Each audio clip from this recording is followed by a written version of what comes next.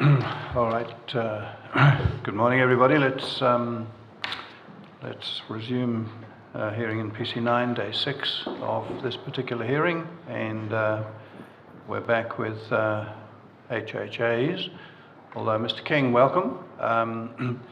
I just noticed, I think you were going to address us this morning on a built heritage issue rather than a historic heritage area.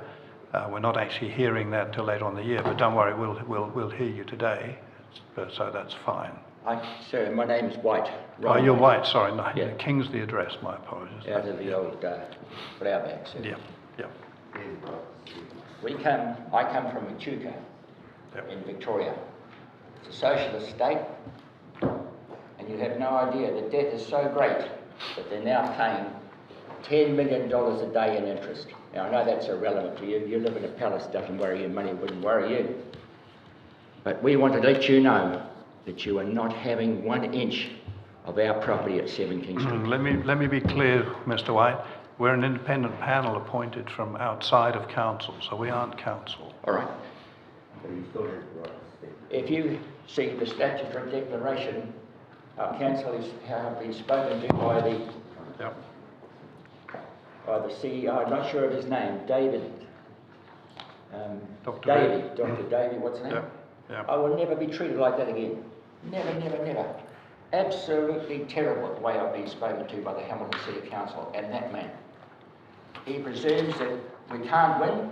And if you read through that there, I'd like you to read it now. I'll read it to you.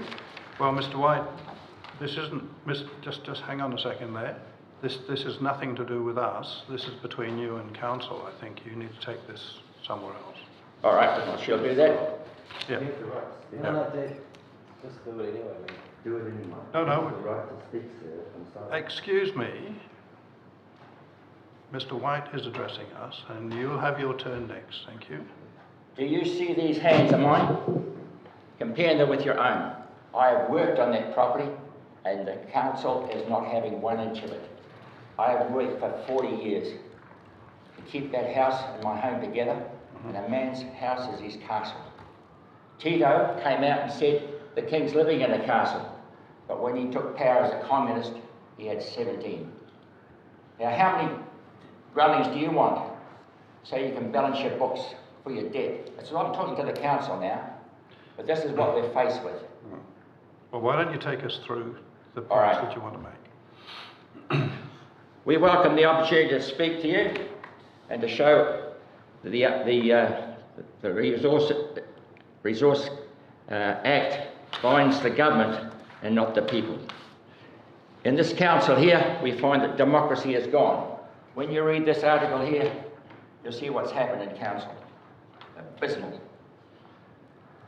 That's the statutory declaration done with. The Waikato Times feature picture of 7 King Street is irrelevant information, but that's the house I'm fighting for.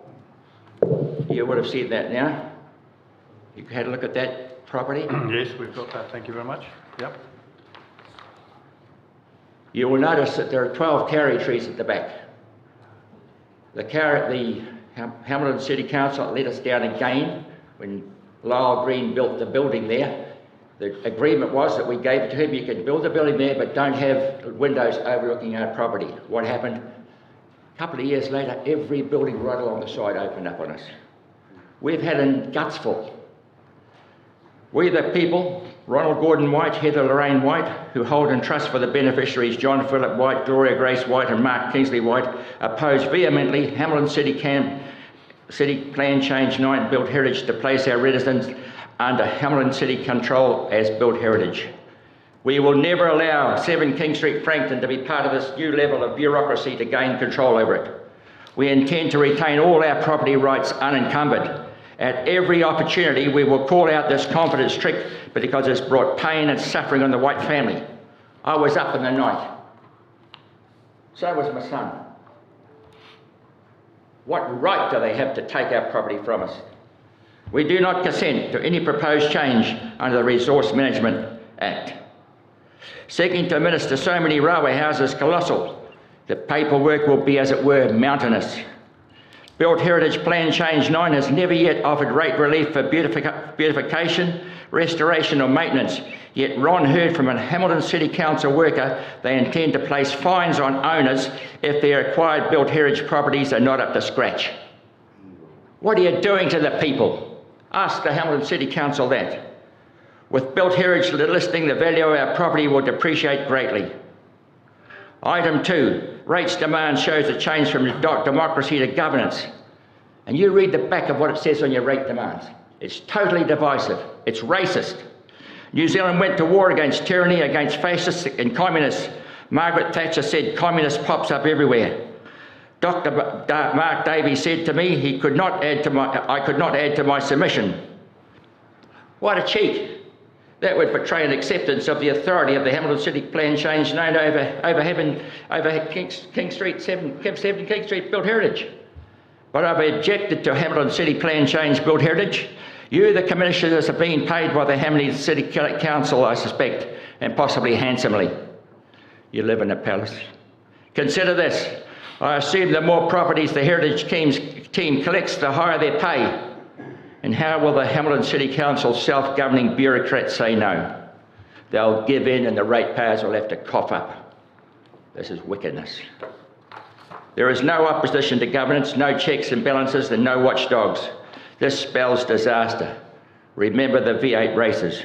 Why should this cunning, dishonest bureaucratic plan be funded by the ratepayer? Governance keeps us in the dark all along. The Hamilton City Council can stop demolition and alterations using existing authority. We do not need Plan Change Heritage Built 9, Change 9. But do the owners of 7 King Street get paid to defend their property rights? I will have had 2 trips to New Zealand to fight this injustice. The first time I came to Australia here, I had to get 2 jabs to get into the country. Mandatory, right? When I got home, I ended up in hospital with an epidural lapse of my spinal cord. I said to the doctor, how long have I got? You've got no idea what the pain is like when it hits the spinal cord. I said to the lady doctor, how long have I got? The doctor said, when the pain hits your heart, you're gone. And guess what? The pain hit the heart. And you know, this is true. I heard a voice saying, I will not let you die. I'm here today to defend our property rights. Thank the Lord. Now, here's an aside. I just want you people to wake up to what's going on in this world. It looks like the United Nations out there.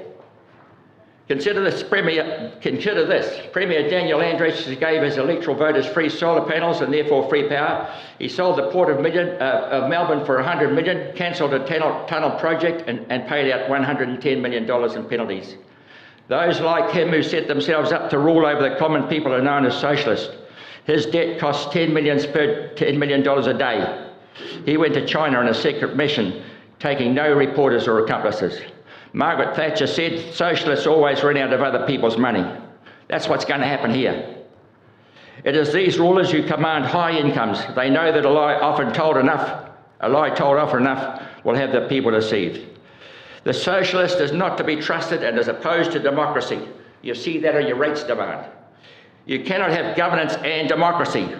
When Tito brought down royalty in his campaign, he railed against the king, living in a castle, he said. When he gained power, he gained 17 castles for himself.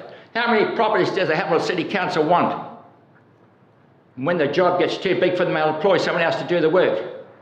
I remember being down the town here when 2 Hamilton City Councillors walked around like you used to see nuns in times past.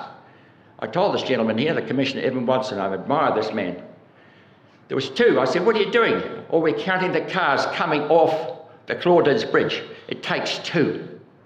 That's what the trouble is with this show. But me, I'm a working man. I've done my job. I've worked hard. And you want to take it from me? Wait till you hear what my son's got to say. The Hamilton City Council is into tree protection, historic places, even protection for the long-tailed bat. We get messages from Steve Rice. Oh, they come at not any time at day or night. We read through them. I get them taken down to the printing shop and get them taken off. It costs $10 every time. And it's about about the trees or about something else or about some other program you've had. He's just sucking the system.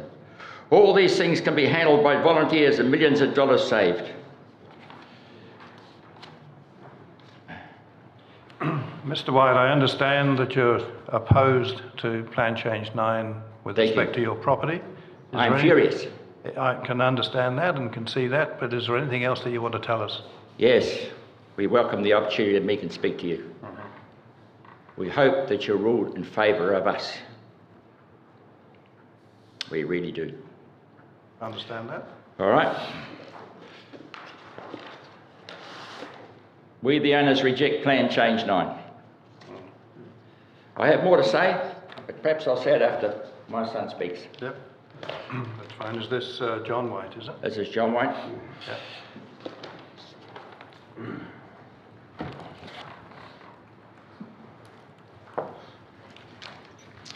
Right.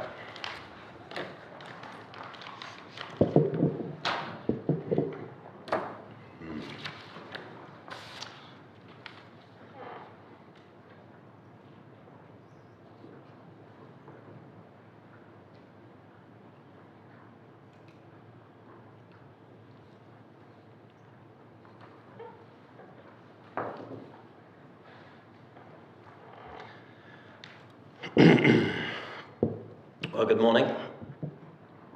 Commissioners, I plead with you today to please fight for me. Please fight for my sister, for my brother, and for my family's inheritance. Again, I ask you to please fight for me. And I would appreciate too that if everyone would pay attention to what I have to say today.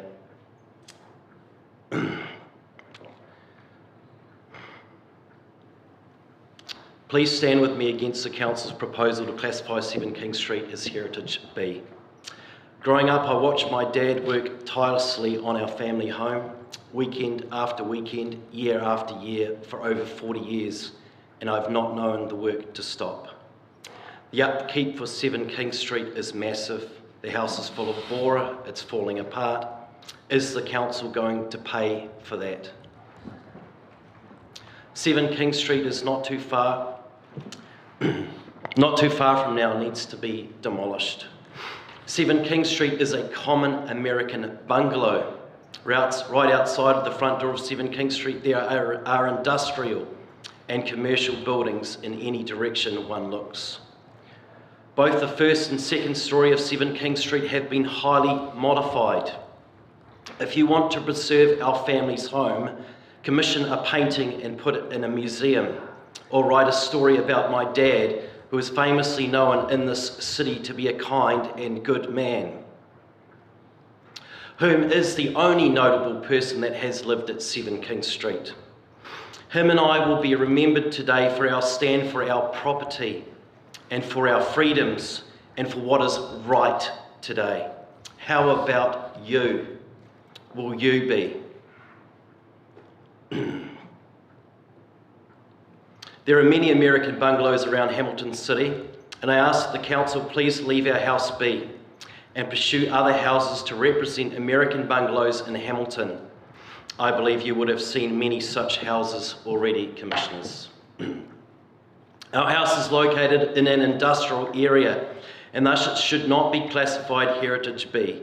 Ultimately, the best course of action is that our property is to be developed in a suitable manner, conducive to the surrounding area and at my family's free will. 7 King Street has been a private home for over 40 years, and it is an inheritance of myself and my siblings. And thus I stand here today pleading that you consider that if the Council imposes its control on our property rights, they are stealing from my family's inheritance. And I deem this unacceptable and unjust. Our property has huge value. It is not okay to steal this value from us by classifying our property Heritage B. And thus I completely reject the Council's attempt to obtain our property rights against my family's will. What the Council was doing feels criminal. It feels like thievery. And at its best, it feels evil. Commissioners, I know that you wouldn't be okay with the Council taking your rights and plans to develop your properties away from you. I know you wouldn't be okay with the Council taking the value of your properties from you, would you? No one would agree that this is okay. Not a single person in this room would agree that that is acceptable. And that's because it's not. It is not acceptable. In the past year, what the council sought to impose on my family has felt like wickedness. Putting us through stress, stolen our time, cost us money, sleepless night. What the council's seeking to do to my family's home and our rights is a violation, and it is unacceptable. I know you wouldn't like this done to you, what the council's done to my family. I shouldn't have to be here today defending my family's property rights.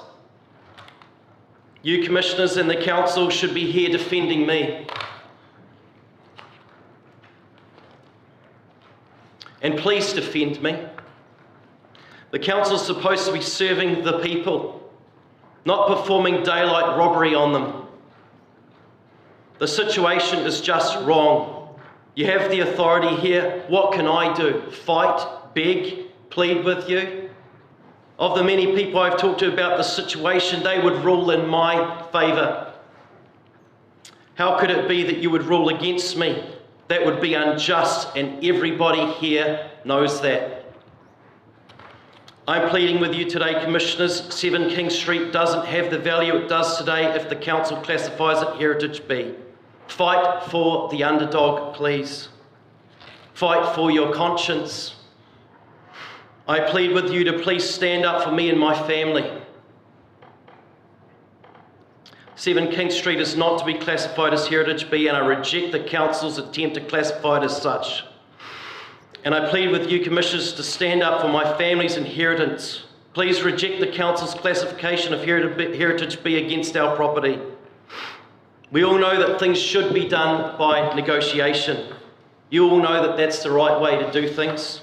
If the council wants to classify our home Heritage B, they can pay for its upkeep. They can pay for the loss of value that they will be robbing from our children's inheritance.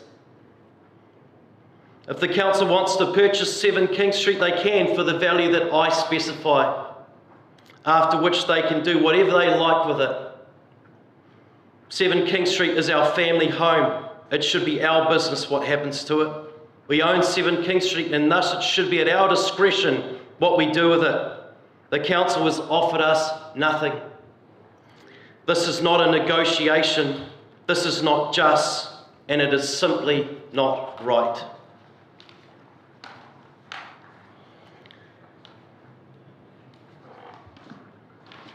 Commissioners, again, I plead with you. Please stand with me, my sister and my brother. Please fight for us. I know you would do that for your own children in this situation, and we are no different to them. We are somebody's children. Please fight for us. Do you have any questions? No, I think your father wants to address us again. Thank you. Very proud of you, son. It was the Lord spoke to me many years ago saying, I'm going to give you a house with 7 pillars. Count the pillars on the picture. They all came to pass. I've seen the Lord. I carry my Bible as many places as I can. I witness to people. You don't want to be on the wrong side. I'd like to introduce you to an advocate for us today.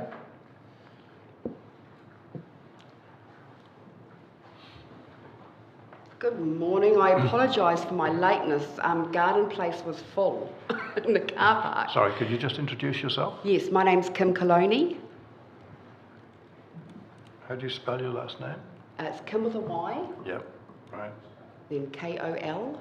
Yep, thank you. Good morning. I understand that you have the jurisdiction and authority of the Resource Management Act, is that correct? We're certainly hearing it under the Act, yes. Is that, yep? Yep. And have you all agreed to uphold Parliament of New Zealand statute law? Right, you carry on. Well, we would like to know, sir. Well, I'm not clear what nature you're asking us. Well, I'm asking you. I mean, clearly we're here to apply the law, yes. Right? So are we. Yep. We never intend to do anything contrary to Parliament of New Zealand statute law. So I'm asking, are any of you, do I you just- have a practicing certificate with the Law Society? One Yes. of them- Anyone one of the else? panel members. We don't need that. Just Well, I'm carry just on. asking what jurisdiction and Can I suggest, rather than authority? interrogating us, we're here to listen to you, so can you just move on, Okay, please? so the Resource Management Act, Section 4, are you familiar with that section? Yes? It says this act binds the Crown.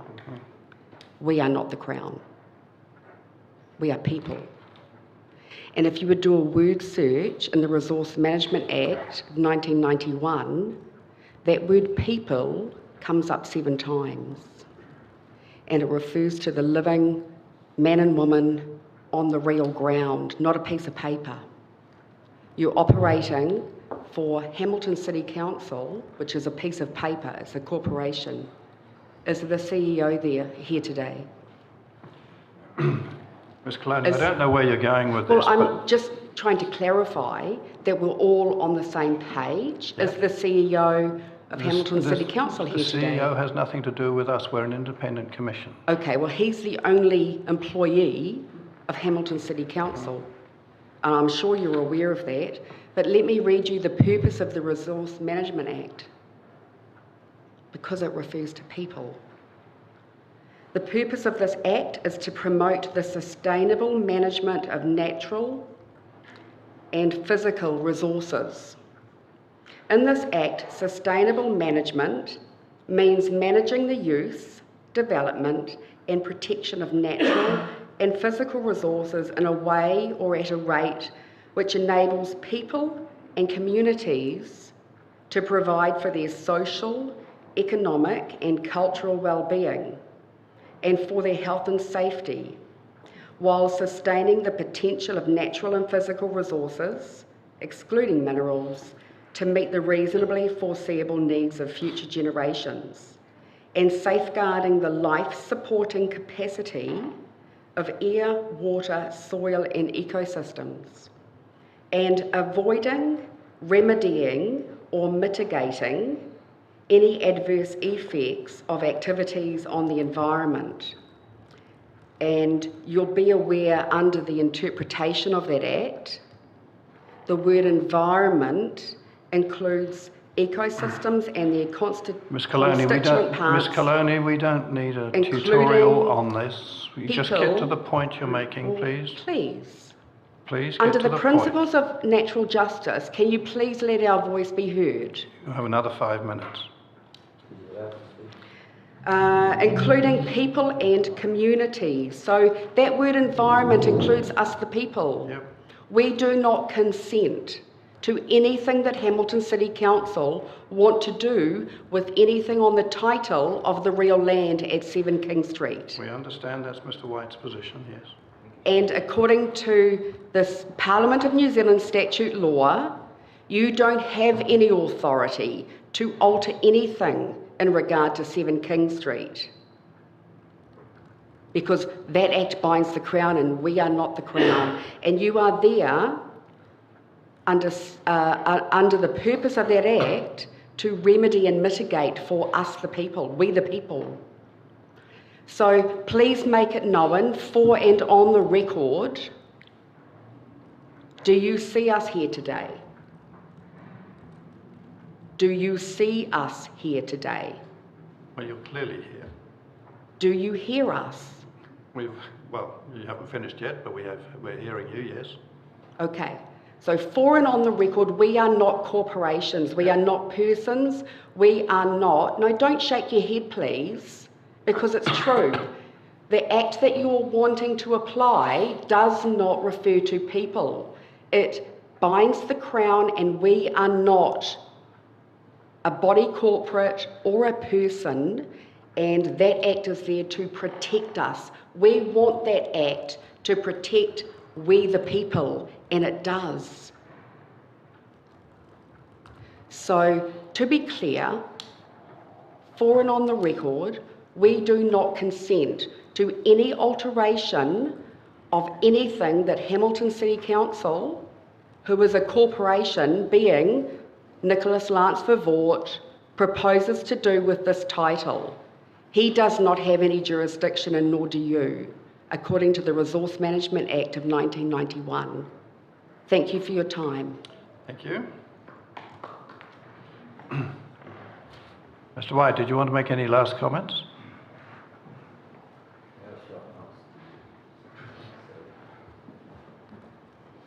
I'd like to thank you for hearing us. I get a bit emotional over this lot.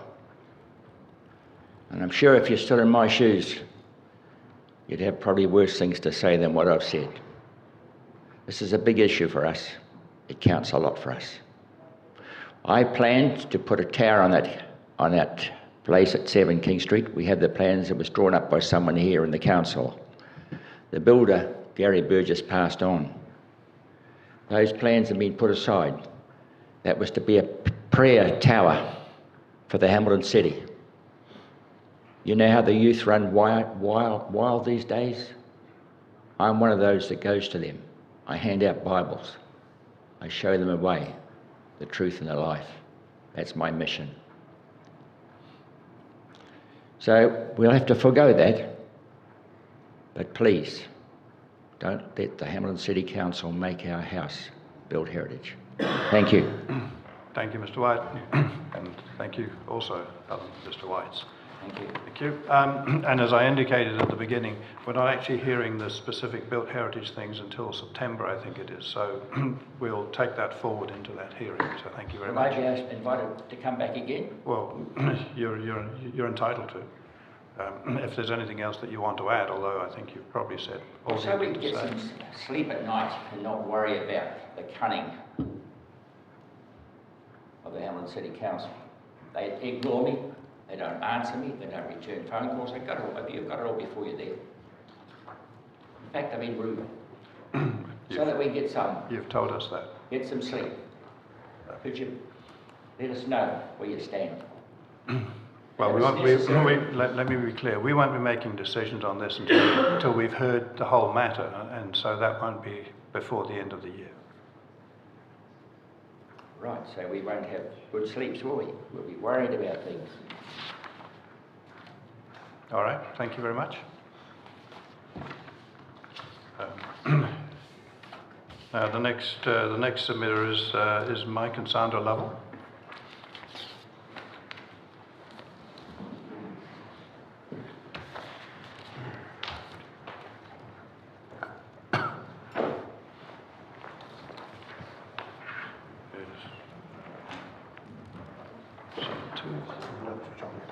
What's that?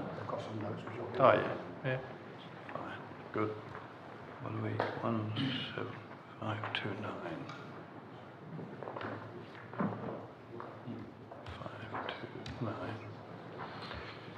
529. Right. Welcome. Hi, I'm Sandra Lovell, and my husband Mike Lovell, and we're the Lovell Family Trust. So, apologies, I think I've got our lines blurred. We're sort of, this is out of our lane of our expertise, so we've got a little bit blurred between the NSA and HHA. So Yeah, don't worry about so that. apologies. That's fine. So I'll just read what we've got written down, and I think it pretty much covers what we've got to say. Okay.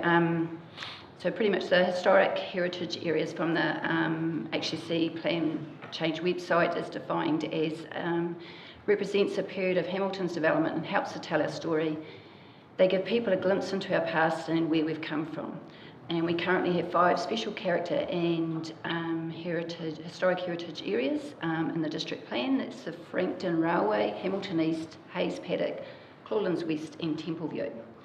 An NSA, by definition, in the same website, is a significant natural area. It's an area that's home to native plants and or animals that are given the highest levels of protection under the Resource Management Act. An SNA contributes to ecosystem functions, natural local heritage and livability of the city. They enhance Indigenous biodiversity and full Indigenous vegetation, improve stream and riverbank stability and water quality. Mostly around our gully area, our network, and near the banks of the Waikato River. However, as our city has grown, our natural environment has been impacted, and we want to make all ecological significant areas protected, especially those that have native animals, include birds, and the long-tailed bat called home. So where does that leave us at 243 Ulster Street? where we are a property that, one, is not listed in the special character areas as defined above under the HHA. 2, we're not close to a river. 3, we're not close to any gully. 4, we have no native vegetation. 5, we have no native animals or bats, unless rats count. 6, and this is sort of from our assessment, we have no association with individuals or groups of historic significance, and that's from our report. 7, also from our report in the setting, which is probably directly for this part. The surrounding area, this is quoted, has changed considerably since this time, the earliest 20th century subdividing, and now makes the historic residential setting of the building difficult to interpret, which is quite significant, I think, to what we're related to today. And then 8, in archaeological qualities, it's quoted, the place is not registered on the ArchSite database, nor is it listed as a historic place with a HNSPT as defined by the Heritage New Zealand Pohiri Taonga Act 2014. So we can only surmise from our heritage assessment that our NSA and our HHAs are due to the fact that we are in the Whitiore district, an area originally known as the Whatanoa Pa and occupied by Ngāti Tauao prior to colonisation. And this is a wonderful part of our local history, and it's acknowledged by the Whatanoa within the Waikato Stadium. However, as it can be seen by pictures on the HEC PCN website, our small 835 square metre metre property is completely surrounded by motels and units, some of which are currently being used as emergency housing. This is also acknowledged in the Context 1 setting section of our report, quote, while the property at 243 Ulster Street has not been subdivided since the early 20th century, the surrounding area has changed considerably since this time and now makes the historic residential setting of the building difficult to interpret. Reiterated in the same category 4 group, it says 243 Ulster Street has moderate group value as one of a number of early villas in the Hamilton area and one of several villas on Ulster Street which share a common age, style and construction materials. However, it is dissociated from these villas by larger residential commercial buildings on adjacent sites. Also, please note the mention of several villas on Ulster Street. However, from the maps on the HEC website, only 4 properties can be noted in the entire length of Ulster Street, over 450 properties, not several. The main significance we can see of having an SNA or an HHA on our property is from a resource perspective, as in the need for resource for excavation work. We would have to ask the question, why us then and not everyone in the Whitiore area? Surely everyone's land could potentially have archaeological value, yet only the 4 properties that have built heritage also have an NCA and an HHA. Significantly prior to the heritage reports being released, Hamilton City Council had the government valuation released on which rates are based. Our property land went from a valuation of $690,000 to $1.595 million. As it is a commercial residential area, this affected our yearly rates by an increase of $4,000 to over $13,000. Why this huge increase? Well, from the Hamilton City Council website valuation again, sorry, this is a long quote. The Hamilton residential market has seen exponential amounts of growth between the 2018 and 2021 revaluation, with rapid increases seen throughout the second half of 2021. Several factors have contributed to this growth, including the continuation of low interest rates throughout most of 2021, increase in first home buyers, activity looking for affordable entry-level housing, together with an increase in investor activity changing favourable yields. The above, coupled with a lack of housing, has resulted in multiple bidding scenarios at auctions, resulting in historical price increases. In addition, further intensification enabled by the district plan, and this is probably the most significant part, has seen older housing stock on larger sites being purchased and redeveloped to provide townhouse and duplex accommodation throughout most suburbs within close proximity to the Hamilton CBD, that being us.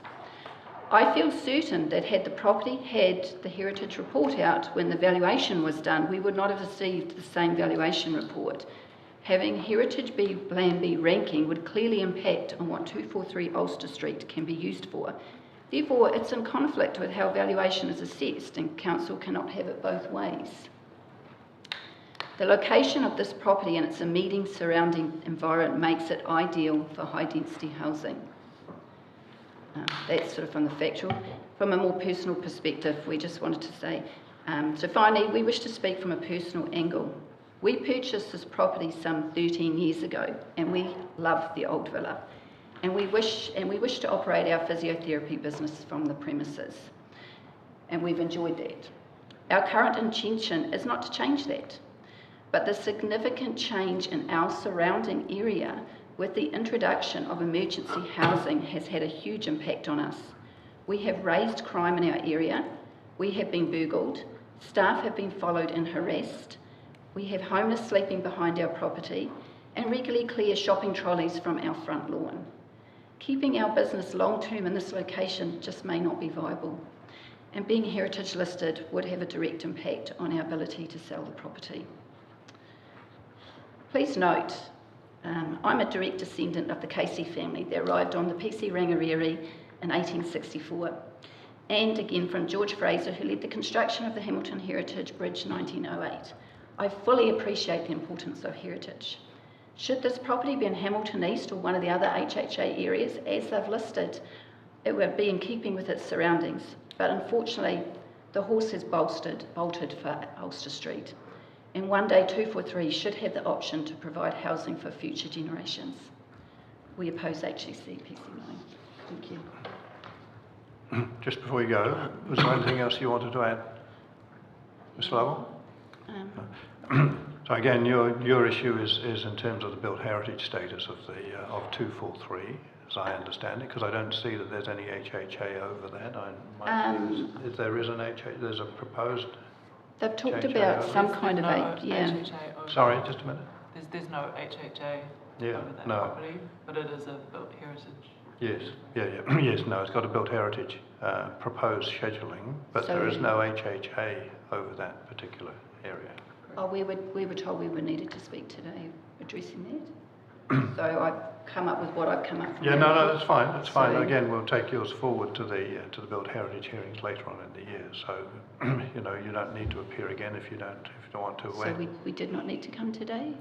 No, we're hearing the built heritage matters in September, but don't worry, that's on our table now. So. Oh, that's good. Well, that's what we thought originally, Yep. that we didn't need to come, but then we Yep. were advised we were, so that's why we've prepared. That's all right. Don't worry about that. We'll, as I say, just as with Mr. White's property, we'll keep those on our books and we'll deal with them later on in the year. So that's fine. Any questions? Very clear. All right. Thank you very much. Thank you. Is Julie Masters here? Yep.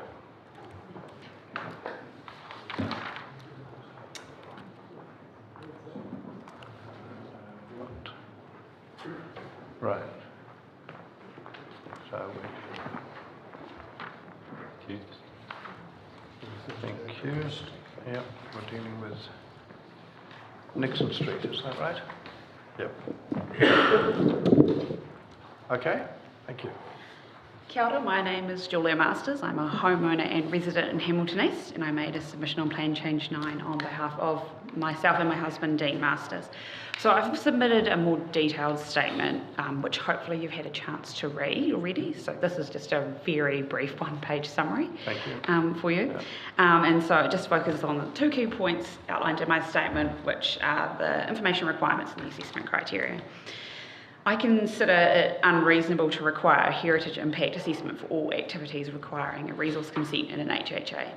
Council should have the discretion over the provision of such assessment, depending on the nature and scale of the activity.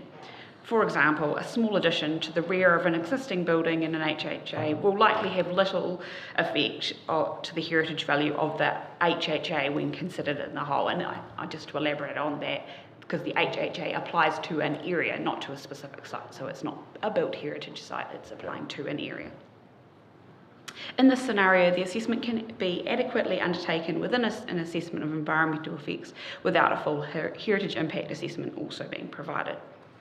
I support the proposed changes to Clause D of Section 1.2.2.8 of Volume 2, Appendix 1, where the Heritage Impact Assessment is required to provide an assessment of how the proposal will be sympathetic to and not detract from the heritage values, representativeness and consistency of the HHA. I also support the planner's recommendation to delete the proposed consistency criteria, which is the bullet points under point D.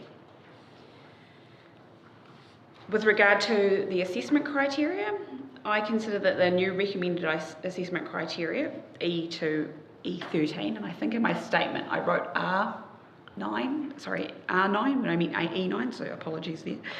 In section 1.3.3 in volume 2, appendix 1, are appropriate for the consideration of resource consents for activities within an HHA, and that section 19.6 should be updated to limit assessment to these matters only.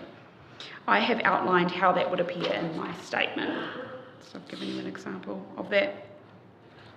Reference to the other matters outlined in E, in section 1.3, is unnecessarily duplicative for the assessment of activities within an HHA requiring a resource consent, especially when the matters outlined in the recommended E9 to E13 are taken into consideration.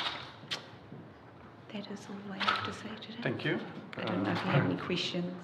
Yeah, no, I appreciate the detailed way you've actually gone into the rules and compared and looked at how they work together. That's not something everybody can do, so I appreciate that. I do happen to be a planner, so a little bit easier for me than other submitters. Yes, okay. Yeah. Thank you. Okay, thank you for your time. That's right.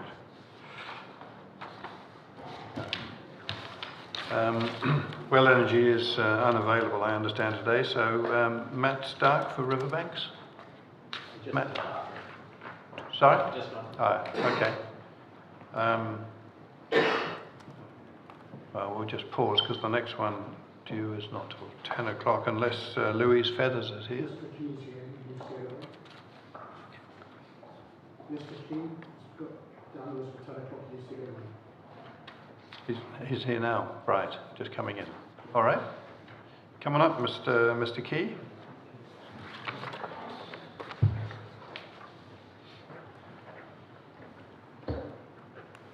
Yep. Well, you can either sit down or stand up, whichever you're more comfortable doing. Thank you. And Mr. Key, you're a further submitter, I understand. Pardon? I understand you made a further submission? Yes. Yeah, I'm just trying to find it. This is Fairview Downs you're going to talk to us about. Yes. All right. What do you want to tell us?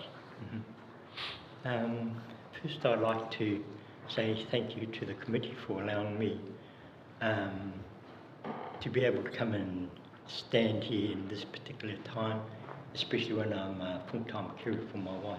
Yeah. Thanks very much. In my submission, there's two aspects I'd like to talk about. One is my written submission, and the second one, probably a bit unusual, it's a verbal one, and I mentioned two aspects of this. One, when I'm looking at the submissions, right in the middle of Tainui there doesn't seem to be anything covering Māori historic issues. And when I say this, I'm from Tauranga Moana, Ngāti Ranginui. I am not Tainui. Therefore, I have not made a written submission because this is Tainui. But the aspects I want to link together, probably generically Māori, and I understand with City Council they do have Māori councillors, they do have people who they can refer to. If this submission is successful in the categories, and if Tainui considers it as appropriate, that they have some input into it. Sure. So I'd like to start off with the written submissions. I wrote it. I don't want to make any further comment about it. At the end of the session, if you have any matters of clarification, that's good. The verbal one, could I just overlay it, talking about Māori urbanisation? Because when we look at Hendon Road, it's a road. Tramer Road is a road, and it appears that this may have been the fringe of the City Council at those times, so urbanisation comes to it. When you're looking at the pattern, you've got the quarter acre section, and you've got New Zealand Housing Corporation. Therefore, if I just took one step backwards from New Zealand Housing Corporation, I think came in around about 1975, thereabouts. But if we took one step into the past, we have the Māori Affairs Act of 1953, where they actually gave loans for Māori to get their homes established. So we have that connection into Hendon Road. And if I have a look at Māoridom, probably I was born in 45, so I just missed everything. Just before 45, there were a lot of Māoris in the rural area. And when the housing came along, there was issues, because with Māori settlement, they had the wharepuni, where you actually slept. You had the kota, the kitchen, they were actually all separate. And same as the toilet system, because there would have been a clash of tikanga in relation to these.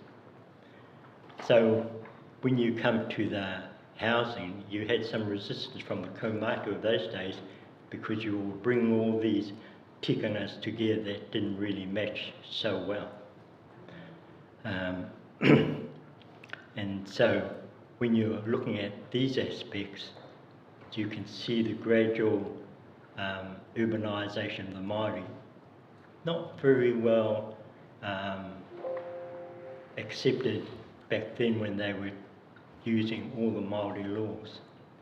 So when I look at this connection, first you have the Māori way of living, where they actually kept all of these things separate. Not only did they keep it separate, that was actually quite a good infectious disease control. Okay, and from there you connect to the Māori Affairs Act and housing. From the Māori Affairs Act, it got absorbed into the Housing Corporation. So all these came together, and in my opinion, it would be good if this was recorded, and the PC9 is probably not a bad avenue for it to be give it recognition. That's probably the main things I want to talk about. And if you have any questions or clarification that you want me to answer, cool. E te tuatahi e te rangatira, e te uri no Tauranga Moana, tēnā koe. E mihi mai aha atu ana mātou ki a koe I tō tāpaitanga mai I te atu nei. Aha ko kaore aku pātai, tēnā koe. So thank you very much for coming, and I don't have any questions, but I appreciate your submission. Yeah, questions? Yeah. Thank you, Mr. Key, and thank you for coming in today. And thank you very much for your time. Thank you.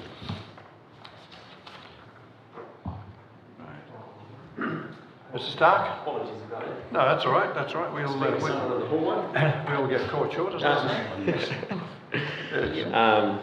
So today I'm submitting on, I believe, 286 riverbanks, and I think there's a number of other ones as well. But I think my plan is submitted all the things and you've got all the documentation. But my thing, by way of introduction, I just thought I'd give you a bit of a view on the challenges we have in the marketplace with some of these blanket rules that come along from time to time. I'm a chippy by trade, so pretty lacking the expertise on the technical expertise on this sort of subject, but I suppose I'm going to share a little bit from today of how the technical rules get into place and how that affects actually at a market level when we're actually doing the work. I have a number of historic buildings around the place, and which I knew when we purchased the building, we were aware of those things and we love them and we want to protect them for generations to come. And I suppose these blanket rules in particular, like the Riverbank building, which is 286 Victoria Street, we bought this 9 years ago, built in 1978 by the Trust Waikato Bank. And what's interesting with it is we picked it up 9 years ago, and it was actually a pretty derelict site. It was empty, and then we went through and did a whole lot of work on it. You know, we had resource consents and bits and pieces to do, but we didn't have to get a resource consent to paint the colour of the outside of the building.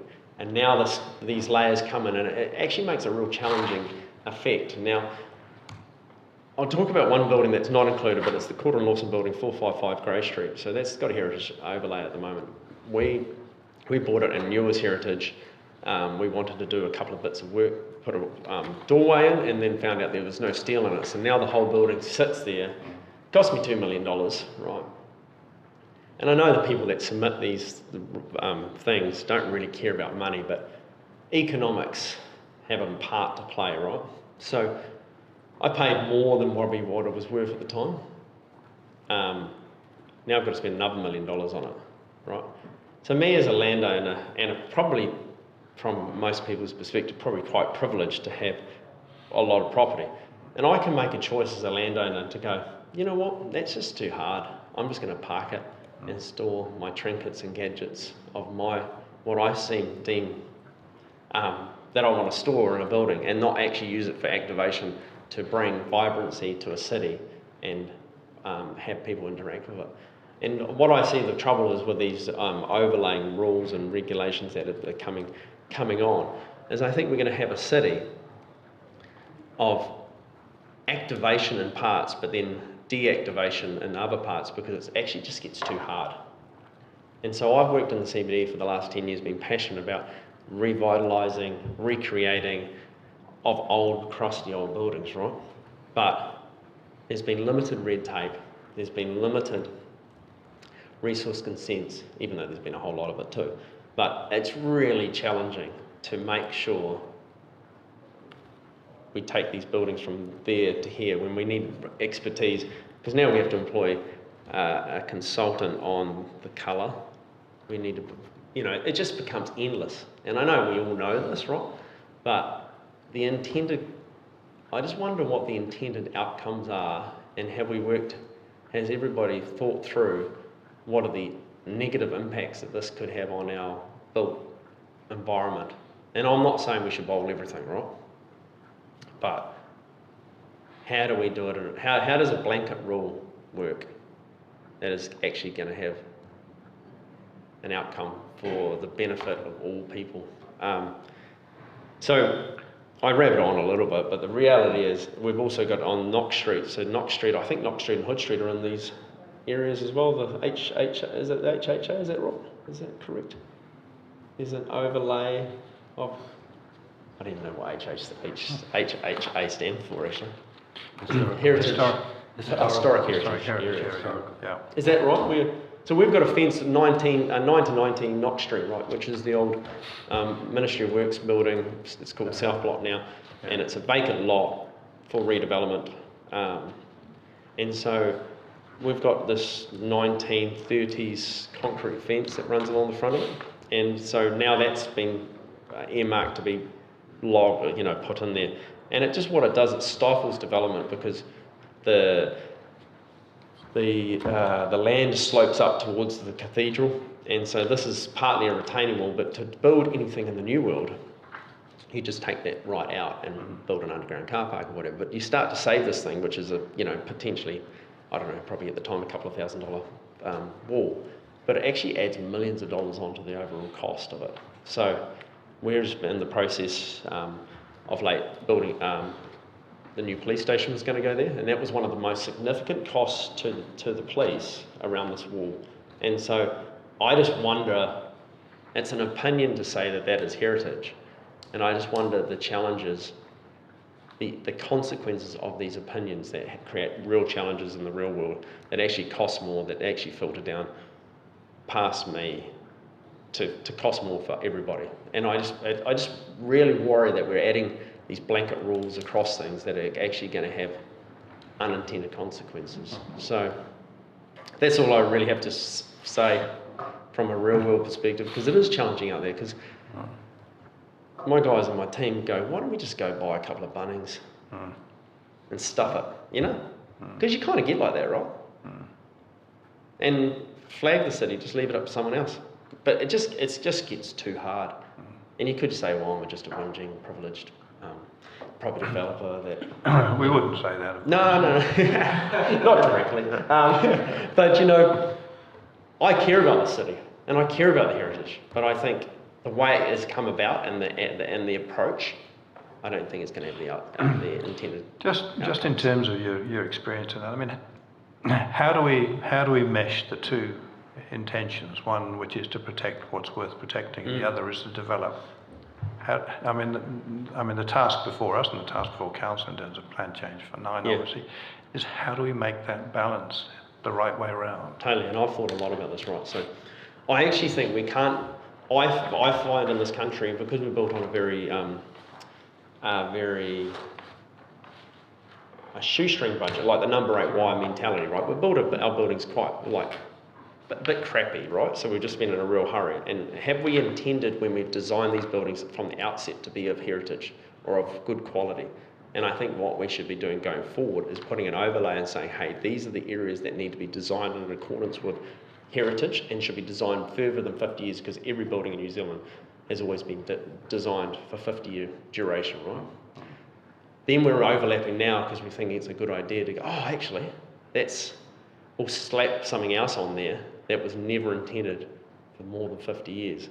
So I've just built a building in Hamilton East on Grey Street, and I believe that should have a heritage thing slapped over, because it's one out of the box, so to speak, and it is intended. My intention when we designed that building was for more than 50 years. So we should, rather than looking back in hindsight. Are you offering that to us now? 100%. Because it has the qualities and it'll carry the duration of time. Yeah. Whereas some of the buildings we build with just glass boxes, they don't carry the duration of time. They're not intended for that purpose. They haven't been designed for that. And so when they haven't been intended or designed for that, we come into trouble. Because we're protecting something of an opinion rather than intent. So I don't know in hindsight, but I think let's do it well.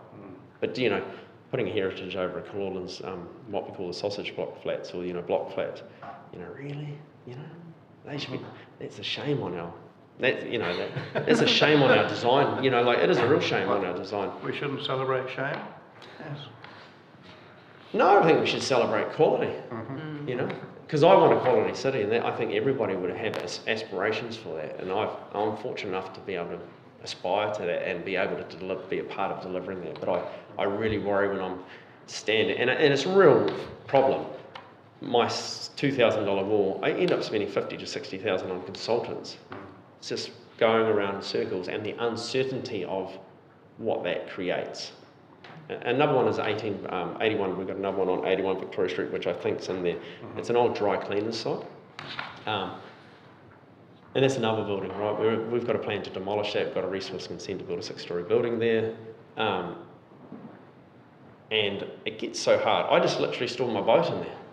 And doesn't that seem crazy? And it just will become a storage facility because it's easier for me to store stuff because it's not safe to allow people to be in it. And it just, what happens? So if you're going to interject with the market will make it difficult anyway. If you don't believe in free market, which is kind of this part of the subject, right? We've been hearing about that this morning. Yeah, I bet. I've heard some of it. Right. So anyway, I just wonder if we should be planning better looking forward rather than looking back. But anyway, that's my 2 cents. Helpful comments. Yeah. Thank you. Just one sec, just in case. Any? No, you're actually way too many properties for me to keep Well, I can't keep up with you, but I understand the general point you make. I'm pretty passionate about it. Yes. Thank you. Thank you. Thank you, Mr Stark, appreciate that. Louise Feathers or? Right, yes. Just to know, Peter Phillips has moved to Thursday. Right, okay. Thank you. So where are we? So further submission. 9. Page, what was that? 189.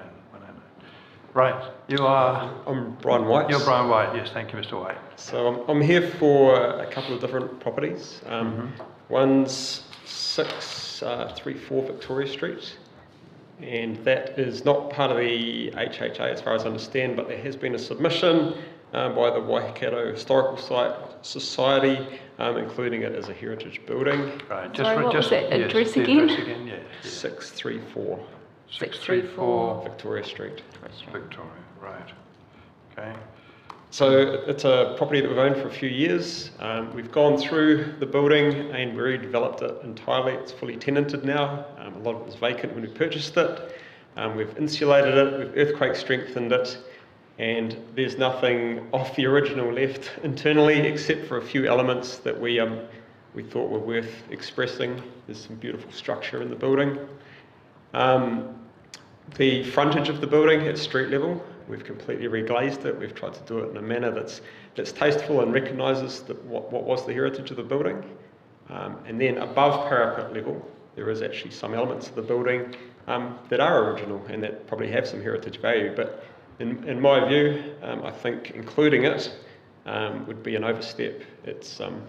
We've strengthened it. We've done so much work on the building that heritage that was there is no longer there. Okay, right. I'd just like to talk to some other ones, unless you've got anything to sort of say about that one. So that one's not currently in an HHA. You were just saying that there was a submission seeking that it Correct. be. Yep. Yeah, I just sort of reiterating what Matt said, just the costs involved in having to go through this process. If I want to put a sign on that building, it's a few $1,000s in a building and a resource consent to do so, which from a property owner's perspective just doesn't work. So, without turning it up, where does the HHA stop at? Does it stop at that property? Does it? So it is. No, the HHA for the south end of Victoria Street, as far as I can tell, it's quite a long way away from that property. That property is sort of further, just south of London Street. So we're talking about a proposition that it be included in the HHA or that it be scheduled as a building. Which one are we talking about here? It was, I think the Waikato Historical Society submitted that it should be included as a building, not as part of the HHA. That's fine. Yep. Okay. Okay, the other one, 3 properties sort of towards the south end of town that we own. 131 Victoria Street, that is a heritage building. We knew it was a heritage building when we purchased it. We've done significant internal alterations to the building. And it's actually listed, that building, so we've got no problems with that, and it can be included.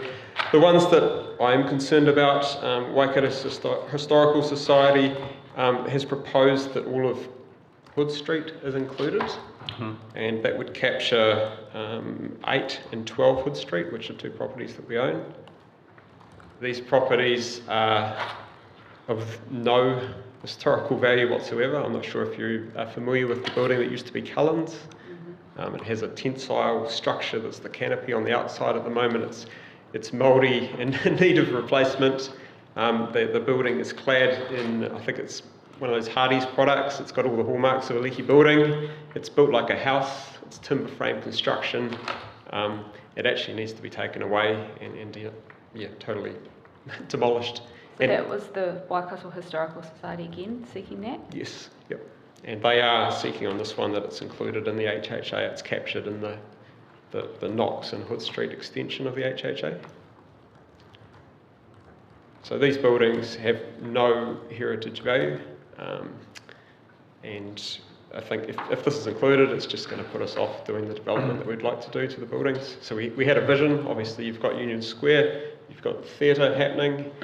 Both of those developments are going to bring a lot of activation to that end of town, and the idea was that we'd look to do something more significant in that site. Yeah. Can I just ask Mr. Knott, are you familiar with Hood Street? Yes, so that's the extension, as you say. It's shown within the HHA as a potential extension on the map that you've been provided with. I think the difficulty perhaps in relation to those properties is there's some buildings which front Hood Street, which are sort of older shop buildings, and I think the legal boundary takes in a number of buildings, doesn't it? It's like one big block. So clearly the approach that we've taken has been to include the whole of any legal lot rather than part of. So these buildings at the back are less, well, they're not really significant to the HHA, but included by being within the same legal boundaries of the frontage buildings, if that makes sense. Yeah, so some of these buildings... We haven't chosen to split legal lots, as we discussed yesterday with the driveways, for instance, on. So they're all different PUs. Some of these buildings do have frontages onto Hood Street. Yeah. They are on the northern side of Hood Street, which has pretty much no heritage value other than the bank on the corner. The other side of Hood Street, in total agreement that it's got massive heritage value and should be protected. Is it the whole of Hood Street? Is that what it's? That's what's... Stop. Because I own a car park down there too. And I don't know if that's got any heritage. It stops, at the boundary of the multi-level car park building. Yeah. There's a vacant lot next to that which is excluded. So it goes as far as that basically, then across the street. So it doesn't include the car park? Doesn't include the multi-level car park building. All right, we're in problem-solving mode at the moment, are we? Yes. You guys carry on your conversation, all right? That's okay, that's fine. All right, so we understand the Hood Street one. It was there. It's just those 4 properties. Okay. Any questions on that? No, that's very clear, so thank you, Mr. So I guess just bigger picture, I'd just like to make it clear that if it goes through with this, these are included, it will have unintended consequences, it will stifle development, and we are not opposed to heritage. I mean, we've been doing a lot of work in the city.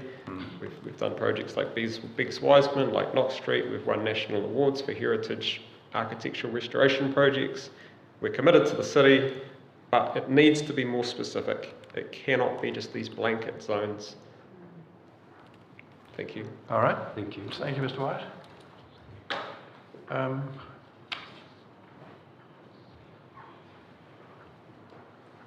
Well, I think we're probably at tea break. Barbara, as in Dawn, turning up to speak for the as in Dawn appearance. What time is it?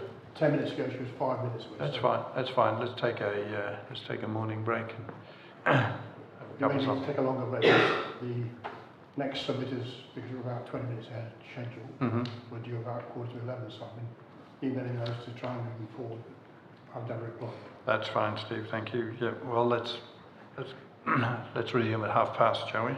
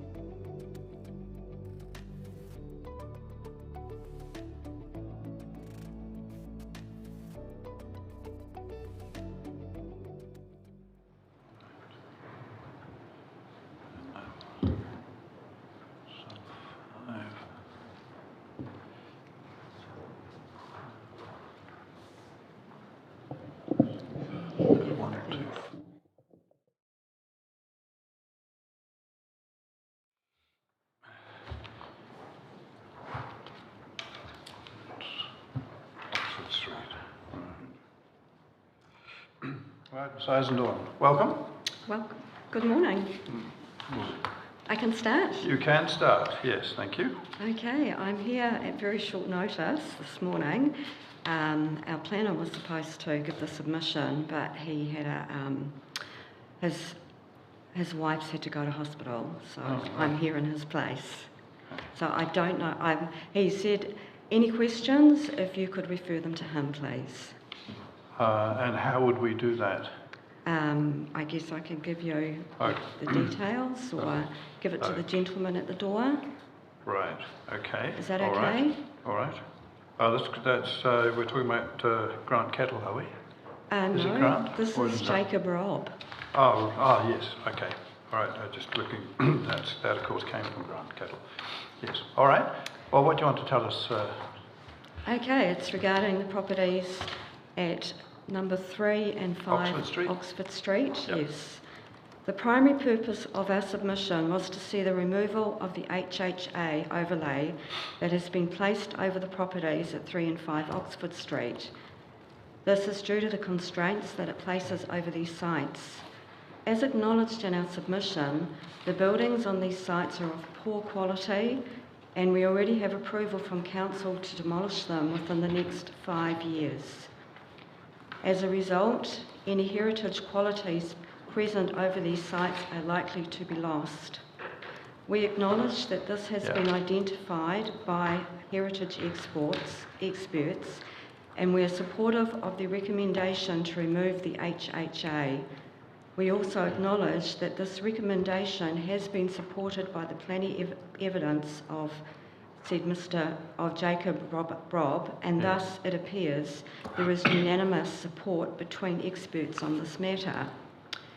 Maintaining the HHA over these sites, particularly once the buildings are removed, will place significant constraints on the redevelopment of the sites which are in a prime location for redevelopment by being located near a neighbourhood centre and with good connections to the rest of the city. We would like to see the recommendations made by the heritage experts upheld and would like to see that the Oxford Street West overlay is removed from these sites. Just going further, 3 Oxford Street is a home. It's in poor condition. It's not fully compliant with the Healthy Homes provisions. It is riddled with boreholes and requires demolition. Number 5, the neighbouring property, that was actually constructed in the 1940s, not the 1920s.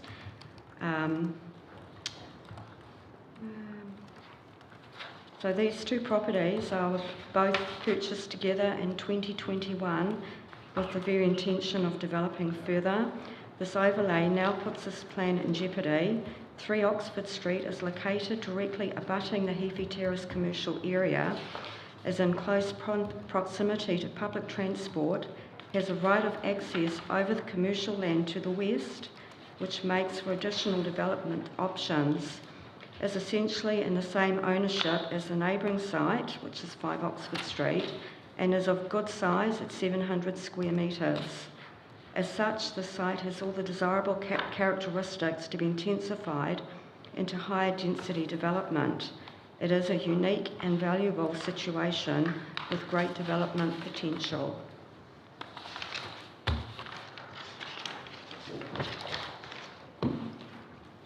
It is our opinion that Council have overlooked the potential of the site and weighed the protection of heritage over the need for more appropriately located housing at a time when there is a clear shortage.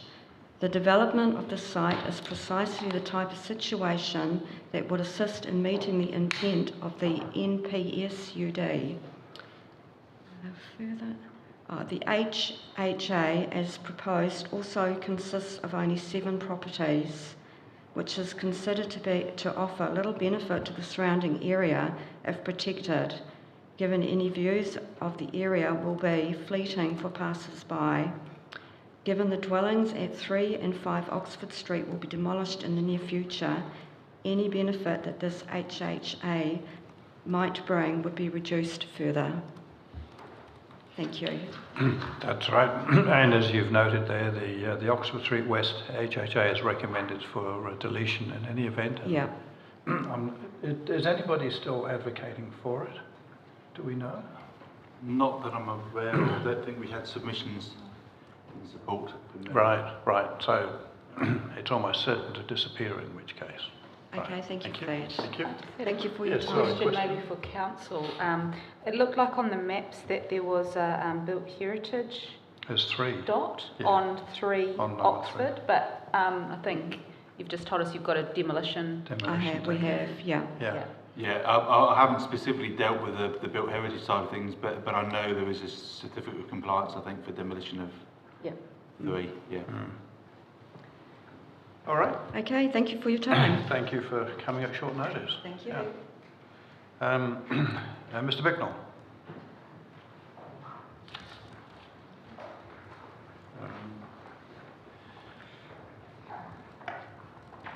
And Dr. McEwen, I take it. Thank you. Right. What am I looking for? Where are we? Sub 1-3. Just 1 second whilst I just bring the submission up.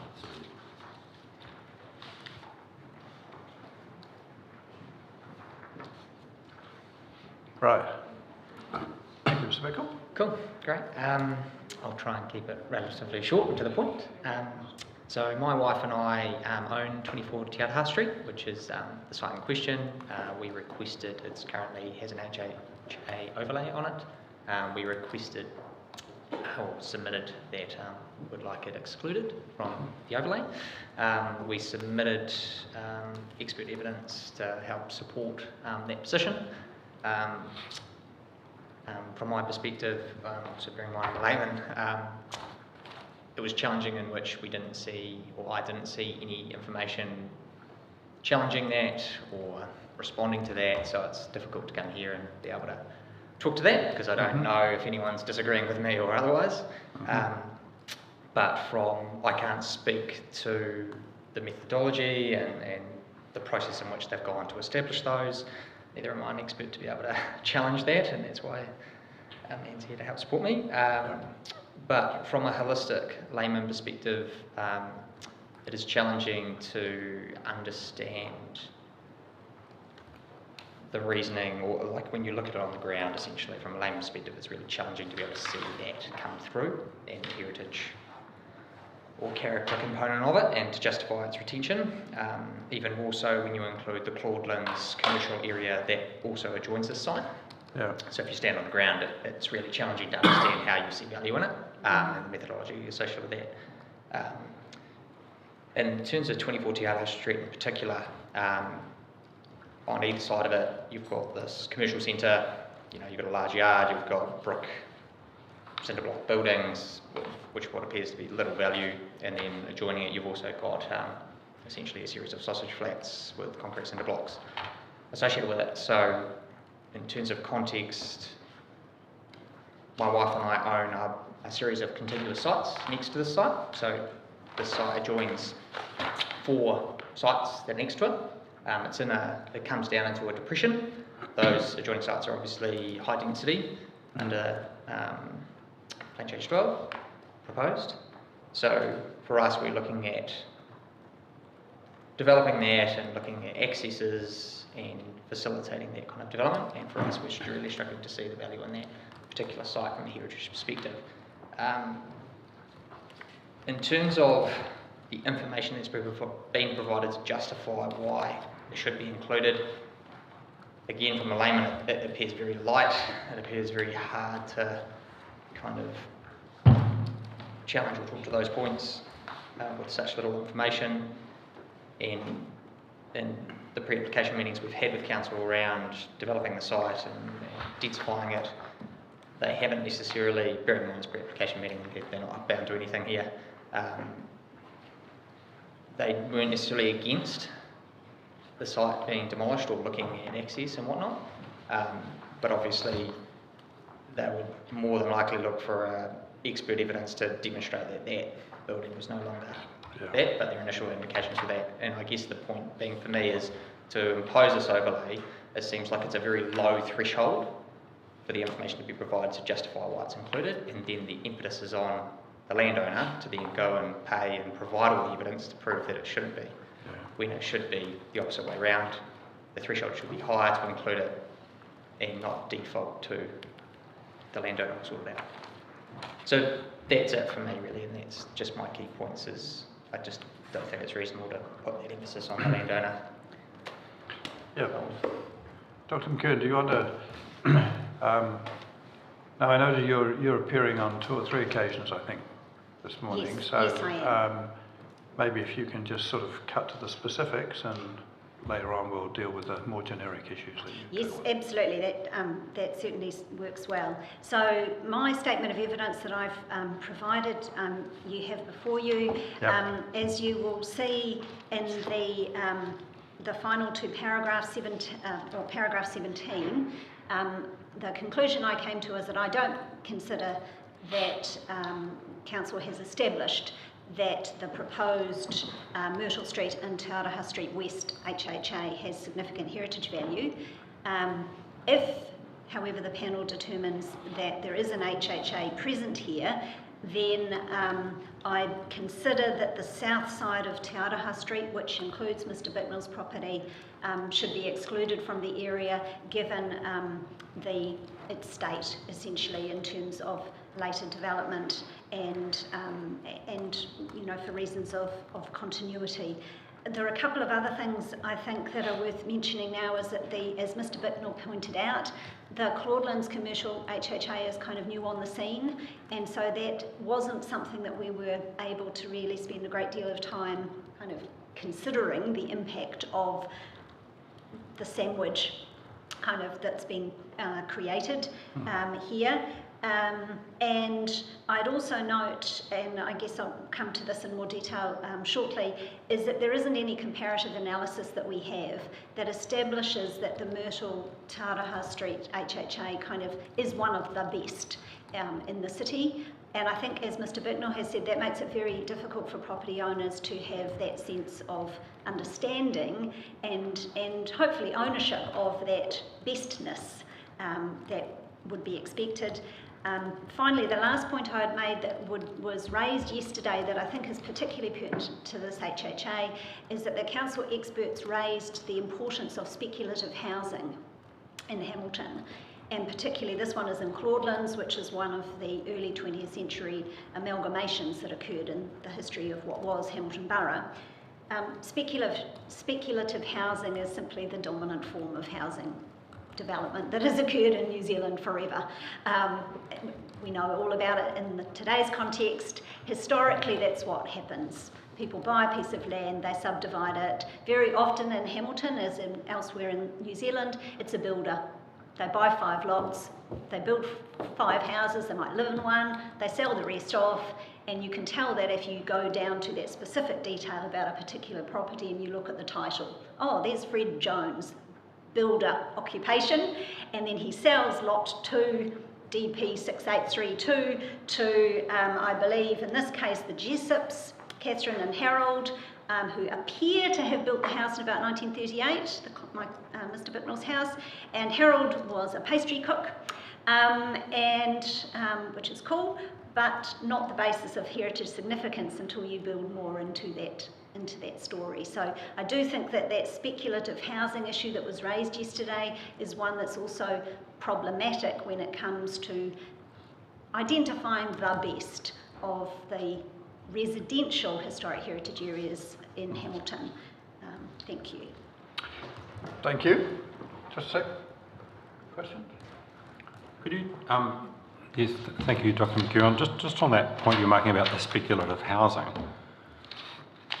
are you commenting on that in a sort of a structural way about the value of the house not having what it takes to be included? I just couldn't. Could you expand on that point a bit more for me, please? Yes, I certainly wouldn't want to give the impression that speculative housing can't have significant heritage value.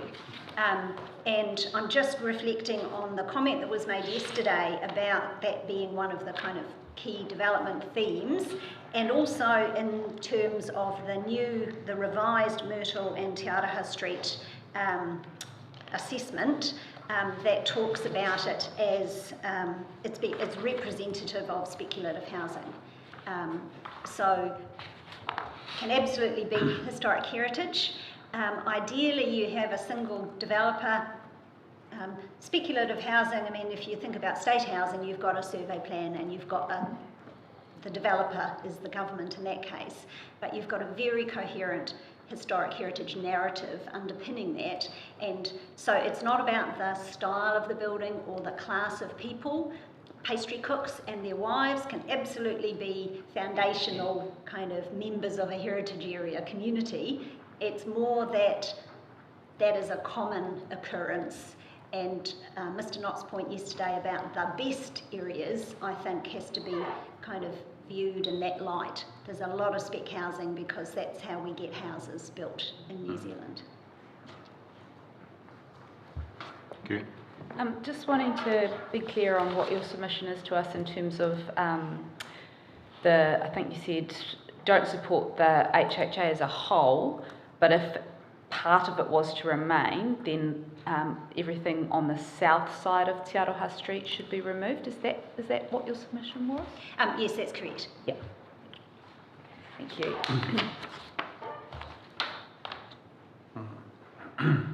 Right. You on anything? No question. Thank you very much. Thank you, Mr. Michael. SNR. Right.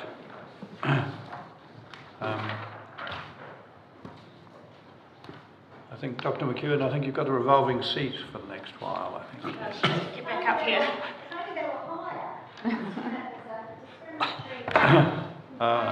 Well, we can't have everything our own way, can we? No. Well, says the tall man. I don't think I'm tall. Everyone else is just short. That's right. Yes. You're all still growing. Ms. Muggeridge, welcome. Morning Commissioners. So this particular piece here is on SNR Limited, a company that owns a property in Fairview Downs. Yeah. This HHA area came about in the form of a submission by one submitter, and we prepared a further submission on behalf of this client, and we're presenting here today on behalf of that client, owner of the property. So our summary that we have here is that the rebuttal evidence that Dr. McEwen has placed in front of the panel and our legal submissions for the submitter demonstrate that Fairview Downs lacks historical information at this time to warrant scheduling as an HHA, and the information that is available does not conclude that Fairview Downs should be included as an HHA. So just a note there that it's not referred to in the Section 42A report or in Mr. Knott's evidence in chief, but it did come through in the joint witness statement where there was a comment that Hamilton City Council was not supporting this HHA. In regards to the lack of information, and I'm on paragraph 6, Ms. Williams, who in her statement of evidence for the submitter is proposing this HHA, notes that her evidence used for Fairfield Downs is a first step in the process to understand and identify, protect and manage the city's historic heritage, and relevantly within the area of Fairfield Downs. And I want to pause for a minute there and just acknowledge that it is a first step. There are many steps with assessing heritage, and the threshold for scheduling an item in heritage, whether that be built heritage or an HHA, should be taken heavily with a lot of information. So we've got here that the expert submitter is also saying that there isn't enough information at this stage, and likewise our expert, Dr. McEwen, is also coming to that same conclusion. With the assessment of the property, our client has gone through and given some of the physical attributes to that property as well, and that is summarised in paragraph 8 there. And that detail also describes the lack of significance for this HHA area.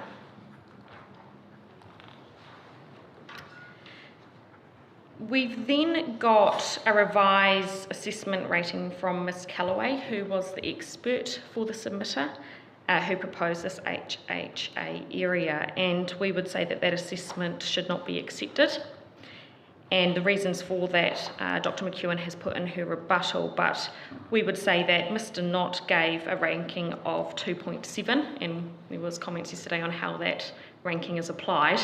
And then we've got Ms. Callaway, who's also given a rating of 4 out of 7.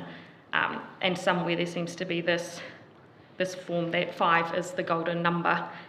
So it would appear if we were to, if the panel was to adopt this methodology, that this would still lack the ranking to get to that point anyhow. I do want to note here, and I have in paragraph 11, that Dr. McEwen notes that there may be the potential that there is some archaeological or heritage historical value in Fairfield Downs as a whole. But this property in particular in this area has not reached that standard today in this plan change. So while the evidence provided by the submitter in favour of Fairfield Downs is in favour of the Fairfield Downs being accepted, we still constitute that as being a first step in the assessment process. It hasn't been fully completed yet to warrant this being scheduled as an HHA. And Dr. McEwen is here, and she will give a very brief summary of her rebuttal evidence that she provided, and then happy to take any questions from either one of us. Thank you very much.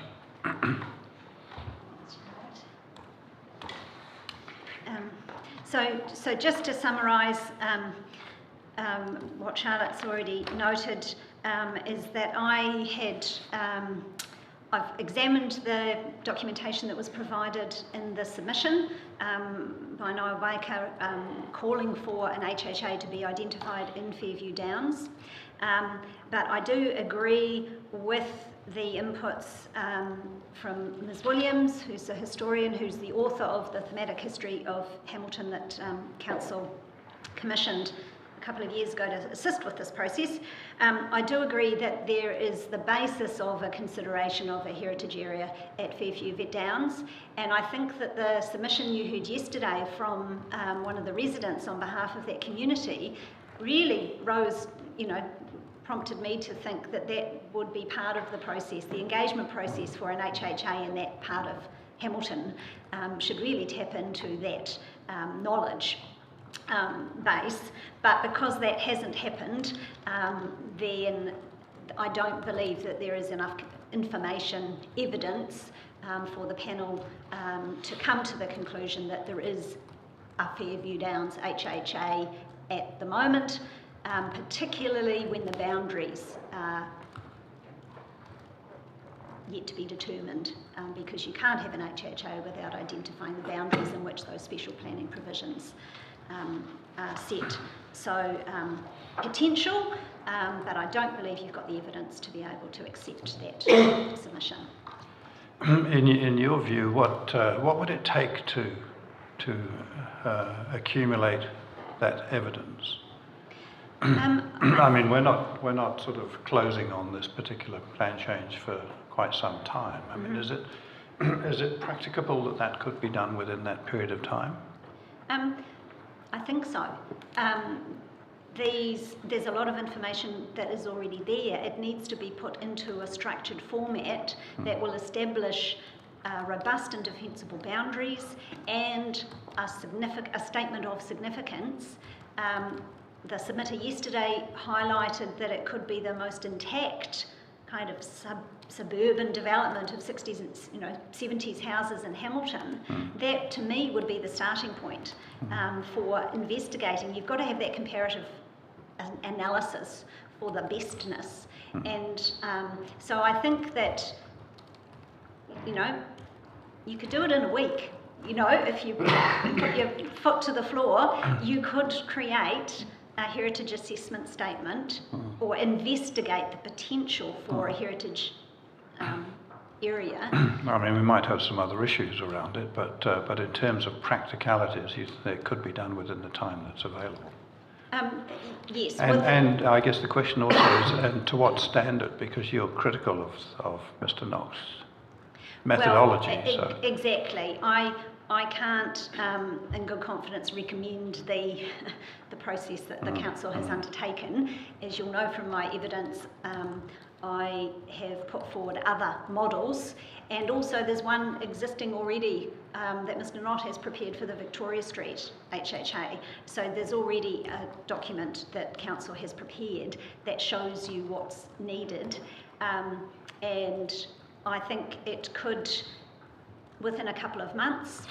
Ideally, these heritage, because the RMA talks about natural and physical resources that embody New Zealand's history and cultures, ideally this process starts with talking to that community and explaining the implications and the benefits and the way that what their stories are and how you tell those stories and whether a planning response is the most appropriate response. It could be that it's better to have some signage and for Fairview Downs to headline in a council heritage festival. You know, it doesn't have, the district plan is not the only kind of thing in play. It's the only game in town for us. And that's one of the difficulties with heritage, obviously. Sometimes there's a story to tell. That doesn't mean that you schedule something. But I do think that within a couple of months you could comfortably assess whether there is an HHA in Fairview Downs and establish, with robust criteria, the boundaries of that area. Okay.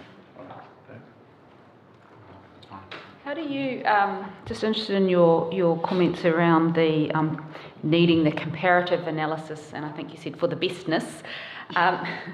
What does that involve? Like, what do you mean by that? Are you saying that council needs to compare a particular or proposed HHA with all of the other HHAs of that particular style, or talk to me a bit more about that. So if appended to my evidence for the Coyote Trust is an example of a Wellington City Council heritage area assessment, which I had nothing to do with.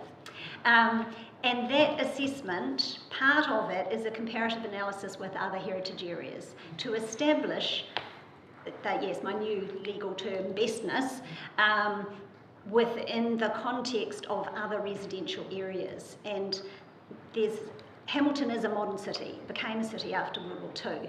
It is a growth city, so there's no question in my mind that the 60s and 70s can be part of the heritage of the city.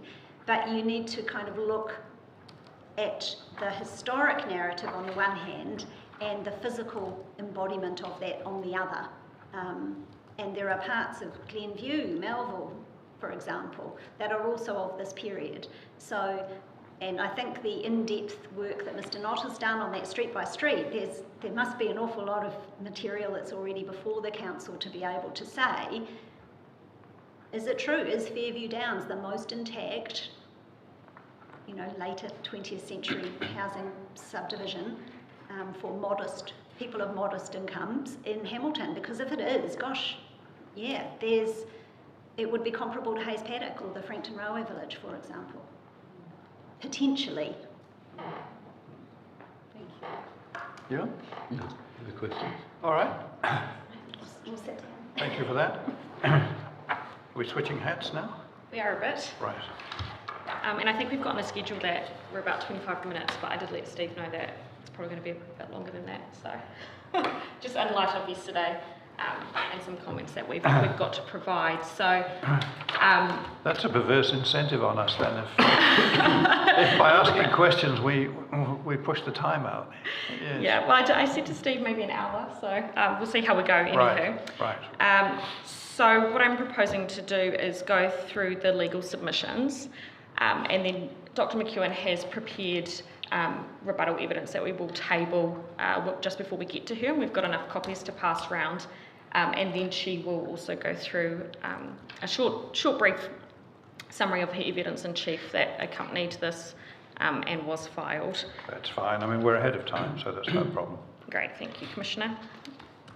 So this relates to an HHA area that was created from a further submission as well. And this one is done on behalf of Kote Pacifica Trust. And Kote Pacifica Trust is an organisation that provides services to Pacific people in the Waikato.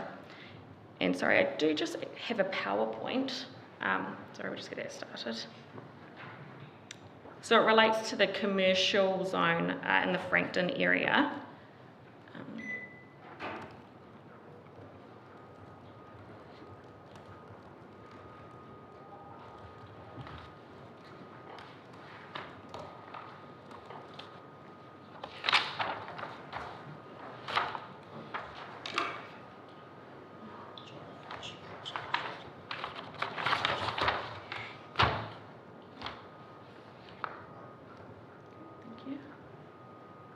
Just wait for that to warm up. I think it's the second one that I want to start with.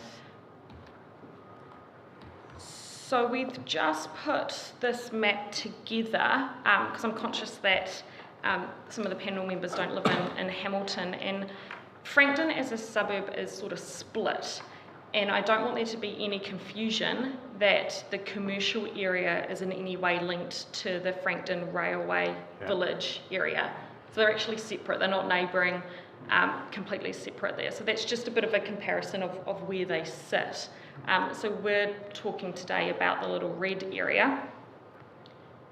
And here we've got to the left what that area looks like, and then to the right is the front facade of the building that we are discussing.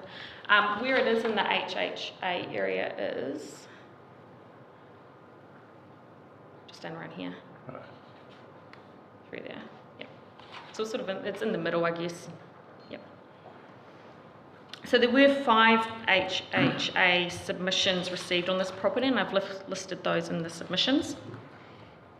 These legal submissions and the evidence before you opposes that HHA area, and also and if the panel does accept this area, then the submitter also requests amendments to rules relating to HHA areas, and that is in relation to cultural enhancement or alterations or additions done to a building for cultural purposes, and requests those to be permitted activity. But in the first instance, this is complete opposition to having this listed as an HHA. So throughout the submissions, you'll see that we disagree with the assessment criteria, and that historic heritage qualities used by Mr. Knott in his revised methodology do not align or give effect to the assessment criteria, and the historic heritage qualities in the Waikato Regional Policy Statement or the Hamilton City Council Operative District Plan. That the historic heritage qualities in the revised methodology reflect that of a special character overlay area. The property doesn't warrant historic heritage status against the revised methodology, and again, just requesting those rules of cultural enhancement should the HHA be accepted. So the assessment criteria and methodology. So as outlined in Dr. McEwen's evidence, the qualities afforded to historic heritage are described in the RMA. The Waikato Regional Policy Statement, under the title Historic and Cultural Heritage, then outlines the assessment criteria and qualities to be applied or considered for the territorial authorities within that region. And I just wanted to pick up on some comments from Mr. Maldoni in his submission, and these are in relation to paragraph 72. Sorry, what paragraph? Mr. Maldoni's paragraph 72, and I believe 73, where he talks about the Regional Heritage Forum. So the Regional Heritage Forum, I'm advised, does exist, and that there is a Regional Heritage Inventory, and that also exists.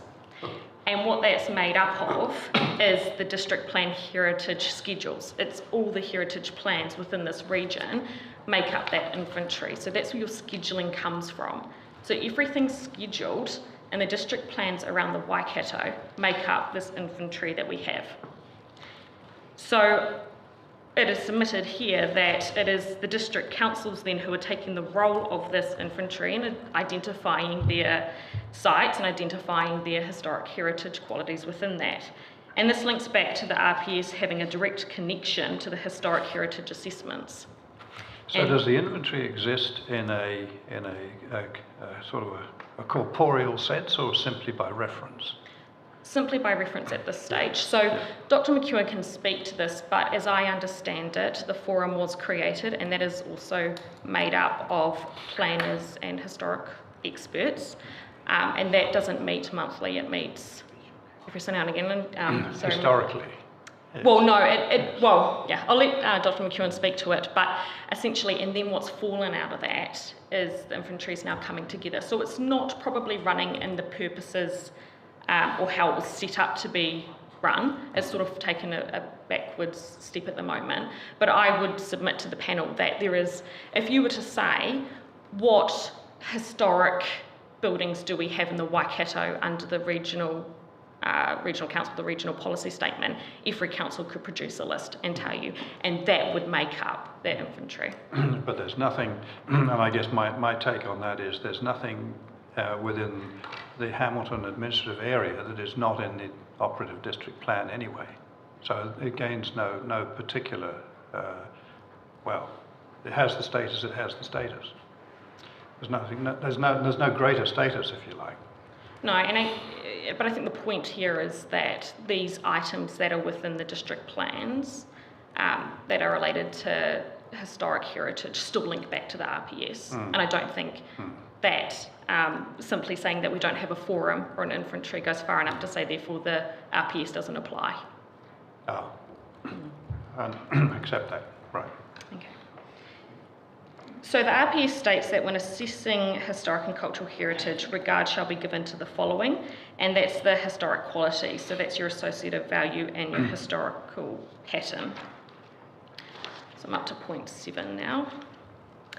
So the historic qualities in the Hamilton City Council Operative District Plan are still outlined, and those are retained. So they fall through from the regional policy statement through to the Operative District Plan. But the district plan has been slightly amended, and some words have been slightly replaced. And I would say that those words that have been replaced arguably make the operative district plan taking a more stringent approach towards historic heritage. So actually tightening up what can be included as heritage, as opposed to keeping it broad and allowing for more items to be into heritage. So it's best practice to have a regional policy statement and district plan align, and it is submitted that this includes qualities, assessment criteria, and types of historic heritage resources described in the RMA. The panel should adopt Dr. McEwen's approach, and she will discuss that shortly. The protection of historic heritage is a matter of national importance, and robustly assessed historic heritage resources should be protected from inappropriate subdivision use and development. And I don't think that's been questioned here, but I would like to pick up on the comments made yesterday regarding planners making these assessments as opposed to heritage experts. And what I would say to that is these are Section 6 matters. These are matters of national importance. And when we look at other items in Section 6, such as SNAs, for example, we get ecological assessments done on those. When we look at multicultural considerations, we get cultural assessments done on those. When we look at natural hazard assessments, we would get an expert to look at those. Heritage is no different, and I don't think it's fair to have planners making these assessments on items of national significance. So I think here what we have is we need robust, accurate, and defendable assessments completed.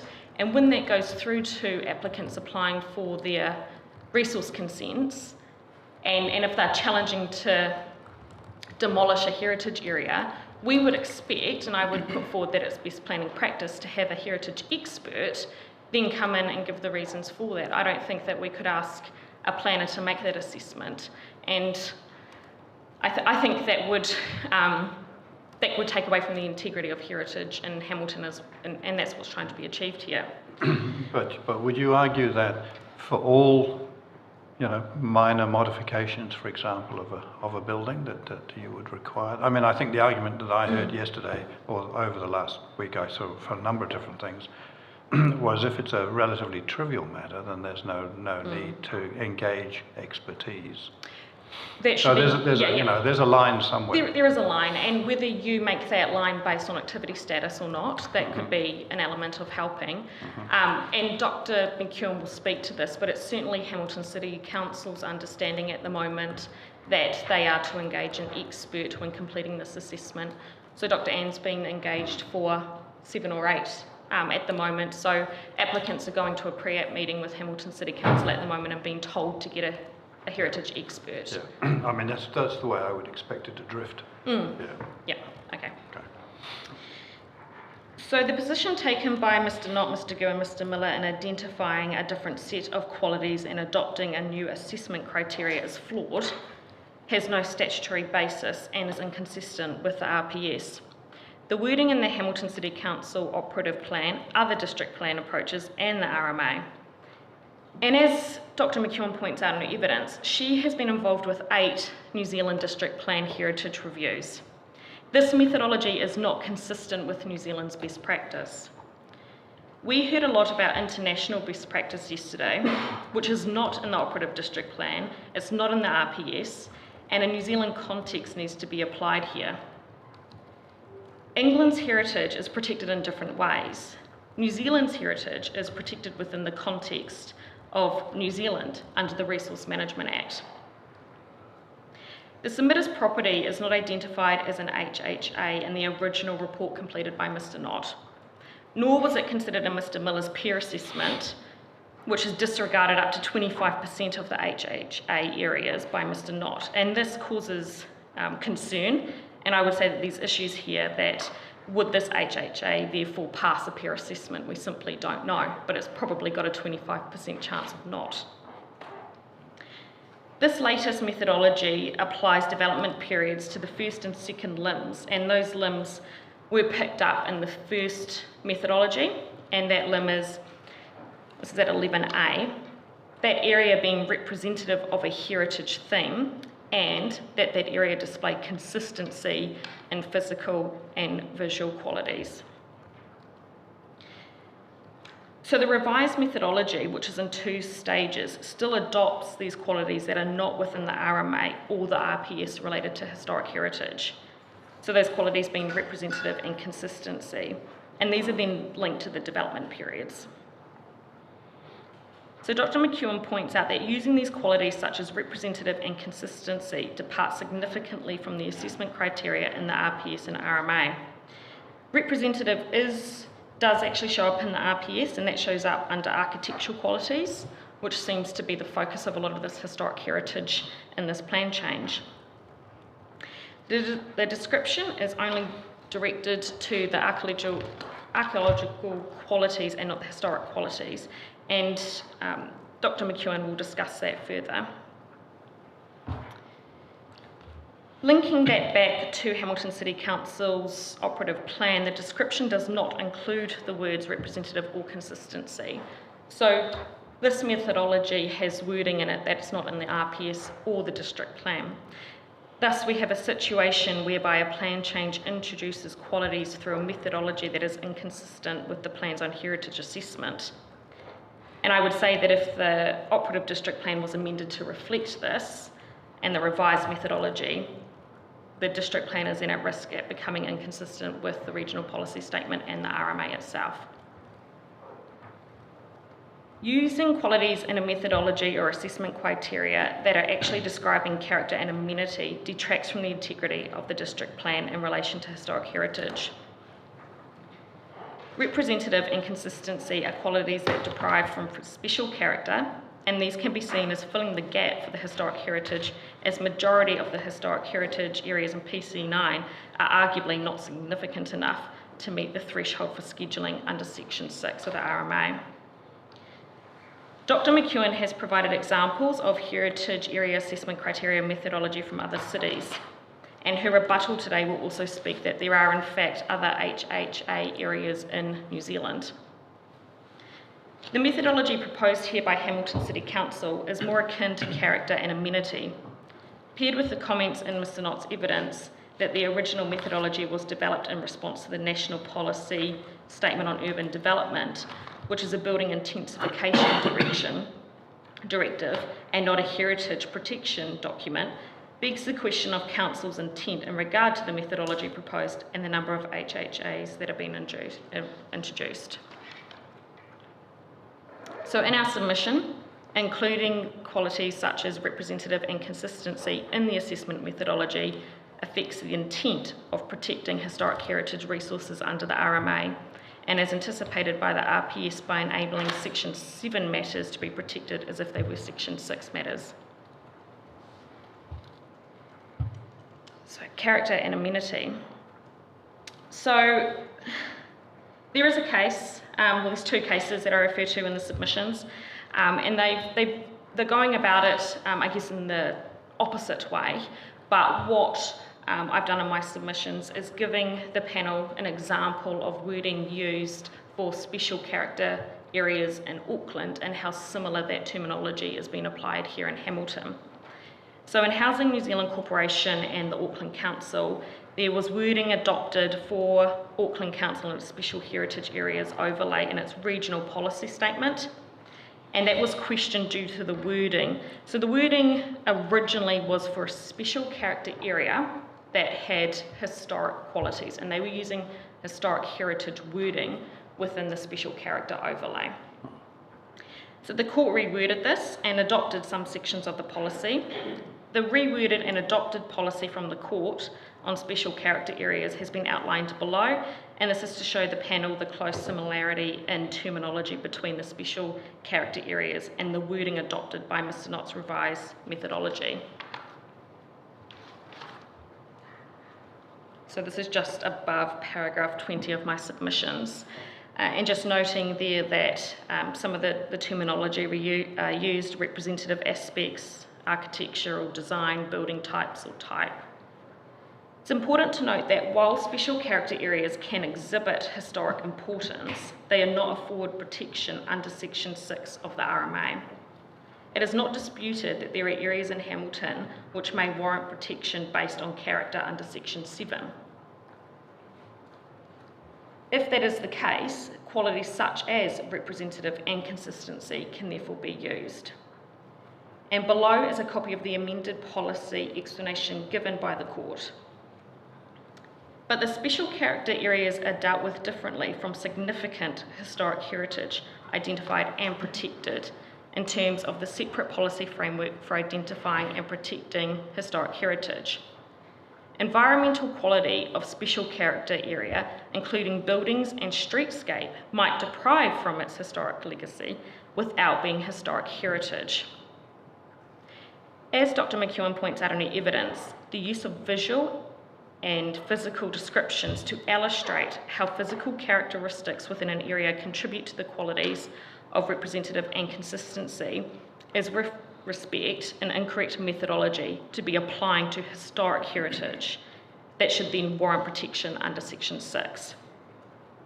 Streetscape character was discussed in the second case that I've put in my submissions. That's New Zealand Heavy Haulage Association Incorporated. And I was looking for sort of a definition of streetscape and what that actually means, and it was briefly brought up yesterday. So in this case, they did attempt to define it, and they've said the street view is one that obtains of the relationship of the buildings to one another, and in the terms of their subdivision pattern, shape, and like. And that is a special character method. That's what you put into special character and special character zones. And it was found in this area that even though there were Victorian and Edwardian elements visible in the street, it was still considered to be an area of special character rather than historic heritage. So we've got HHAs here that exhibit that, absolutely, but I would say that that is more akin to a special heritage, a special character area, just as it was in this case. So Mr. Knott's revised methodology displays the blurred lines in between historic heritage and special character in PC 9, and that raises the issues with the revised methodology.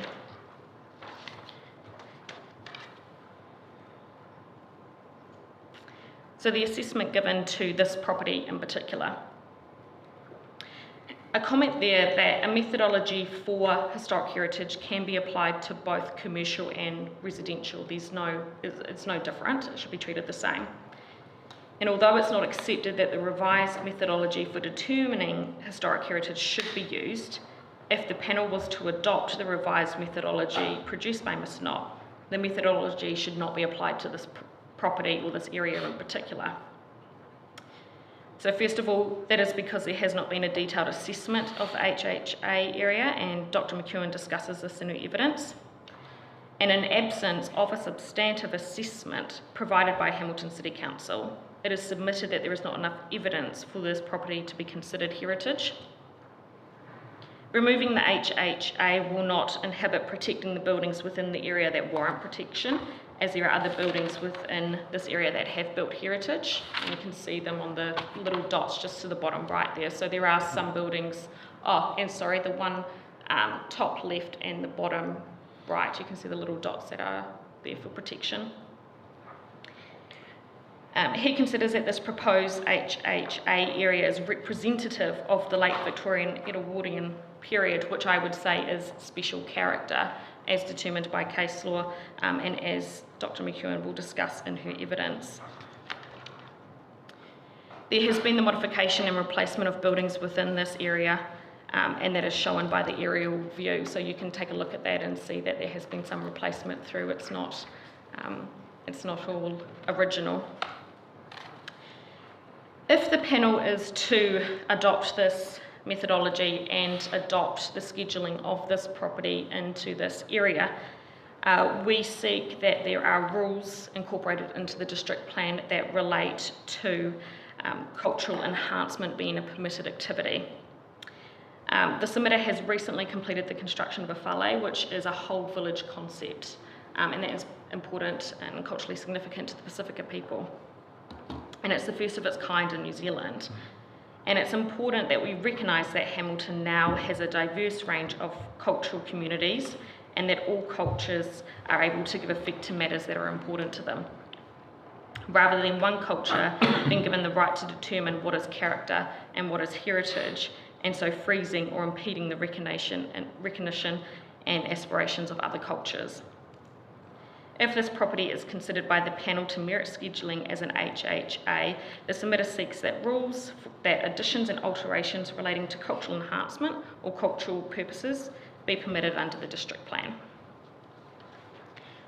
So in my conclusion, it's submitted that the evidence provided by Dr. McEwen should be given attention and heavy weight from her expertise in New Zealand, and there are qualities being used in the assessment of historic heritage that are more akin to character and amenity.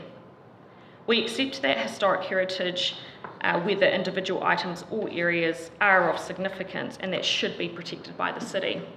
However, scheduling character areas as historic heritage based on a methodology that is not best practice and using an assessment criteria that is not within the RMA, RPS or the operative district plan undermines the integrity of the district plan and undermines the items and areas that are of true significance to the city.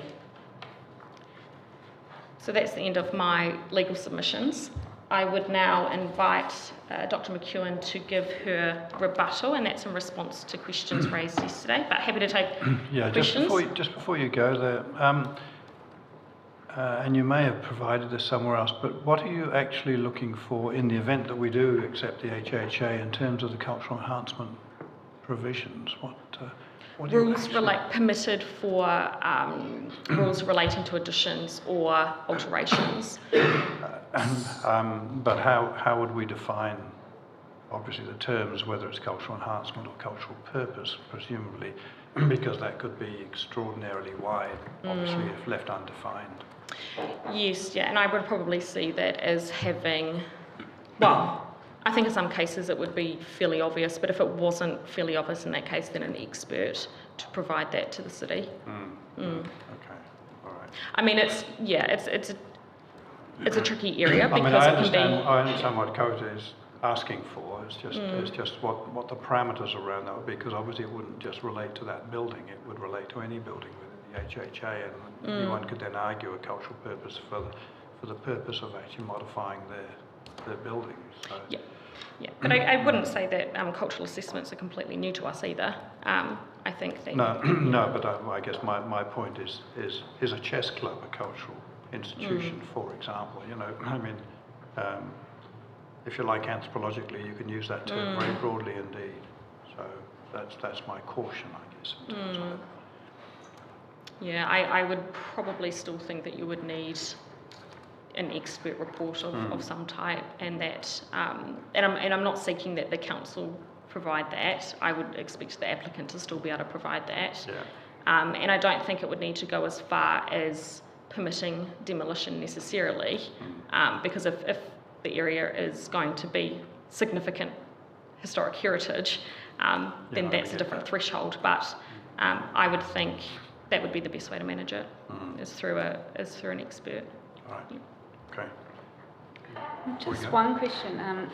Yesterday, I explored with Mr. Muldowney whether for these new HHAs that have popped up through the submission process, whether there may be a scope issue, and he gave his clear view that there wasn't, but you haven't addressed it in your submissions. I'm just interested, do you have a view on that? We became engaged by both submitters actually through the further submission process, and that was via receiving letters. And so at the time of receiving that and being able to put a submission in on time, I mean, we didn't have time to get expert evidence in at that time, which might be a question for some other submitters. And we were arguably already working through some of this, so I haven't raised it as an issue, as I think fundamentally there's a different argument to take here, but for these two particular clients, probably not. Yeah. Right. Cool. So what we've got here, first of all, I'll just hand it around, and the rebuttal statement from Dr. Anne McEwen, which we'll go through.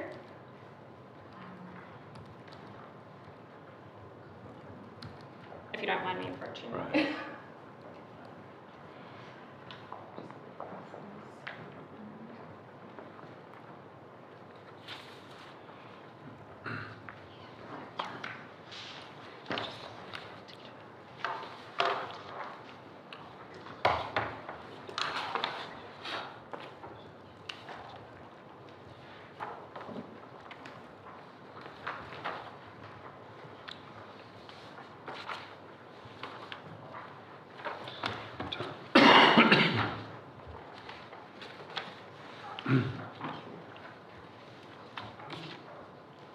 This is as filed. It's not amended, is it? Because we've got a rebuttal statement electronically, or is this a different statement? Just to No, be this clear. is in response to yesterday. Yeah, right. Yeah, so That's what I brand thought new. it was. Yeah. Okay. Thank I'm you. not actually sure. Sorry, Steve. I will send you through an electronic copy as Yep. well. No, that's fine. No, we haven't got this. No. All right. Thank you, Dr. McEwen. Great, thank you. So I'm going to read this because it is a new document for everybody here. So to assist the panel and offer some corrections to some of the statements that were presented yesterday, I was in attendance online. I'd like to provide the following comments. I've tried to keep them in order, but there was quite a bit of cross-referencing, so excuse me if it feels like I jump backwards and forwards on what was said yesterday. It was noted, I would expect somebody with a historical bent to have things in order. I did my very best. Yeah. It was noted yesterday that there are no character provisions in PC 12, and therefore, if an HHA is deleted, there is no fallback character position available. I believe this is an unfortunate outcome of the singular approach HCC has taken to the development of PC 9 and the HHAs. By contrast, other Tier 1 councils, such as Waipa District Council, just down the road, and Christchurch City Council, have identified character clusters or areas as part of their MPSUD and MDRS work streams. I consider that Hamilton City Council, having rejected a combination heritage character approach, has erred in proposing a large number of HHAs that are more appropriately described as character areas according to the consistency and representativeness criteria devised by Mr. Knott. It is incorrect to say that other unspecified councils provide a level of detail that is unnecessary to HHA identification and implementation. As one example, the Christchurch City Council RHA, which stands for Residential Heritage Area report, that I appended to my evidence is only 9 pages long, with a large font and numerous illustrations. The remainder of that report is largely taken up by individual record forms that both justify the extent and boundaries of the HHA and provide a guide to owners as to the heritage value of their individual property. As Commissioner Morrison-Shaw alluded to late yesterday afternoon, it is possible to design a differential planning framework for key buildings within an HHA and those that stand within its boundaries but whose demolition and redevelopment would not be regretted. This is the case with Christchurch's RHAs, the purpose of which is to offer protection to defining and contributory buildings and manage change on neutral and intrusive sites. This is not a matter of, as Mr. Knott described it yesterday, being lost in the amount of information, but rather about proving a robust and defensible HHA under RMA Section 6F, while at the same time facilitating good outcomes in partnership with owners by providing clear direction. And if I can add 2 observations here, one is that the Victoria Street HHA, which I've already mentioned, is setting a benchmark potentially for Hamilton City HHAs. It's 36 pages in length. And the other thing is to note that with the Wellington City Council Heritage Inventory report that I appended to my evidence, one of the things that does is provide information about individual properties. And I'll just recount my experience with one of the Wellington's heritage areas. I was approached by a planner on behalf of a property owner seeking expert input to opposing the heritage area, including their house. I looked at the heritage area report, undertook my own additional research on the individual property and advised the planner that I couldn't act on behalf of that property owner because I did think that the council had made a case for including that property within the boundary.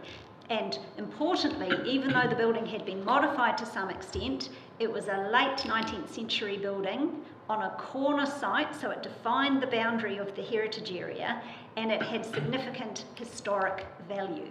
So that's where that detail comes in terms of implementation of the process of the plan change, but also ultimately for resource consents. Over the last couple of months, Hamilton City has been referring potential HHA resource consent applicants to me to prepare HIAs. So it appears to be incorrect that a competent planner can provide and then presumably assess a heritage impact assessment, which is now an information requirement for HHA resource consent applications. I've undertaken 4 HIAs, don't you love all these acronyms, to date for HHA owners, and I've got another 2 on the go. And yesterday afternoon, while I stepped back from the hearing, I got a phone call from a 7th party who'd been told by Hamilton City Council at a pre-app meeting to contact me to get an HIA for a property in the Oxford Marshall Streets HHA. These reports clearly come at a cost to the client, owner, and they also identify at this point in time that Hamilton City is interpreting PC9 to mean that a heritage professional needs to prepare the HIA, regardless of what was presented to the panel yesterday. So I fully accept that the PC9 language does not say, as it does in other council jurisdictions, that an HIA is to be prepared by a suitably qualified professional expert, but nevertheless that is the practice that Hamilton City is undertaking. I don't believe that's drift. That's what they do already under the operative plan. That's what I do for a job. In my experience, preparing HIAs for properties in Hayes Paddock and the Frankton Railway Village has been relatively straightforward, given that these areas are already in the ODP and they have significant heritage value. which is established by important and nationally recognised historic narratives. For new HHA area reports, it's been hard to discern what Hamilton City requires and to interpret how, and these are quotes from PC9, how the content and detail of the HIA should, quote, correspond with the nature and potential adverse effects of the proposal. To put that another way, at the online kind of forum that was held about PC9 when it was being developed, a council staff member described this or summarised this as being that the HIA should be proportionate to the work proposed. But I don't know what that looks like. Back of a postage stamp, 100-page report. Obviously a huge cost differential, but also a time factor. New HHA assessment criterion E9 requires that for proposed alterations and additions, effects are assessed in regard to, and I quote, historic heritage values of the building, of which we know nothing, largely from the HHA reports, the local area and HHA as a whole. I take local area to mean perhaps a few buildings on either side, because the way that that sentence has been structured suggests that the local area is smaller than the HHA. So in this case, perhaps the buildings on either side, but not the whole block. I think you're illustrating the point that in actual fact these terms are somewhat ill-defined. With cursory documentation from Hamilton City, it appears that the burden of generating a historic heritage value assessment for individual properties within the HHA must fall to applicants. Contrary to the opinions of the Council's heritage experts, best practice historic heritage resource identification and assessment in New Zealand does exist and has been developed since the 1950s, starting with the promulgation of the Town and Country Planning Act, 1953, and the establishment of the National Historic Places Trust, which has had a couple of name changes since 1954, but is now Heritage New Zealand Poheri Taonga. Since I began historic heritage research, identification and assessment work in not the 1950s, in the late 1980s, best practice has evolved, notably with a step away from the numeric scoring type approach taken by Hamilton's experts. Such a quantitative approach was favoured 30 plus years ago when I worked for Christchurch City Council in the mid-1990s. There was a marking system. Nevertheless, it was pinned to those RMA qualities, but there was a marking system that was based on what was called the Canadian Parks system, which was borrowed from an international model. That has since well and truly fallen out of favour, because although it offered the appearance of an objective kind of pseudo-scientific analysis, it was in fact open to interpretation and subject to criticism as people argued over the numbers from which statements of significance could not easily be made.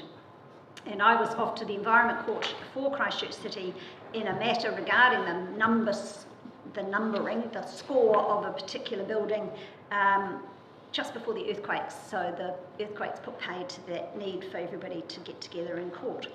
Since the 2003 amendment to the RMA, which saw the protection of historic heritage elevated to a Section 6 matter, best practice has been to assess potential historic heritage items and areas by taking a qualitative, evidence-based approach that closely follows the RMA definition of historic heritage resources.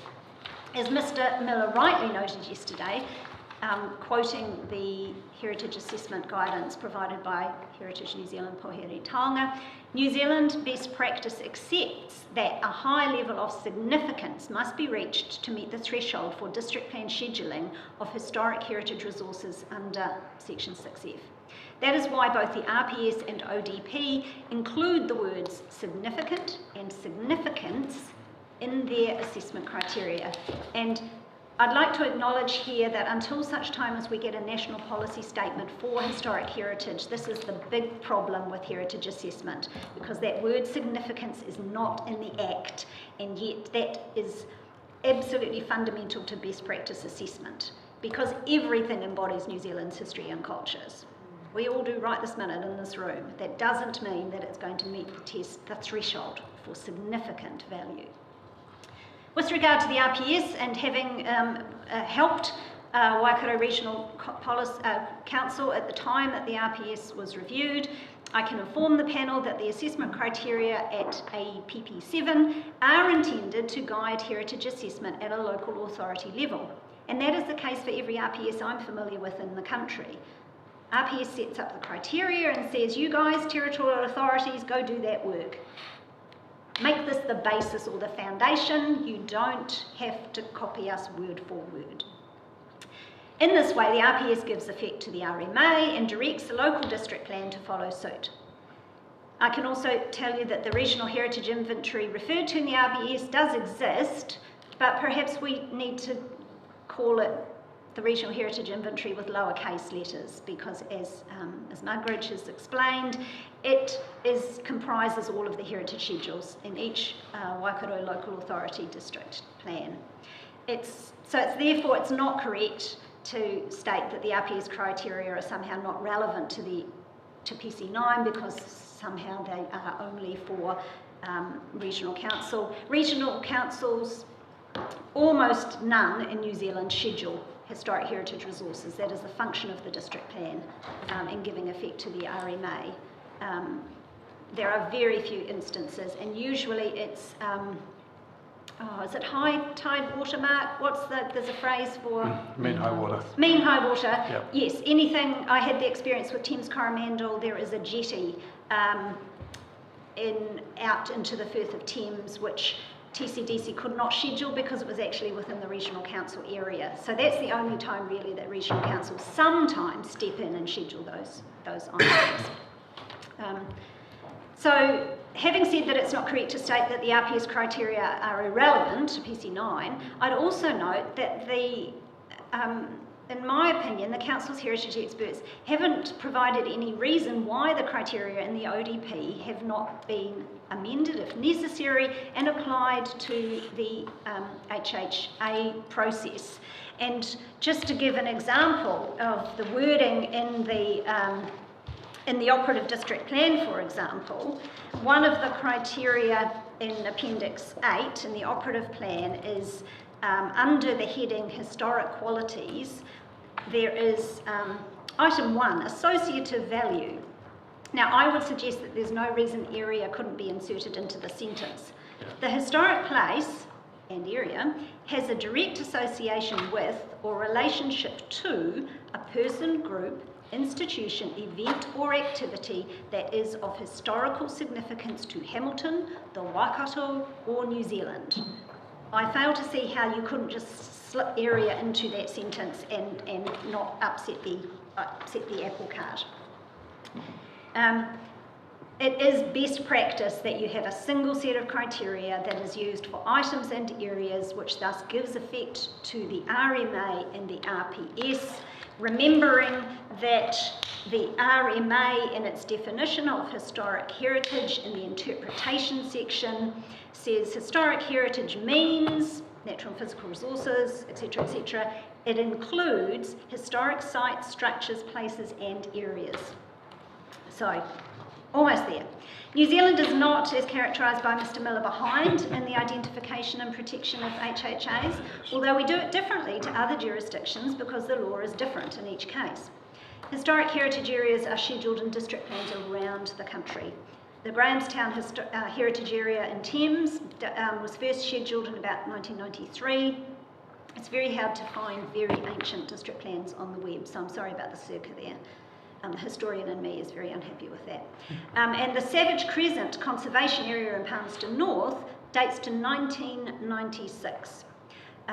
The latter is a state house precinct that demonstrates the long-standing recognition of 20th century heritage areas in New Zealand, which continues to evolve with time. The further we get away from the 1970s, as much as we might all regret it, the more historic they become.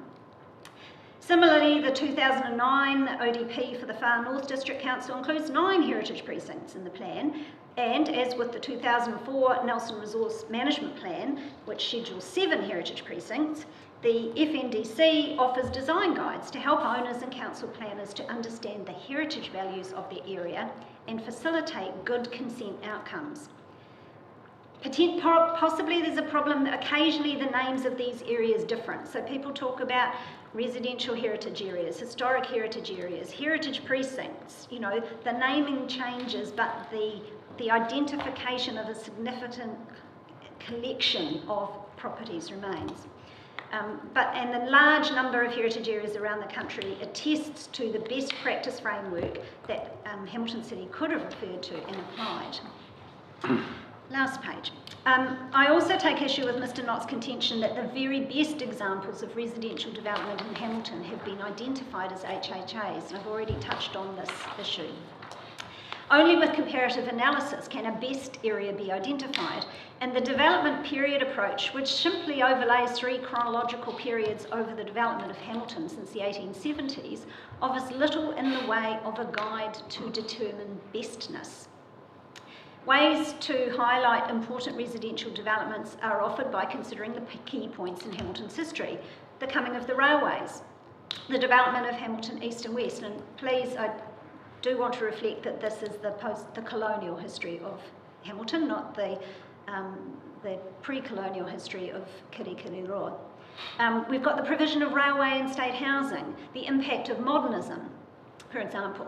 And Dr. Gu yesterday referred to the influence of the Ministry of Works, but without researching the work of that entity, or as it's defined in the ODP relating to an institution, there's no way of determining kind of a ground zero for Ministry of Works housing in the city, if that exists, and then examining the authenticity and integrity of an area that embodies those heritage values.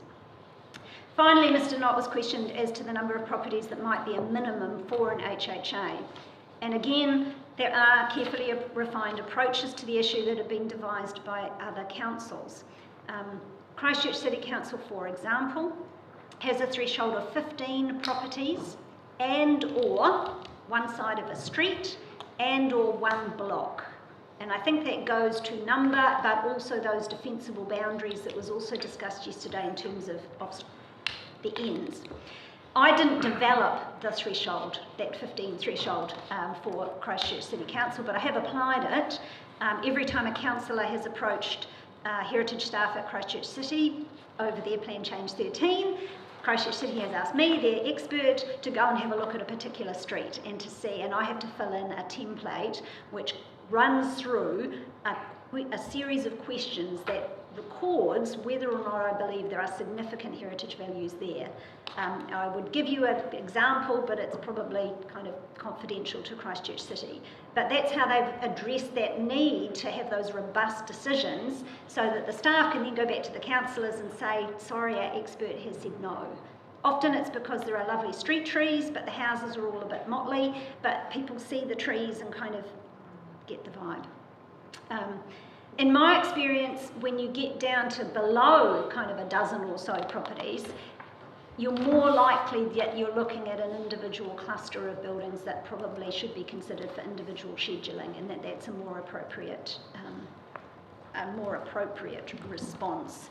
And I think coming to Frankton, now there's also a question of the size of this HHA and its dimensions, given that it goes across the road on one side but not the other, and the boundaries are certainly one of the key issues at play. So my statement of evidence on behalf of the Trust has been presented to you. My conclusion was that there's not enough information and evidence to support the finding of an HHA. I'm concerned that even the expanded summary assessment for this area talked quite a bit about the general history of Frankton, the coming of the railway, the development of what was a borough until the early 20th century, without really getting into the nitty-gritty of why this particular section of the main street really in Frankton has been identified. So, as I've stated in my evidence, I don't believe that the assessment criteria and the methodology that have been developed are fit for purpose or best practice. I do think that even if, in my view, they were best practice, I don't think that there's enough evidence to support the Commerce Street Historic Heritage Area at this point. Thank you. Thank you, Dr. McEwen. I mean, how do I sum up? You seem to be in the rather paradoxical position that if we accept your general observations about information, virtually none of these HHAs get through the gate. Possibly, and I think that's the tenor of Kayangora's expert evidence as well. And I think also you heard from a submitter yesterday about just sticking with the ones that are already identified. There's no dispute that Hayes Paddock, previously Temple View, Frankton Railway Village have significant historic heritage value and stand. But yeah. But I mean, that is your basic position, is that those are the only ones that reach the threshold of significance at this point in time. Partly because of the criteria and the methodology, partly because it's been applied in such a way that there's not that determinative evidence to kind of prove there's an HHA, even if the criteria are kind of not satisfactory. Okay. Dave, any questions? Yeah, I'm just interested in your statement about the existence of these criteria on a nationwide basis and their sort of general acceptance. Have you got a sort of a professional association that brings you together as assessors of heritage? No, I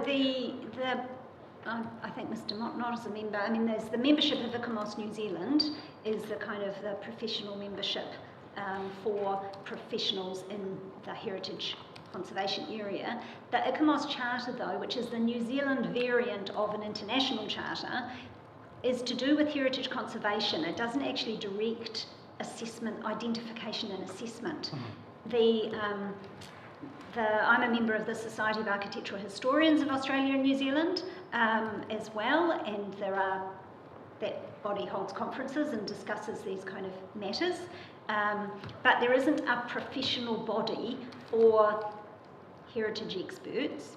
There is a Heritage Planners Forum that exists, so all of the heritage planners in New Zealand from councils get together regularly. They had a meeting in Hamilton a year or two ago, I think in between lockdowns, and so heritage planners get together and discuss these matters.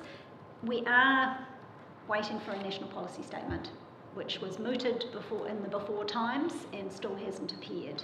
And I think that will create a lot more certainty, but at the moment, best practice is demonstrated by the doing of, essentially. Although, having said that, Heritage New Zealand guidance, Dunedin City Council, for example, refers to that guidance produced that Mr. Miller quoted yesterday. Dunedin City Council refers to the Heritage New Zealand guidance, even though it's produced under a different statute, but because it runs through those qualities, architecture, history, and asks questions that help you determine whether the threshold has been met, that document does have standing within an RMA environment as well. So, do you get to go to the Environment Court on occasions, or sorry, just generalising that a bit more? I mean, how many heritage cases have gone to the Environment Court where that sort of methodology has been scrutinised? I don't know any that the methodology. I've been to the Environment Court, gosh, it took ages to resolve. It's the longest running. It's when I was a baby heritage consultant, so about 1986 5. I was in the Environment Court for the Taylor's Mistake Batches just outside Christchurch, and they've finally, they're a residential here, they've finally been identified. But building on Queen's Chain makes it very difficult. So I'm not aware of any court cases that have been to do with the assessment criteria. I do know that there have been hearings, and I think there was the Harcourts building in Wellington when it was proposed for demolition. I think Mr. Wild was the expert, and there was a challenge to if you have ranked, particularly if you have ranked items. I do know of cases where at hearings people have objected to the ranking or the scheduling, and in those instances, typically the heritage expert will be told, you can't argue that, it's in the district plan. You've got to, and this is what it's like for me doing these heritage impact assessments. I have to, in good faith, assess them even if I don't think there's a heritage area there, because it's notified. It has immediate legal effect.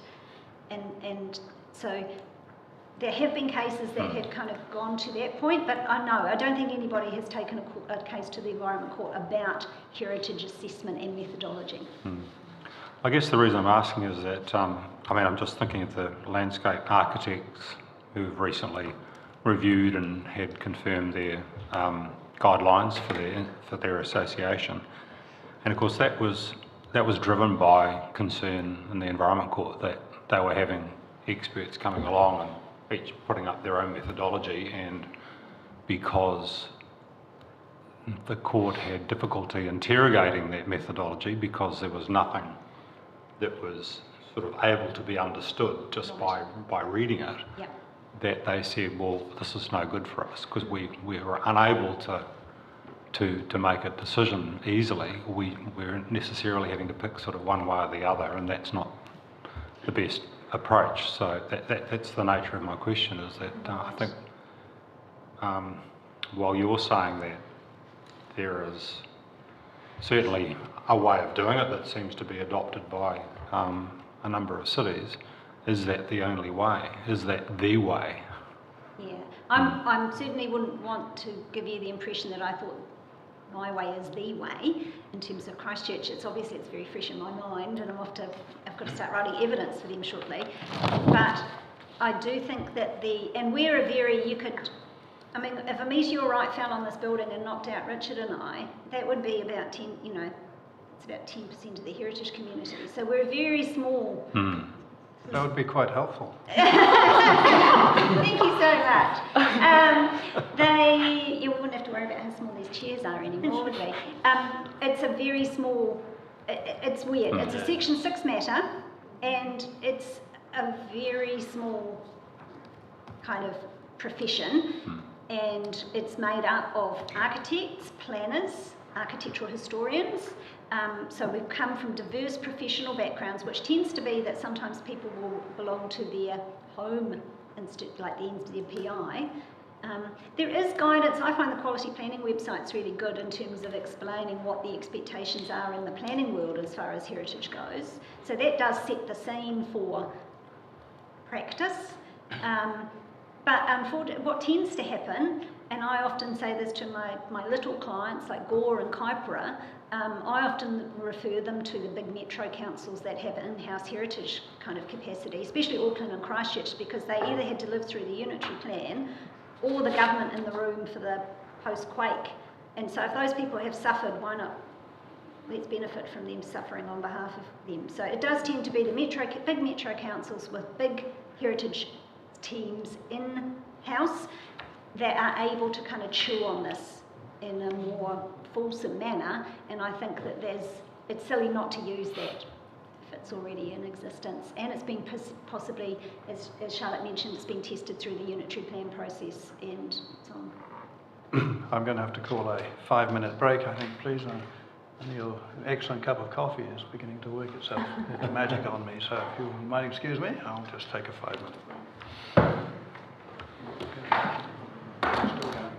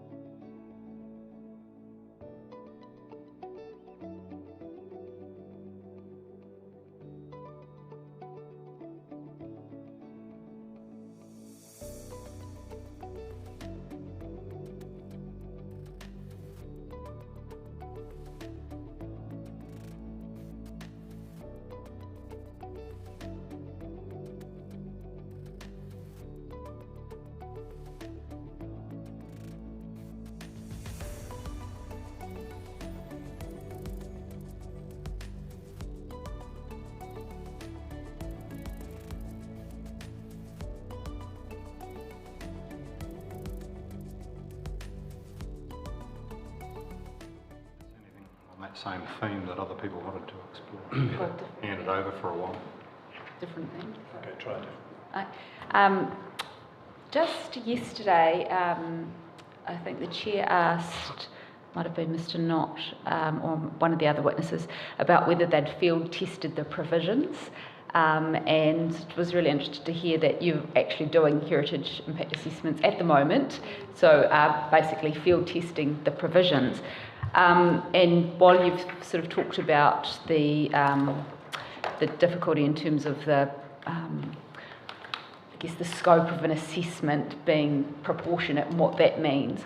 Interested if you have any other comments on the provisions having been through that process.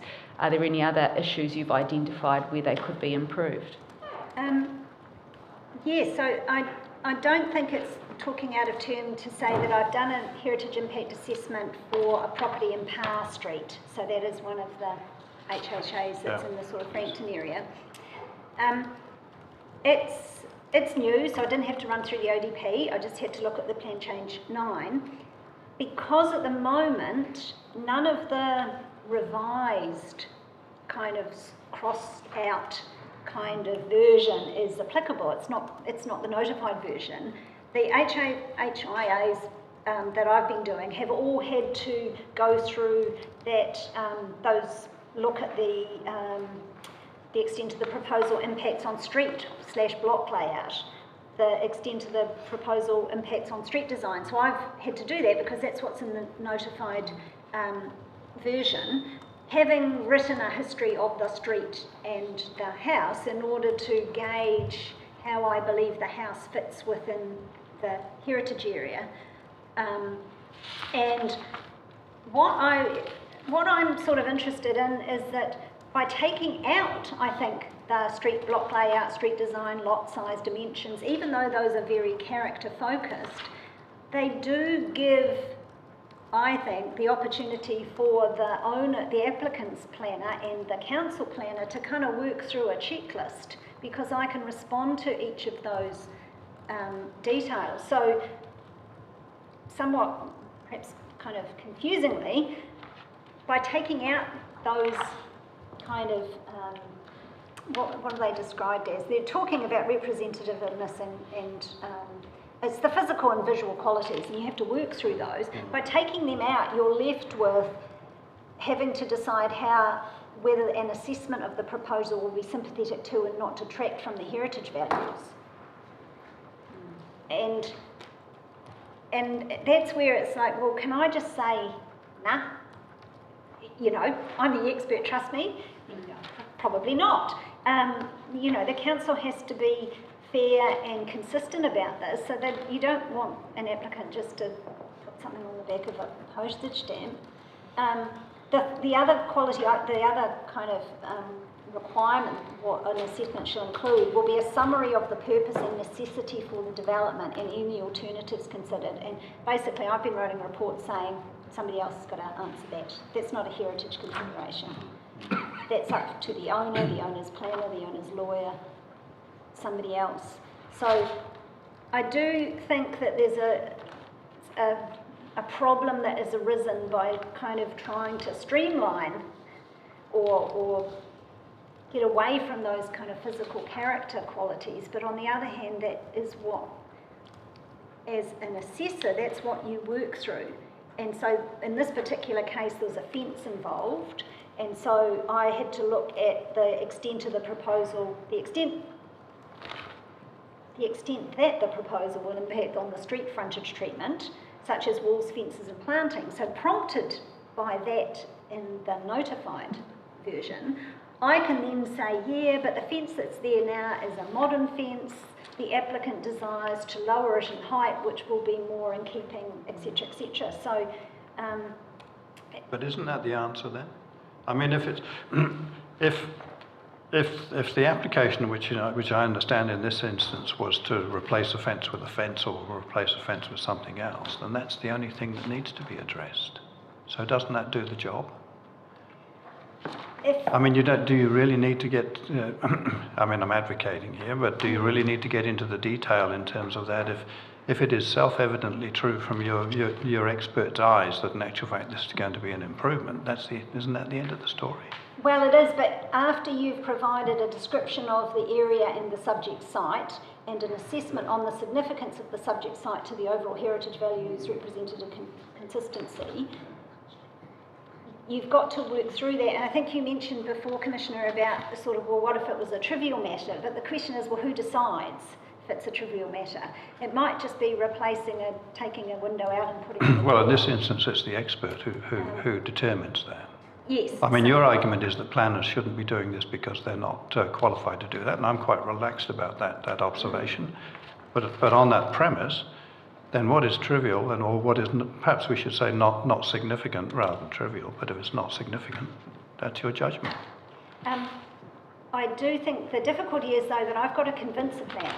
I mean, that's a different question. I do think in terms of road testing, in my experience, I didn't know, because I'm not a planner, it took me some time to realise that consent planners and policy planners are different species. And these are documents that are drafted by policy planners, and nobody ever asks a consent planner, as far as I can tell, how's this going to work? Yeah, I know. Yeah. And then you're left with, and I can offer my feeling that actually having to run through, once you know the qualities of a historic heritage area and you've identified that in this particular area. But aren't you then moving from doing an objective historical assessment of the thing to being an advocate for the applicant? And that's always the tricky step. Because as an expert, your job ends having made that assumption or had made that conclusion that this is okay. I think Anne gave the example though in Wellington when she decided not to provide that assessment. Yeah. She Yeah. generally And again, I mean, I'm not saying that you're a bought person. I'm not saying that at all. But in this particular instance, and you were then going on to say, well, yes, having done that, I've now got to persuade the planner. Well, maybe that's not your role. Only persuade the planner in as much as this is documentation. If I've prepared a report that says, in my opinion, there are no heritage grounds for declining this consent application, that is, I've done my job. Yeah. What happens though when things haven't been well thought out, when there's not a lot of documentation the consent planner can refer to? What happens then when the applicant is asked more questions because things have been interpreted in a different way? Isn't that the reality that's the reality of consenting? It is, but district plans, they're about implementation. I mean, I've frequently had this conversation with lay submitters. You've got to go hard on plan changes and district plan reviews, and then you've got to go home and have a big drink, and then get up the next morning and fight for implementation. Because you're always on notice. That's the reality. Yeah, that's the only reason that we're doing this is to implement things, and I do think there are problems with the implementation that are raised by PC9. Let's not try and solve the problems of the RMA. It's about to disappear. Yeah. No, well, they're just going to reword historic heritage as cultural heritage in terms of the exposure draft. So I don't actually expect that the heritage part of the RMA is going to disappear in a puff of smoke. It'll just turn up in the MBA. Nobody will want to spend time on it. There'll be water and pipes. One other question, and the only other question I had was in relation to, I guess, the scope and nature of the work required to support these HHAs. Is it your view that a site-by-site assessment is required, or is it sufficient to assess a block just as a block, or do you actually need to go into the details of each particular site within the HHA? I think you do need to look at it site by site, because you need to establish that there's whatever kind of threshold you might have in mind about quantum.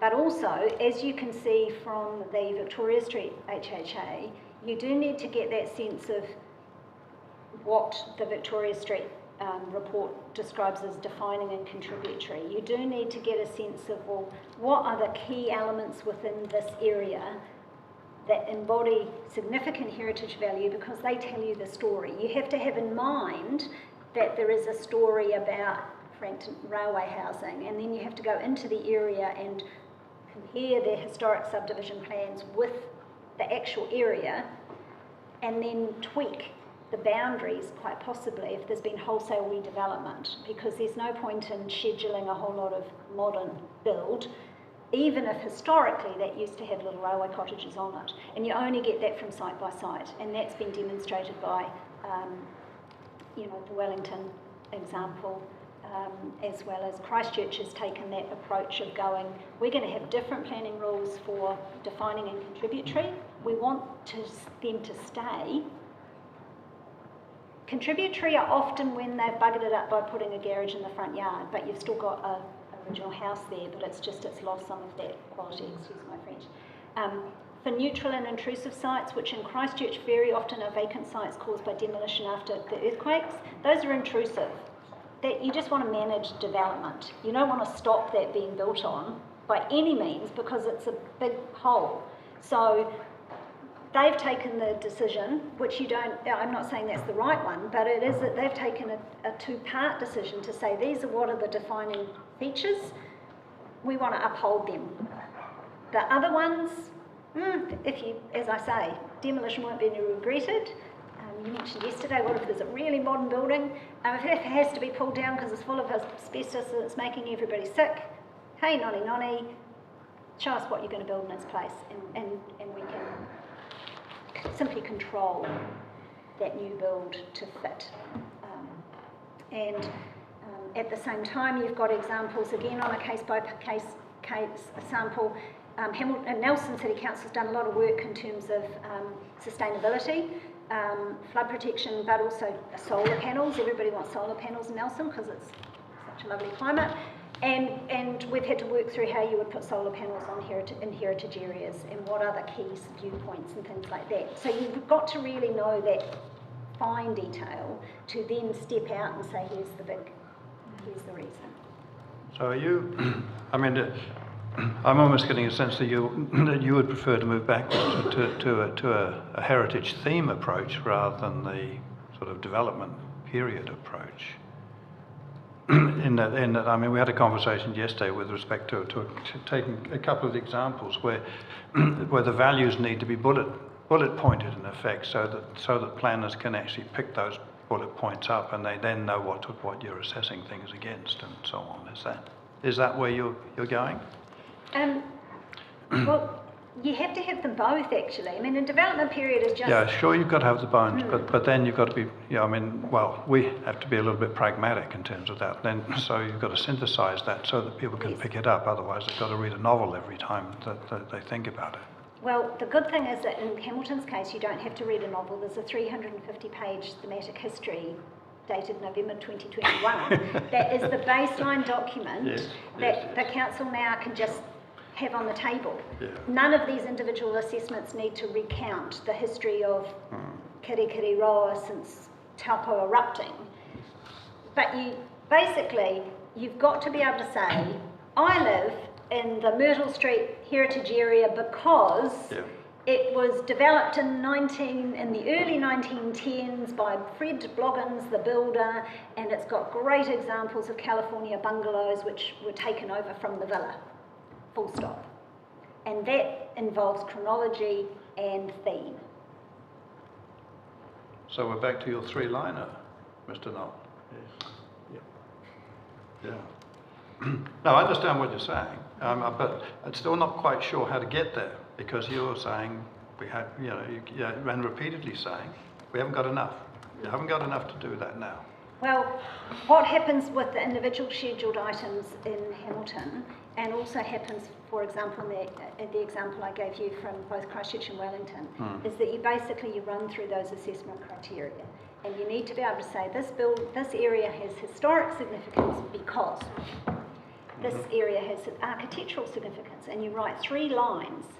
And then what you would find, which is frequently the thing that is incorporated into the body of the district plan itself, would be a summary statement of significance. And that 4 sentences, but all that research has got to stand somewhere in the background, because if Mr. Knott or I get invited to the Environment Corps, we're not allowed to just say, oh, we know. I've got 3 sentences. Here they are. You've got to have that body of information so that you can go to the Environment Court and get grilled by... So Grumpy where did things lawyers. get to with the JWS, with the expert conferencing on this theme? I mean, is there the potential still to do some work that actually going to bring, if I can characterise you as sides, to bring the sides together? I mean, is that a practical consideration? I mean, maybe give some thought to whether in actual fact we can make some progress, because otherwise we're just at loggerheads. Or you're at loggerheads. I mean, we'll make a decision, but yeah. So Commissioner Hill, just thinking that through though, so if they went back and established sort of the premise of how to make up these HHAs, wouldn't we need to re-notify and reschedule? Well, no, I think it would have to be confined to the existing ones already on the table, obviously, because we couldn't go outside those. And I mean, it might, by doing that, might narrow. I mean, I don't know, because I'm not sure what might come together. I mean, I'm looking at the two of you, Mr. Knott and Dr. McEwen, as to whether or not there's progress can be made or not. I mean, if the answer's not, that's fine. We'll deal with it. I mean, we don't need an answer right now, but maybe it's something for a conversation. My feeling would be that... And I'm aware there's a cost involved. Yeah, I'm just no, absolutely aware of that. I mean, Mr. Knott, and you'll forgive me, Mr. Knott, I haven't read the Victoria Street HHA report from, every full stop. There's a benchmark there. There is a model that has been developed by Mr. Knott that runs through that detail, that gives you that sense of defining and refining a cogent heritage area in the main CBD of Hamilton. I think maybe that would be where a conversation could be had, particularly also with Mr. Brown for KO, because they're the other kind of chief. To be honest, that expert conference really didn't provide us with the opportunity to get into the nitty-gritty That's what I read. of that. That's what I read. I mean, if I may come in on that, and I appreciate what's been said about Victoria Street, but that was a response on my part to a very specific request from a client at that moment in time, and I would still remain of the opinion today, as I did yesterday, that the process we've gone through is robust and that the statements we've prepared are, and I appreciate there's been some detailed sort of comments made about, some particular ones from Commissioner Sargent, for instance, picked up, the idea of the bullet points and whatever, just to express it on, so I forgot which HHA that was now. But, ultimately, I still stand that I feel we've got enough, really, in terms of the process we've gone through, but more than happy to be directed by yourselves if you are coming to the opinion that that isn't the case. Well, we're not expressing an opinion. What we have is a three-way disagreement, basically, and the question is whether actually we can resolve that further, or it's gone as far as it can go. And if it's gone as far as it can go, well, that's fine. Yeah, I mean, we'll certainly have a chat as well about it, I think, on this side of the table. I mean, I'll certainly have the discussion with Mr. Knott and always encourage discussion. I have to say, there's nothing I've heard today which suggests that the parties are any closer together than they were when they formulated their evidence. That's what I'm hearing too. So it was really just to see whether there's a dove in the room somewhere. I wish there was, but I'm not hearing it. So it's I'm a pterodactyl. So I'm very happy to facilitate the discussion and do what's necessary. But I'm certainly not hearing peace breaking out. No. All right. Ewan, did you have any questions? Yes, if I could. Dr. McEwen, thank you for this morning. You said at one point, only with a comparative analysis can a best area be identified. This goes to this word bestness. Yes. Help me understand, can you have more than one bestness in terms of an area or a period? I'm just trying to understand that slightly more. I do think you can. It'll vary from place to place. I haven't identified any heritage areas in Gore, for example, or Kaipara come to that. So there's no everybody's got 3 or everybody's got 20 or you shouldn't have more than 100. These aren't rationed, and the RMA says that you've got to protect historic heritage. So it's not about, but only if you want to on a Monday, or but we can only do 3. Right, that's So- section 6, right. So one of the chief defining features of Hamilton is the river chops it in two. So I would expect, if undertaking this exercise, is that you would be thinking, well, maybe there's comparable areas on both sides of the river that would speak to that sort of two-part kind of thing. Again, as is already part of Plan Change 9, there's the quality, there's Frankton and Claudelands, there are those outlying areas, Temple View, which only recently comparatively got brought within the city boundaries. So, and there is always going to be a combination of what you might call the nationally significant, Frankton Railway Village. Temple View, before it all got, that was the most significant nationally heritage area, in my opinion, in Hamilton. So there's always going to be those ones, but there can also be, Fred Bloggs did a subdivision and built 23 bungalows, 18 of which maintain a very high level of authenticity.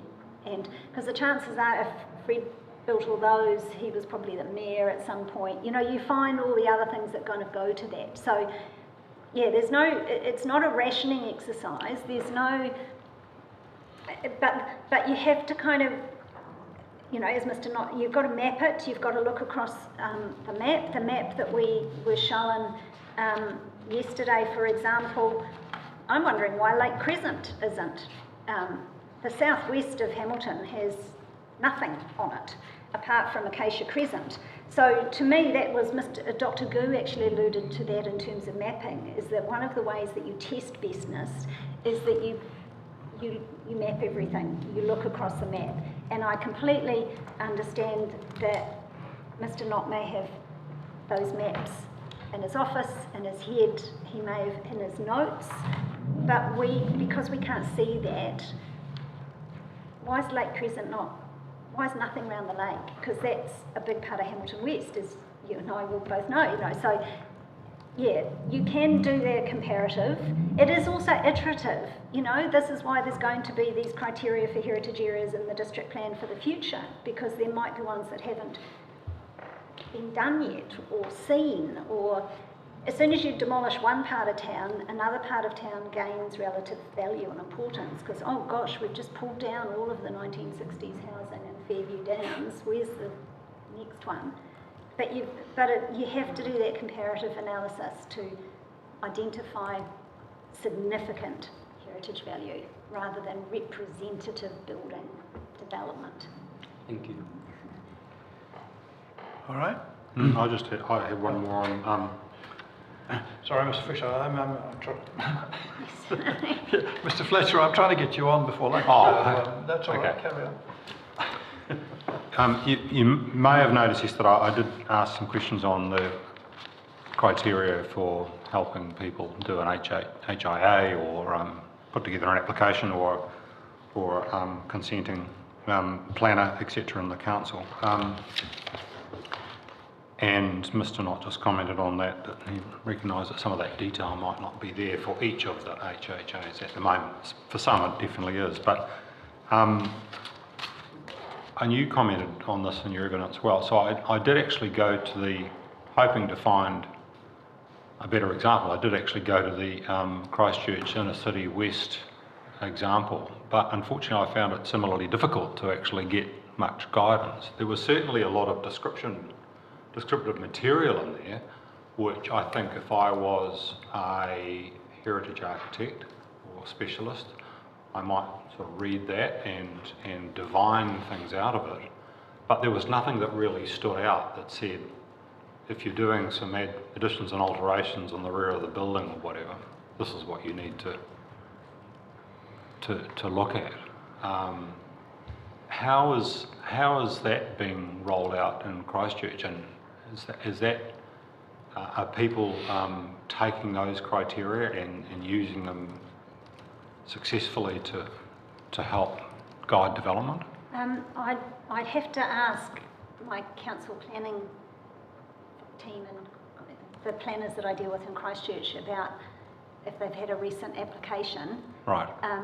They do tend, for example, in Nelson, which has had residential heritage precincts for yonks, they've got design guides. So they have a design guide which starts off with the history to sort of give you a sense that an architect and a designer, because the key thing is that if you're going to do work, you've probably got somebody to design that first floor addition. And I do think that that's a really important function of that information, is to kind of give people a sense of accurate historic heritage information about the nature of California bungalows and things like that. And then very often that's what a design guide will do. It will help you move from that understanding phase into a design phase. And for one of the HIAs, the assessment reports that I haven't written yet for a property in Hayes Paddock, for example, having met the builder and the owner, part of the process with these things is to talk through what the problems are from a heritage point of view, and then they go back and think, well, do we alter our design because we want an unequivocal heritage assessment, because that's why we're having to apply for resource consent. But if you understand fully why something has heritage value, then you can kind of know how to approach those criteria that are in effect. But yeah, I'm sorry, I know that they are receiving, Christchurch, they are getting in consent applications, but I'm not aware of what any particular, they don't run those past me because that's not what I'm there for. Okay, thank you.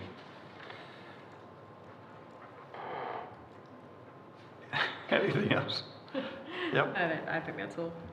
All right, thank you both very much. Well, I'm not sure, Dr. McEwen, whether you're going or whether Mr. Fletcher is coming to, because I think you've been involved in that one too, haven't you? Mr. Fletcher.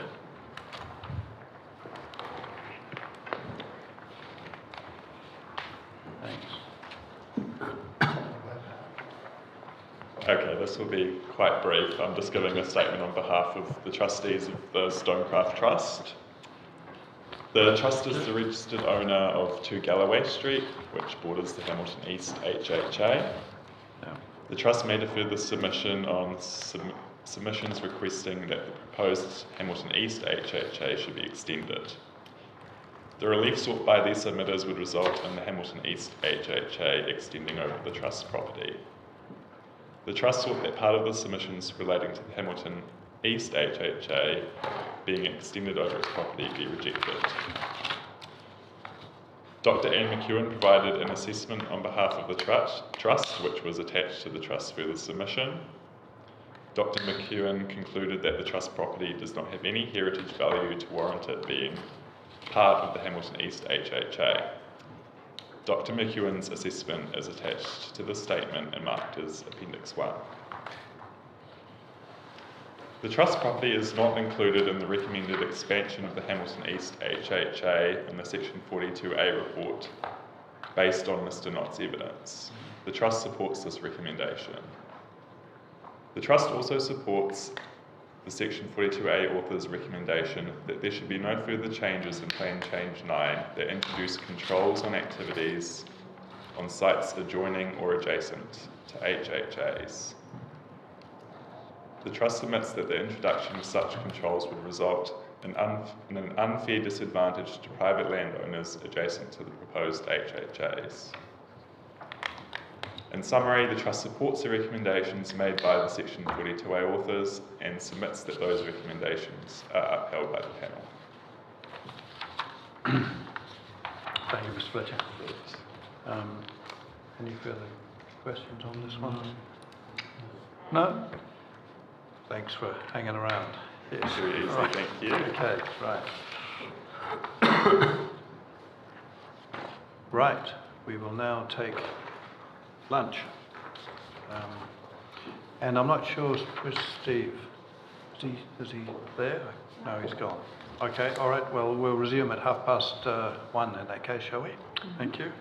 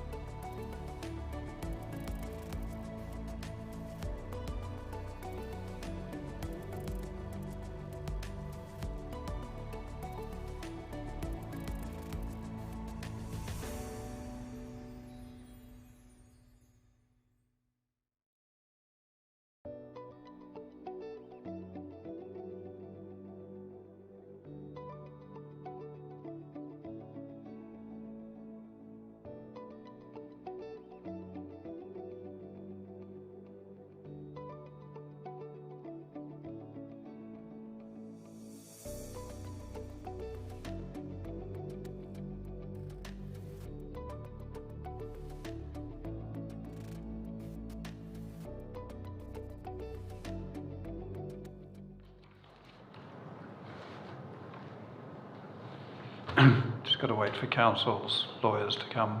Oh, yeah. Before we start, so just wait. Yeah, that's a page 198.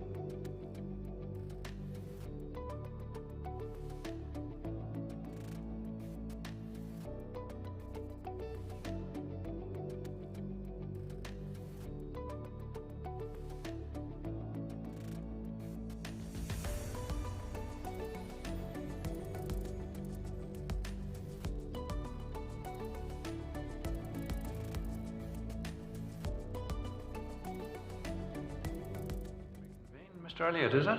Yes, that's right. And did you have a PowerPoint presentation? I do. It's sitting on there. You can probably fire it up. Okay. Push the right buttons. Try some The assistance one that coming. says on off. Yeah. Yep. Good. So, yeah, it's good to finally got in here after a bit of a mix-up yesterday. I think I was on and then off again and on again. It's a bit like the rain, isn't it? Yeah. Right. We got here and managed to have a good walk. I'm Sandy Elliott. I live in Claudelands, across the bridge. Managed to walk into town, as I do sometimes. I've been there for about 25 years, so reasonably, long-term resident. But it's not just about me. I'm representing a group. There's about 22 signatories this time round. This is the latest iteration, really, in submissions and interaction with the council about the sort of special character in protecting Claudelands. So it's quite a sort of precedent that is really continuing in this Claudelands Special Character Zone, I think, or committee or something was set up in about the 1980s in response to erosion of the character of Claudelands. When there was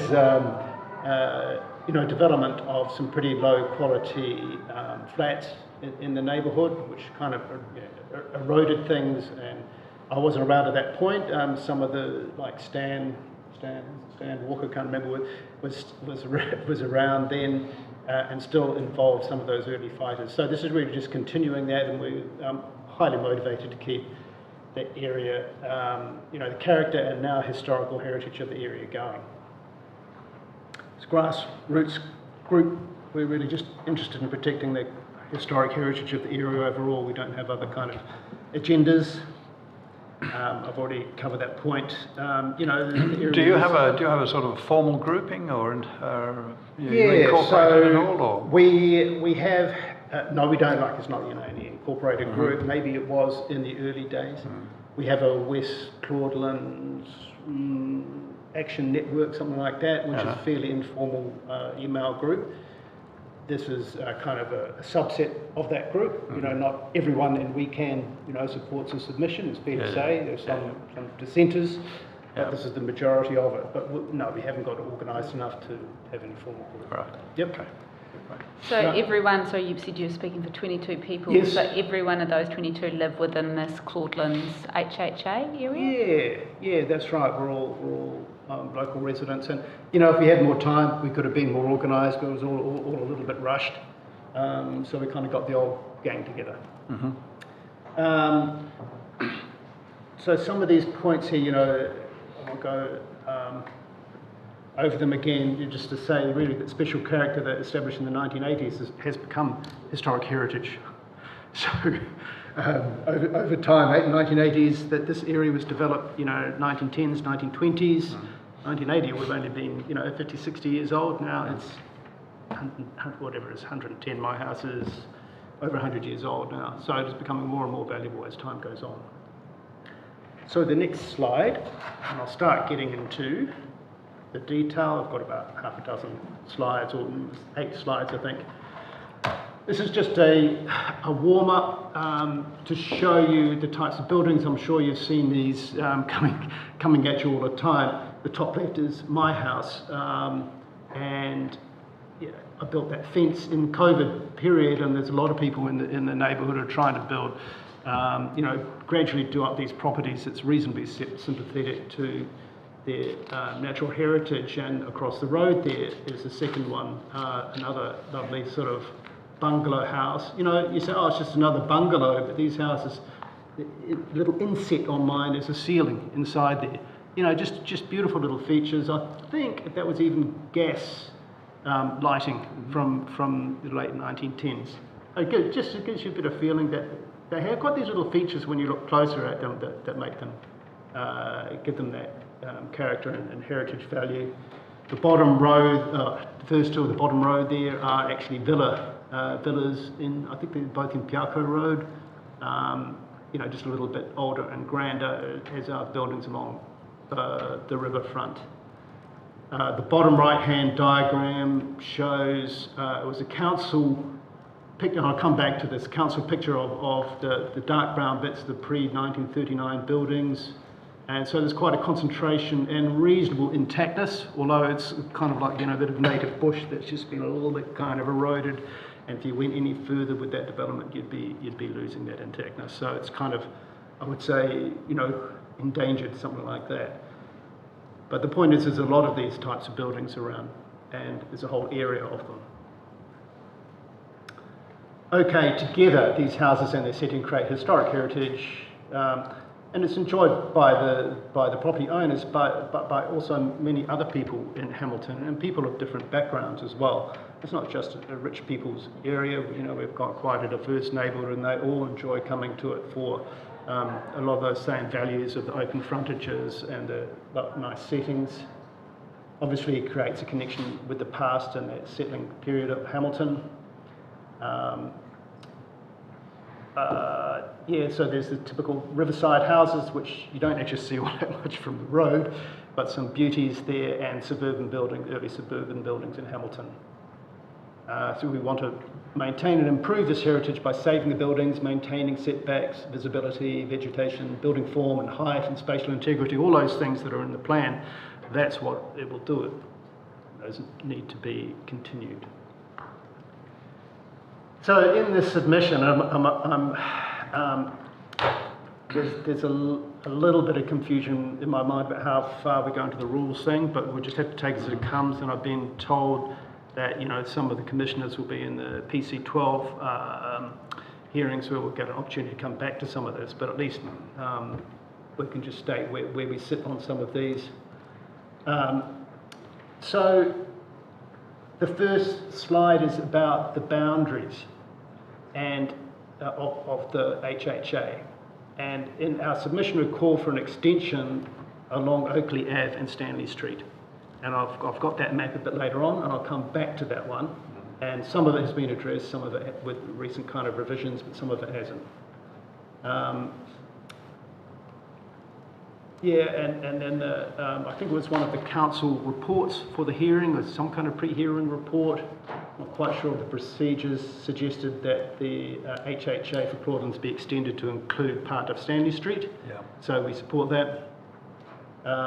But we still call for the inclusion of Oakley Street.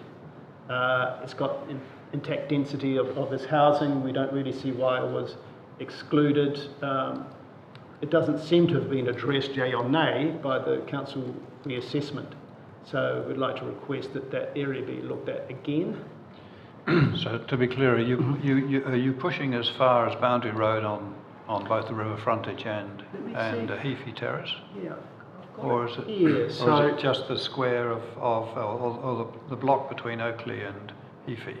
Where is it? Locate this thing. So there's the boundary. I think it's this area, sort of roughly speaking, is this okay, highlighted area here. It's Yep. right. Oh. Yep. So it's east of Oakley Avenue, not both sides of Oakley Avenue.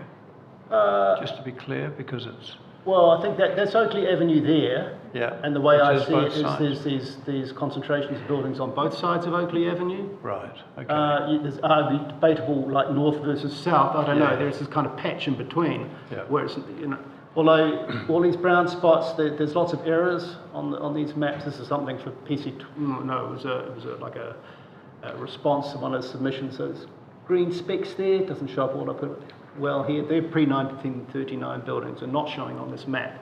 So when you look at this map and see these brown spots, actually there's more pre-1939 buildings. Like the one on Stanley Street, where is it? Oh gosh, is it here? Yeah. Beautiful, villas and stuff like that. So it may be more intact than it appears. So, we see it as a part of it. I asked my wife, she said, yeah, that's right. That part, she knows these buildings better than me. And it was in the original Crawtons area, and we just, I think that should be looked at again as it was along Stanley Street. Other stuff, I mean... A question on that map, yes. sorry. So where you've got it sort of drawn in a shaded green colour, that kind of goes across different lot boundaries. It takes in parts of lots. Are you... It's not that precise, to be honest. No. Yeah, just wanting to clarify. It's Sandy sketching in in a hurry, but it gives an idea. Just the properties fronting Oakley Street? In that area, that would be right. Yeah. As I've said before, the ones back of Stanley, one of those is actually, what do they call it, a built heritage building. And I think along, Stanley Street, was included. Oakley, we want those looked at again. Yeah. And south of Claudeland Road as well. Sorry, say again? South of Claudeland Road as well? Into Myrtle and... Sorry, while we're here, so there's this area here, which is Myrtle HHA, and that's great. We just didn't quite see the justification for splitting off those two areas. Maybe there's good historical reasons, but when we walk around, we see it being largely similar type of buildings. Maybe there's some special buildings along the actual railway corridor here, but a lot of the buildings, in our mind anyway, a similar style. Maybe we're pleased that it's included overall, but for the reasons of sort of intactness. You think it should be one HHA? Yeah, exactly. Right. Yep. And just while we're on the map, it looks like on the far edge, which bounds Heaphy Terrace, you've got a sort of a straight line going most of the way down, but the boundaries of the HHA sort of do some carve-outs. Oh, yes. So just wondering, can you just explain that? Is that... the boundary... Where's the pointer gone? There. There it is. So the boundary along here, I think that's the original Claudelands West Special Character Zone, so that was what was in place already. And obviously along here has been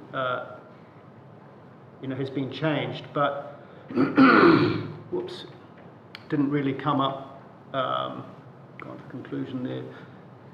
It didn't really come up in our discussions, and I sent drafts of this around. It may be an area, and there are people, we realise that it's an area close to town. That might be the sort of place where there wouldn't be so many objections, but keeping the emphasis on protecting the other areas. So that's the general feeling of this particular group. Others may disagree and want to have it more stringent. Like comfortable with those being comfortable with it, those being outside the HHA.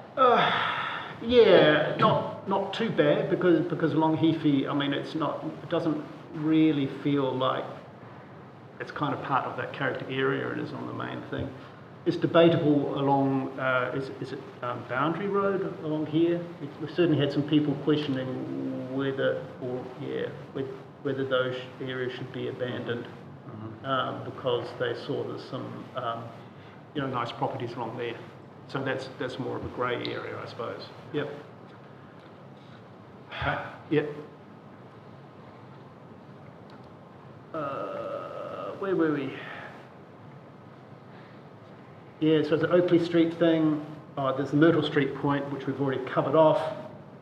And just to state the obvious that we oppose a reduction of the boundaries in our further submissions.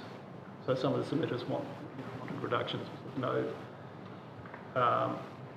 So the activities tables, and this is where I'm a bit unclear, but let's go through it, because we raised several points about the activities. It was kind of confusing, the tables that were in PC9 drafts, and then now a lot of it's gone to PC12, but I thought I might as well run through it. A lot of them, like these later points down here, they actually seem to be in PC12 now. So provisions for setbacks and construction of apartments, I think, is NC now in PC12. And we support the restrictions for the new buildings, all those sorts of aspects. That's fine if there's restricted discretionary activities. The one that is highlighted here is whether there's kind of this bone of contention about the pre-1939 buildings. We think they should still be non-complying, not discretionary. We think it was non-complying in the previous plan, and that should be retained, and we can't see it as NC and PC12 either. It's important because, just of those points there, if they continue to get bowled by being just discretionary status, then we could be losing the heritage, and that's a key thing for us.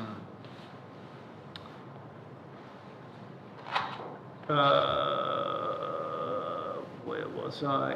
Oh yeah, just reiterating that point. There's a bunch of these buildings around need to be protected from demolition, removal, inappropriate alteration. Need to strengthen the provisions compared with what's in PC9 and PC12, I think, actually. We've gone through this Oakley and Stanley Street question. So concluding, overall aim is to retain and enhance the historic heritage of West Claudelands. We need to prevent more subdivision, or infilling or intensification. We support the extension of the boundary from the original PC9, so that refers really to the Stanley Street extension. Haven't mentioned the Claudelands Village because we didn't have a chance to discuss that. That came up in we don't know. We haven't formed an opinion on it. Certainly in the past we've been interested, but we haven't had time to digest that really. Extensions. All for strong provisions to protect those not pre-1939 houses. Can I just ask what the emphasis is on 1939?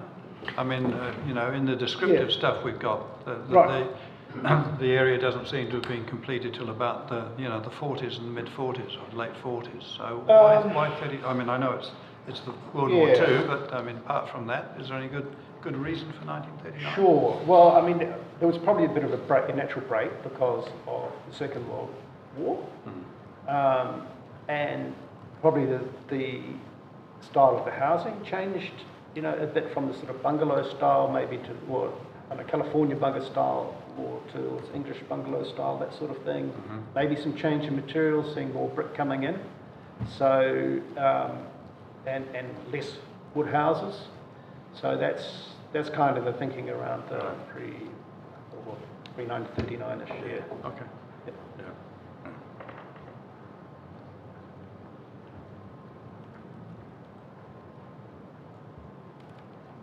Yeah.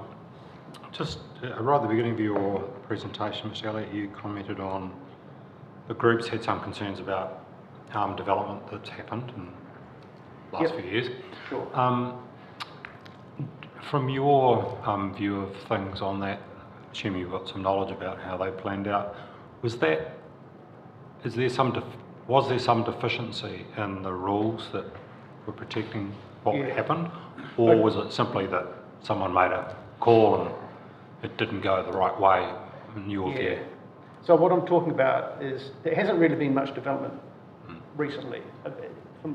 Since I've been there, I can't think of a single one, maybe some few house extensions kind of going forward on properties, but not, not all that alarming. So the concern was developments that happened in the 1960s and 70s, which is before I was there. From my understanding, they want to intensify, I guess that, have the area as had some lower income housing, although, maybe Claudelands wasn't that flash in those days. Opening a university and wanting to build student accommodation, I think, came into it as well, from what I've heard. So that was part of the reasoning of the government at the time to put those buildings in place. But a lot of them are pretty shabby, sort of concrete block buildings, which don't fit in with the area at all. I could have shown. Probably should have shown, a diagram of, one of them. You've probably seen it if you visited the area, and beauty with the graffiti and so on. So they tend to house, quite transient people, that sort of stuff as well. And it's sort of a strange thing in Claudelands. We actually like having mixed neighbourhood. It's good, we've got various, community facilities, mixed ethnicities, mixed income levels and that sort of stuff. So we're not kind of snobs in that regard, but those concrete block buildings are just kind of, I don't know,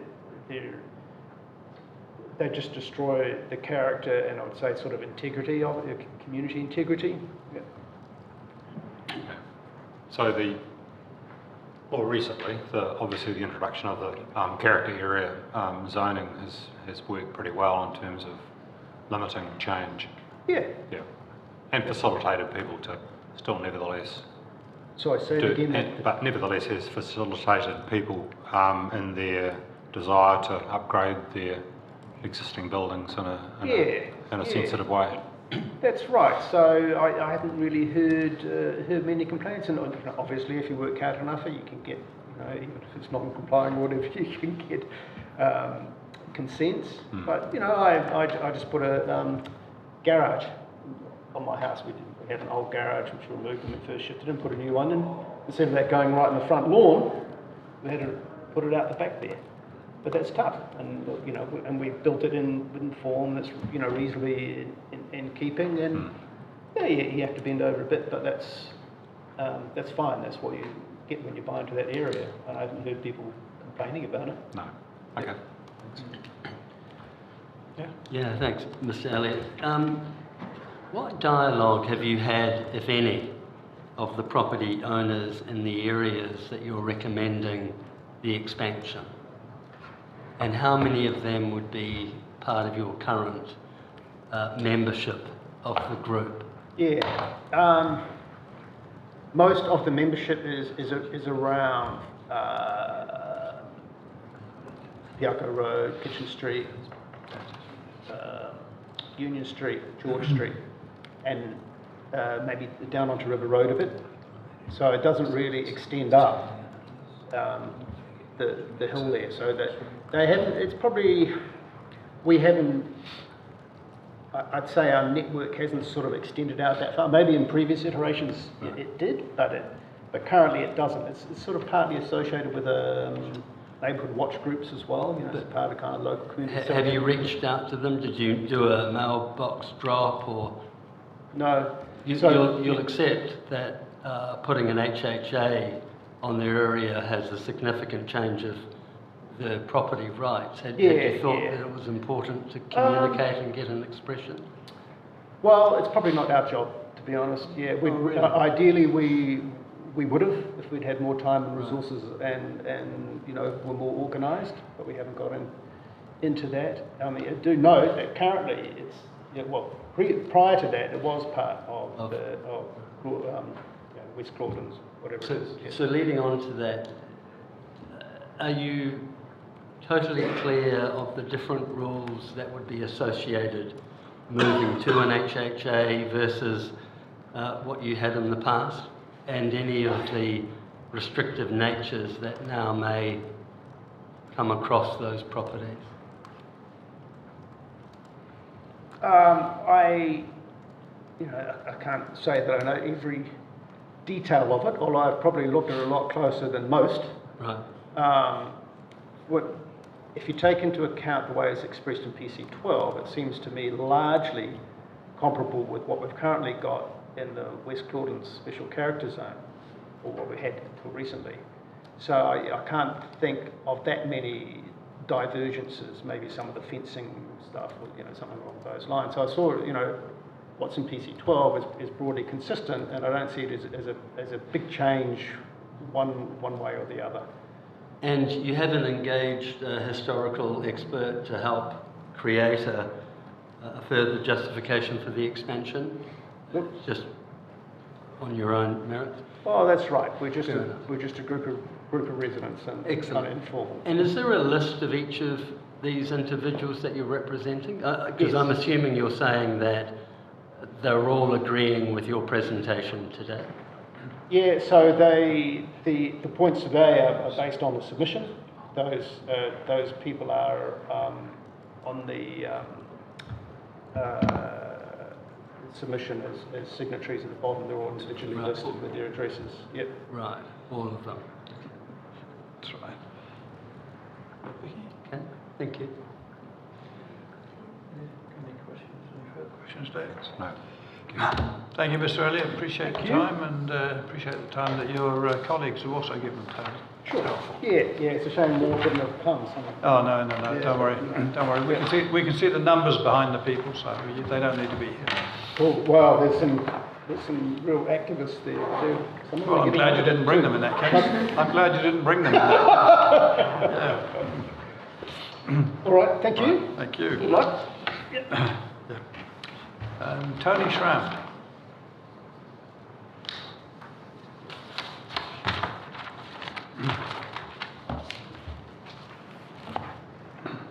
Right. Is it Schramm or Scram? Schramm. Yeah, Schramm. That's what I wondered. Yes, thank you.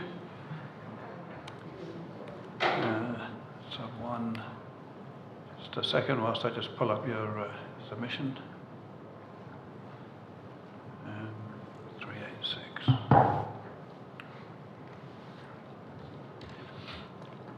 So Railroad Street, right. Correct. Where you go? Okay, we the Schramm Property Trust own the last house on the left in Railroad Street, which is adjacent to the river. There are 8 properties on the street. All the owners of those properties purchased in this area because it's a quiet oasis in the middle of the city. It is low density, has wide berms, open gardens, lots of trees. Essentially, we all purchased here because of its historic heritage values. About 50% of the owners support the HHA proposal in general concept.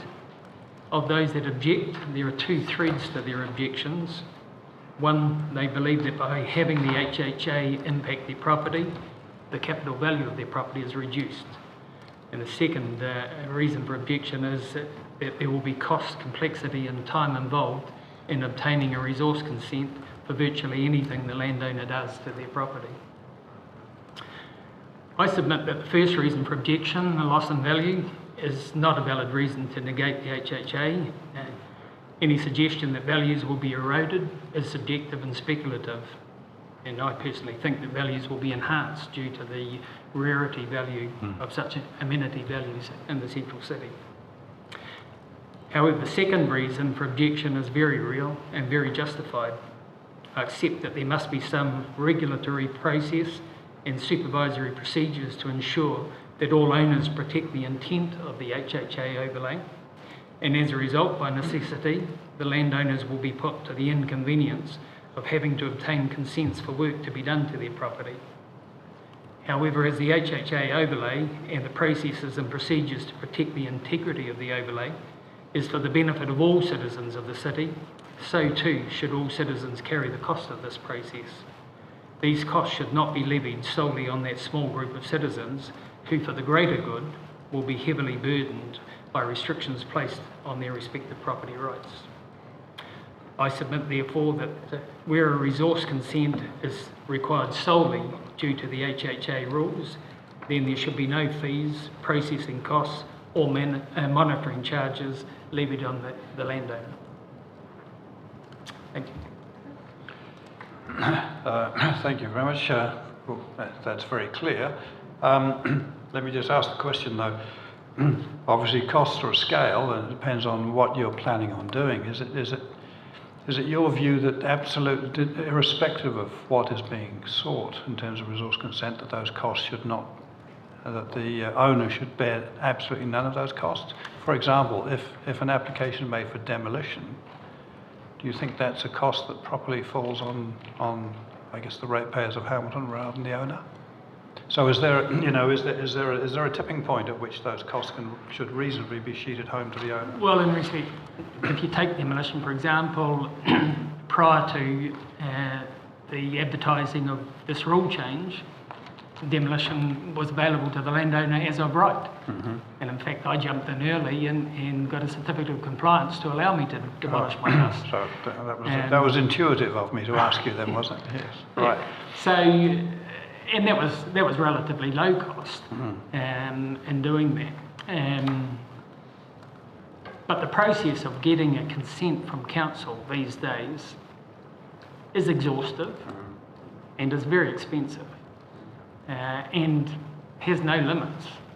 For example, I got another certificate of compliance in respect to a swimming pool fence, and I paid all the fees. It took an enormously long process, and 9-10 months later, I got another bill because somebody had forgotten to put through their time on the ledger, and the bookkeeper at council decided, well, no, we'll levy the landowner again. So it is a concern for these landowners where virtually anything we do to our property with this overlay in place requires a consent.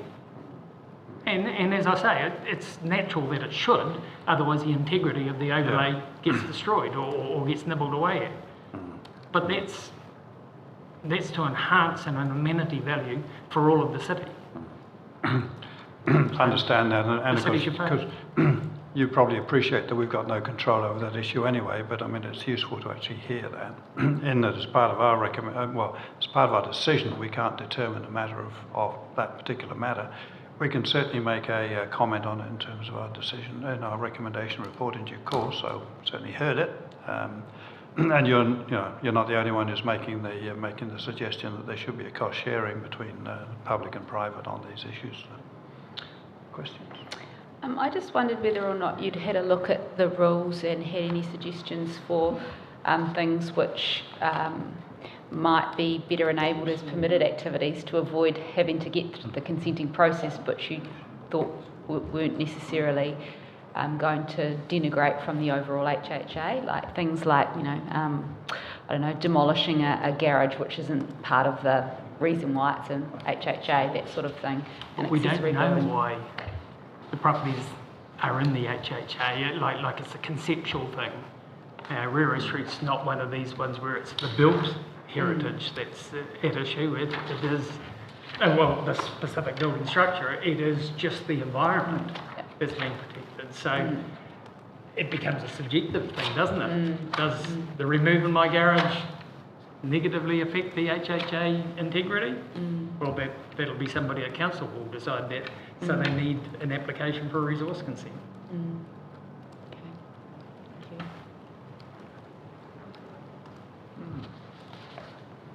Oh, sorry, Ewan? No question.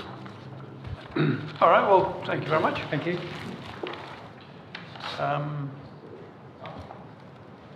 I think, can I just check in, this is the Waikato Bridge Club, is it? That's us.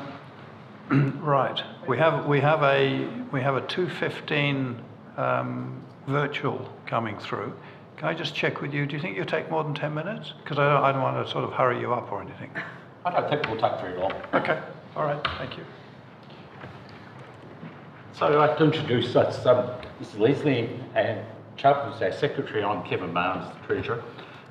We have provided a submission which effectively requests that we are excluded from the HHA, and there are 2 or 3 key reasons about that.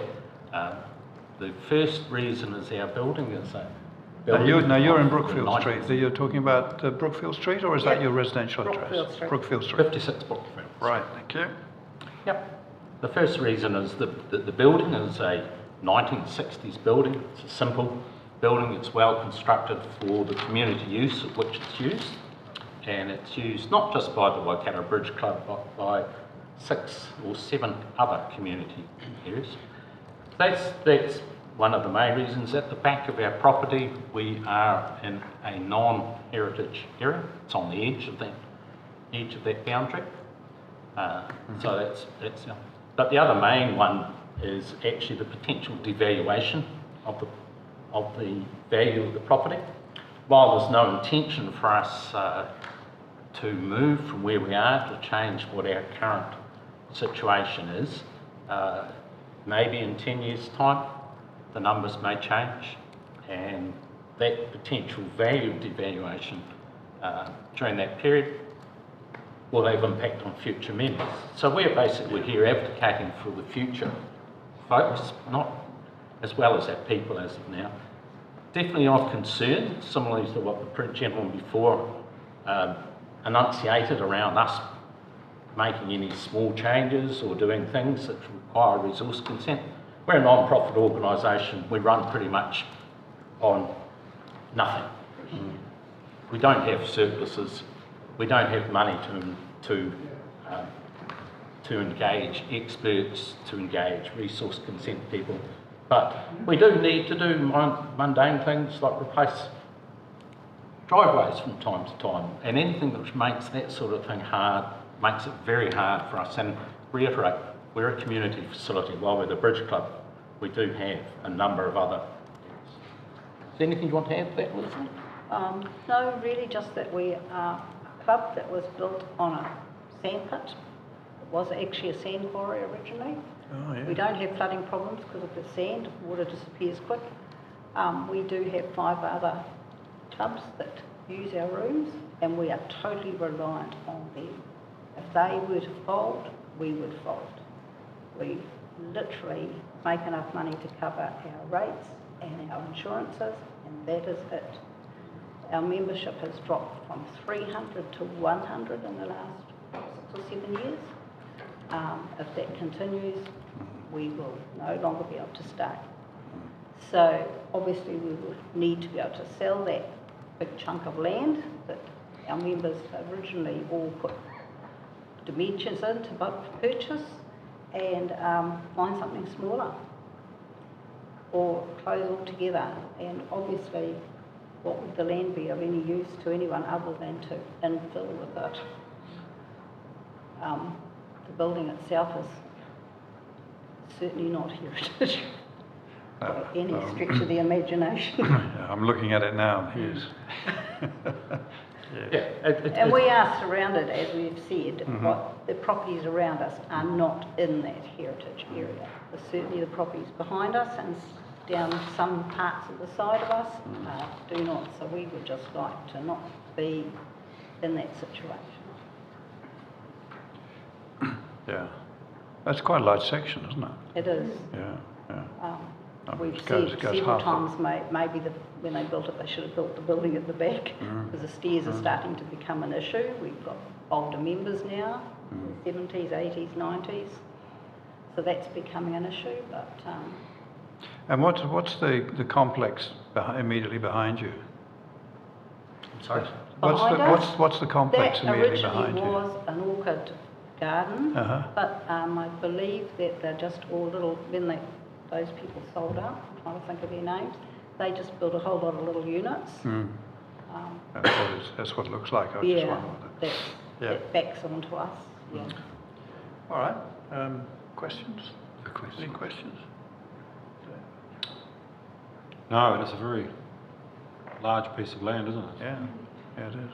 And it takes a lot of maintaining and a lot of volunteers too, because it's banked. I mean, it's we're just at the moment planting one of the banks, and we literally are asking people to donate a plant or whatever, so to try and keep it planted. Did you say it was like a pit? It's like a sand pit.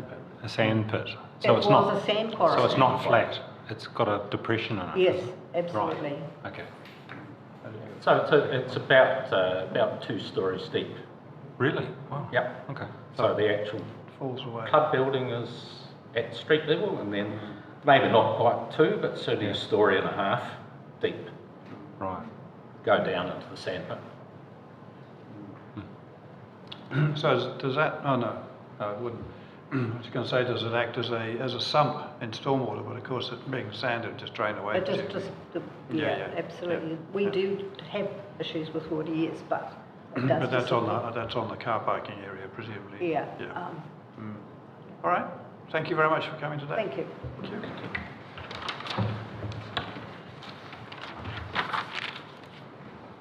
All right. We're now going to Heritage New Zealand. We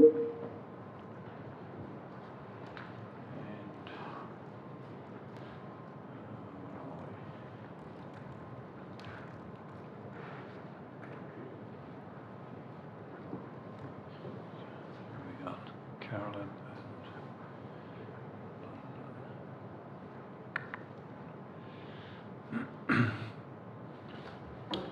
Right. Welcome you two. Can you hear me? Yeah. Yes, kia ora. I think, Carolyn, you're on mute temporarily. Right. Kia ora, panel. Okay. So which one of you is going to discuss your concerns first? I can start if... Right. Okay. Now, we've got your evidence and we've read it, so you don't need to read it through, but you might just want to warm us up before you take us to the key points. Certainly. Carolyn McKelly here. I'm the planner for Heritage New Zealand, and I'm, excuse me, here today with Boris Vodonovic, Conservation Advisor, and we'll present a summary and we're available for questions. Yep. I'll just go through points 3 and 4. My evidence related to an objective, several policies and assessment criteria, and the extent of the Frankton Railway Village. And I'll also sort of consequential change to a notification diagram in the plan overview section. I reviewed the evidence of Richard Knott, and in particular the responses to my evidence. I concur with the majority of his responses, with the exceptions of those discussed in this document. And I'm particularly supportive that Richard is recommending that the extent of the Frankton Railway Village is the same as Heritage New Zealand's. I noted that Richard's responses hadn't been transcribed over to the planner's report, but I did understand from hearing from one of the other submitters that that would occur and that those points would be recommended. And so my 2 key points of rebuttal are Heritage New Zealand as an affected party and the provision of a heritage impact assessment. So with regard to the matter of the affected party, I'd just like to comment on the Heritage New Zealand Act that has particular provisions in relation to historic areas. Section 74(1) of the Act provides that Heritage New Zealand may make recommendations as to appropriate measures the local authority can take to assist the conservation and preservation of a listed historic area. This can apply to statutory processes such as policy development or consenting processes. With regard to consenting processes, Heritage New Zealand can only make a recommendation where they have been considered an affected party, an applicant has approached us, or the application has been publicly notified. Therefore, in order for applicants to have particular regard to our recommendations, we need to have been notified about the proposal. And then just in point 8, I just discuss that we would like to be considered an affected party when the effects are deemed initially minor or more than minor. And we also see that there's considerable benefit in consultation being undertaken with ourselves and consultation, seeking consultation is consistent with the current provisions in the Frankton Railway Village Special Heritage Area. Consultation is outlined in the general assessment criteria of the ODP, and Heritage New Zealand considers there would be benefit in this requirement being applicable to all applications in the Frankton Railway Village and to be mentioned on the inventory form.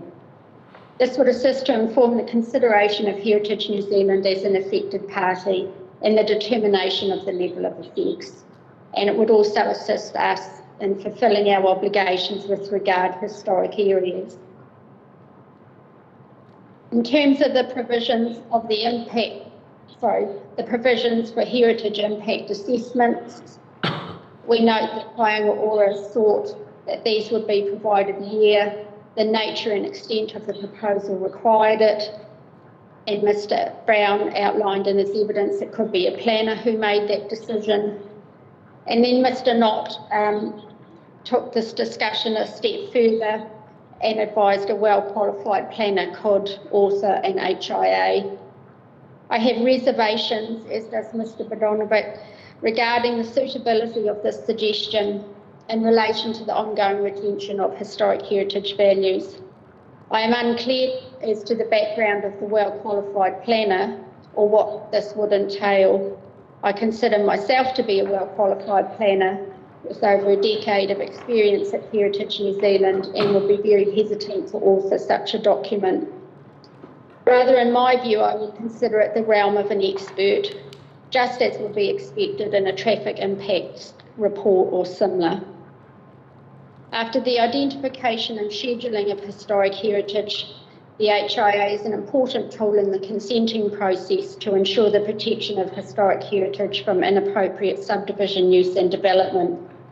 And in my view, its inclusion in the consenting process is vital.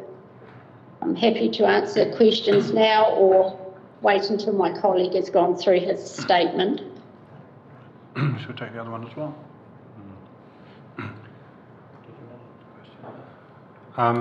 Yes, thank you, Ms. McKelly. That was, we've had discussions with other submitters about potentially having different levels of information or, in fact, assessment or the person assessing information on an application.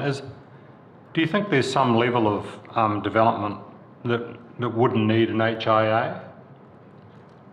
I think that is maybe a better question for my colleague to answer that question. Very well, thank you. Mr. Kia ora, everyone. Yeah, Mr. Bodan, is it Bogdanovich or Bodanovich? Bogdanovich. Bogdanovich, yes. Bogdanovich. Would you like to Thank answer you. that question that Commissioner Sargent just put? Is there Yes, a sort of a minimum level or threshold level?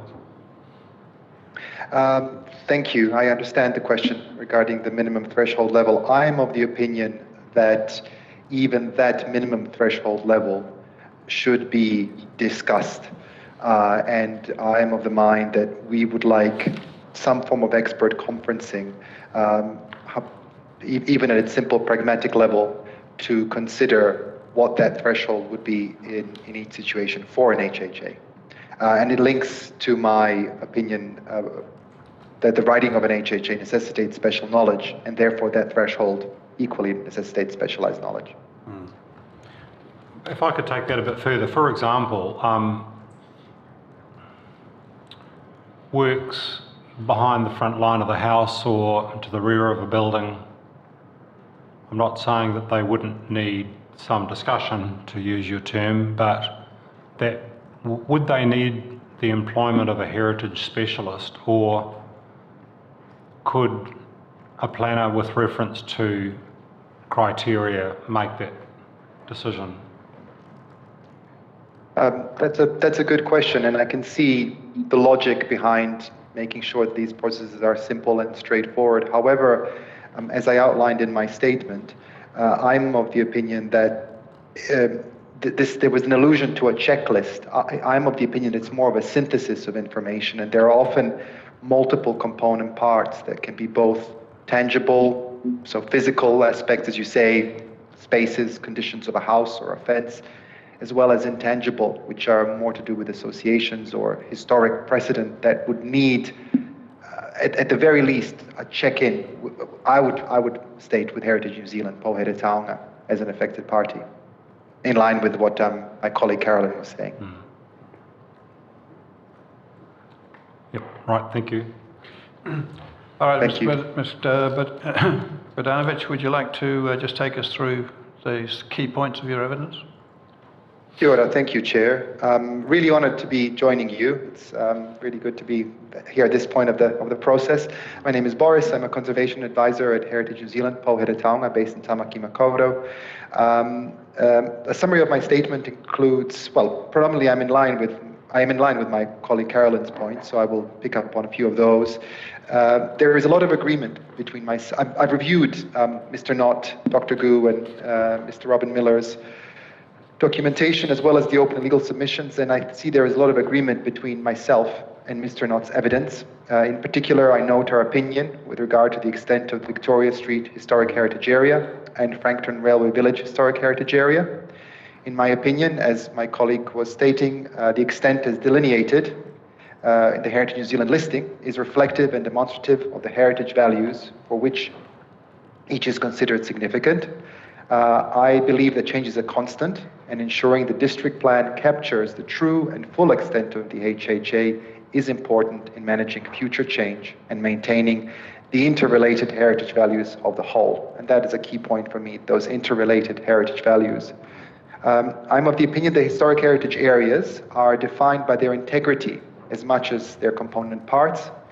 It is the consideration of both of these aspects together that informs and determines heritage value and therefore significance. I do not see those as mutually exclusive. I believe that Mr. Knott's criteria and methodology were informed by and created specifically for Kirikiriroa Hamilton and capture those specific given heritage values. And I believe that Mr. Knott's approach is fine-grained and will provide for an efficient and economical consenting process and allow for an appropriate level of protection for historic heritage at the district plan level while giving effect to the WRPS in a meaningful and site-specific way. However, in my final points, 8 to 10, I am rebutting Mr. Knott's point regarding the HIA, as my colleague Carolyn was pointing out. I do believe that HIA preparation requires specialized knowledge. As a specialist in heritage and architecture myself, I know that it requires an understanding of, as I mentioned, physical aspects, so age, condition, quality, and then alongside that, conceptual and intangible values, so associations, historical figures, events, and what those mean today. And this also requires architectural skills and knowledge of buildings and structures in some cases, as well as the wider historic environment, as is shown by our discussion of HHAs. So most importantly, I think the experience needed to assess and create an HIA requires somebody who can assess these disparate component parts and understand their contribution to a whole. So while I don't think an HIA needs to be detailed or long to be effective, it needs to be that synthesis rather than a checklist of what's been considered. And this is why I think a practitioner who has experience and qualification in all of its facets of heritage should be utilized. Thank you, panel. Thank you. Did you, in your rebuttal, you comment on Mr. Brown's evidence. We haven't heard from Mr. Brown yet, but is there anything else you want to tell us about that? I think it was, thank you for the opportunity. I think it was specifically, it was something that I talked about in my previous statement, the evidence. And with regard to HIAs, there were 2 points I wanted to rebut. I was concerned, I wanted to respond to Mr. Brown's points that costs associated with HIAs would increase, and I do not necessarily agree with that. I think that the specificity of Mr. Knott's criteria and the two-step methodology which he has designed would result in a clear and streamlined process that could potentially reduce cost and time. And Secondly, I was disagreeing with the point that this notion from Mr. Brown that where it is patently apparent that adverse effects will not arise. Again, I did not agree with that because I believe that the specialized knowledge is needed, as previously said. Chair. Yes. Okay, thank you. Any questions of either? We've had quite a lengthy conversation today with Dr. McEwen on her disagreements with Mr. Knott. Do either of you have any comment on her position on the development of heritage areas and so on? No, Doesn't I appear don't. to. No, I don't either. Thank you, Chair. Yeah. All right. That's it then. Thank you very much for your presentations and your evidence. Thank you, panel. Kakita, thanks for your work. Right.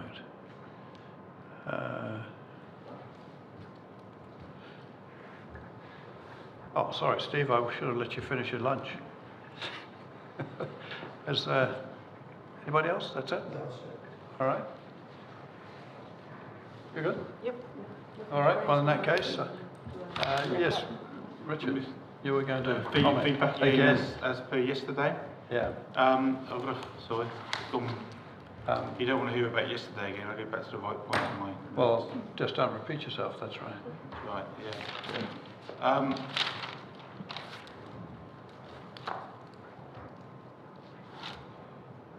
I guess really perhaps to pick up that last point that or not the last point, one of the last points we just heard about in terms of the HIAs and who produces them and how large they are and the scope of them. I think I still stand by what I've said, notwithstanding what I've heard today, that there is a potential opportunity for someone other than a historic heritage expert to produce those, but it does very much depend upon the scope of the development that's being proposed. Isn't the way around that, though, simply to frame it in terms of an SQP, suitably qualified person, and that leaves then that option open? Yeah, I mean, I take your advice on that, I think, really, in terms of, I think I accept the wording at the moment isn't clear, even as sort of discussed in my rebuttal, and I think there's a bit more work to be done that we can come back to you on regarding potential wording for that. And I speak really in terms of, in my early career as a planner, very much. Do you remember that, do you? It's a very long time ago, and I can just about remember. But certainly, because of the sheer volume of historic heritage buildings we were dealing with as a team, given the area I was working in, there was the need for, even as a young planner straight out of university, to actually make judgments. And I think that is part of a planner's role. And I accept there is a point at which you need a specialist involved, but certainly there are some things I still believe that a planner can appropriately respond to, particularly where we are talking about, some HIAs may only be 2 or 3 paragraphs because of the type of development that's being proposed. So I think we probably need to somehow reflect that in the plan, and also reflect the fact that an HIA might be this big or it might be this big. We need to somehow, I think, make that more clear in the plan that is not as onerous, I think, as perhaps. And just to be realistic too, I mean, that sort of thing typically gets sorted out at the pre-app meeting, doesn't it, as to who's required and so on. Well, that's right, exactly, and I think that that's certainly I mean, the schedule to the Act in terms of assessment talks about to the scale and significance necessary, but what I find is that those words are typically ignored. Almost ignored, that's right. It's a one size, for everything. You need to have. We need more to emphasise that, yeah, okay. There was an issue raised about Knox Street, whether that was within Victoria Street, HHA. We had a submission, I think it was one submission came in, which actually suggested that both Knox Street and Hood Street, so Hood Street's the first one or second one on the right from down here, So Hood Street's the one that's got the bars and clubs, and Knox Street is the one which is actually next one on, which is a very different form of development to Hood. And so in my assessment of that, I suggested that Knox Street should not be within. So whilst we've had a submission, I haven't suggested that be included. But Hood Street is. Hood Street is sort of 2/3 of Hood Street is. Partly because of the development which is closer to Anglesey. It's sort of larger buildings, more sort of redevelopment that has a multi-level car park building and a big office on the corner. So they're excluded, not within, but part of Hood Street is as a response to submissions. Just then, picking up on one of the issues that Dr. McEwen raised in relation to the 2 O'Hara West Myrtle Street HHA, she made the point that it was, I had actually mentioned in another case yesterday the fact that something with speculative housing was significant, but that in her view is just the normal form of housing that's delivered in New Zealand. And I think perhaps to clarify that, I think what I was trying to suggest was important, and I think I made the comment yesterday in relation to Oxford Street, but it is relevant to Myrtle Street and much of the development within the Claudelands area is the fact that we actually had an area that was beyond, at that stage, the borough boundaries, because Hamilton wasn't yet a city and the two boroughs hadn't yet joined. We had an area beyond the boundaries that we had a speculative developer coming in, purchasing land from quite a large number of the sort of early settlers, the military settlers, and out in that direction was their large lots of land that they were given. So they had their town plot that was in Hamilton East, and they had their out-of-town plot which included some of those pieces of land. And we had a speculative developer buying and promoting development beyond the city boundary. And to me, that is a slightly different story to a spec developer in that instance going in and just developing an area that was zoned for development, let's say. It was an indication of the pressure for development within Hamilton, and that pressure at that stage, I think, is part of the story, it's part of the history, it's part of the historic interest of that area. So I think it's a slightly different thing to perhaps what was being suggested. Am I missing a point here? I just got the feeling that the reference to speculative developer was a pejorative one. Yeah. And was it? Yeah, that's how I read it. Okay. I'm not quite sure how that. I mean, I don't history's history. I mean, if some guy was speculative and built 10 or 20 houses or 5 houses or what have you, and they're extant today and what have you, and they have heritage value. I mean, is the source of the building actually a tick or a cross on? I'm not sure that it is. I mean, I'm seeing it from the point of view of the fact that Claude came along, amalgamated a huge piece of land, and I see that process, and the fact that it was beyond the city or the borough limits is also interesting because it indicates the way Hamilton is growing and pressure, etc. And I see that as one thing. But I think you're right. It comes down to this. It almost comes back to that same question of Dr. McEwen in her evidence for Fairfield Downs said we should know, for instance, who lived in every. It would be useful to know who lived in every house on day one. Well, that may be of some interest for some of those houses, where, for instance, there was alternative methods of funding and all these sort of things that we heard about. But actually, to me, that is less important for an area than it may be for an individual building. So the fact that the whole area, let's say, may have been speculative, which it sounds like it wasn't, but let's say it was, is in that instance perhaps here or there.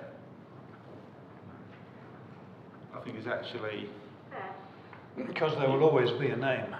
Yeah, that's right. You may always find a name. There may be no apparent reason for living there apart from it's what they can afford within that area. And at so time that might add to the sum total of knowledge and interest, but from your point of view, it's the establishment of the intent and so on that's more relevant. It's the bigger issue about it because it's an area we're looking at, not the detail necessarily. The detail can sometimes be important, but I think less so with an area than it would be with a building.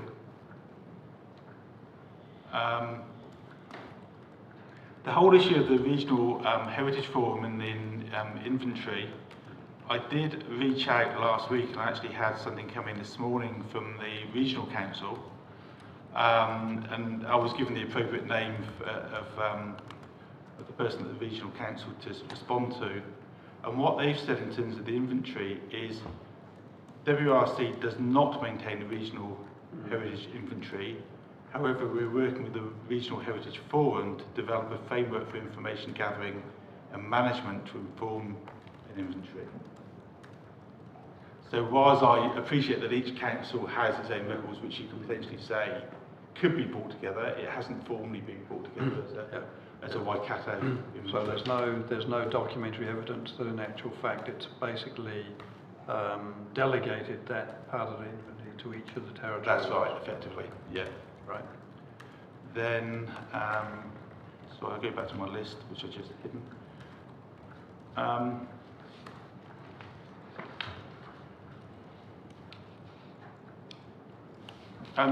Just to sort of mention in terms of Dr. McEwen's comments about already preparing HIAs for owners of HHAs, owners in HHAs who are promoting development or have a development they wish to take forward.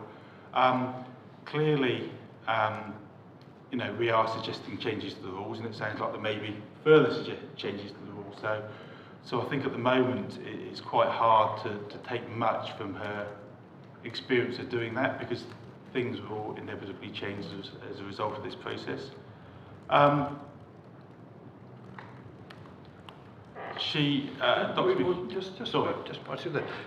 We had a conversation with us, and one of the things that I think coming out of our conversations were the rules that underpin the special character areas or zones or overlays, whatever it was called.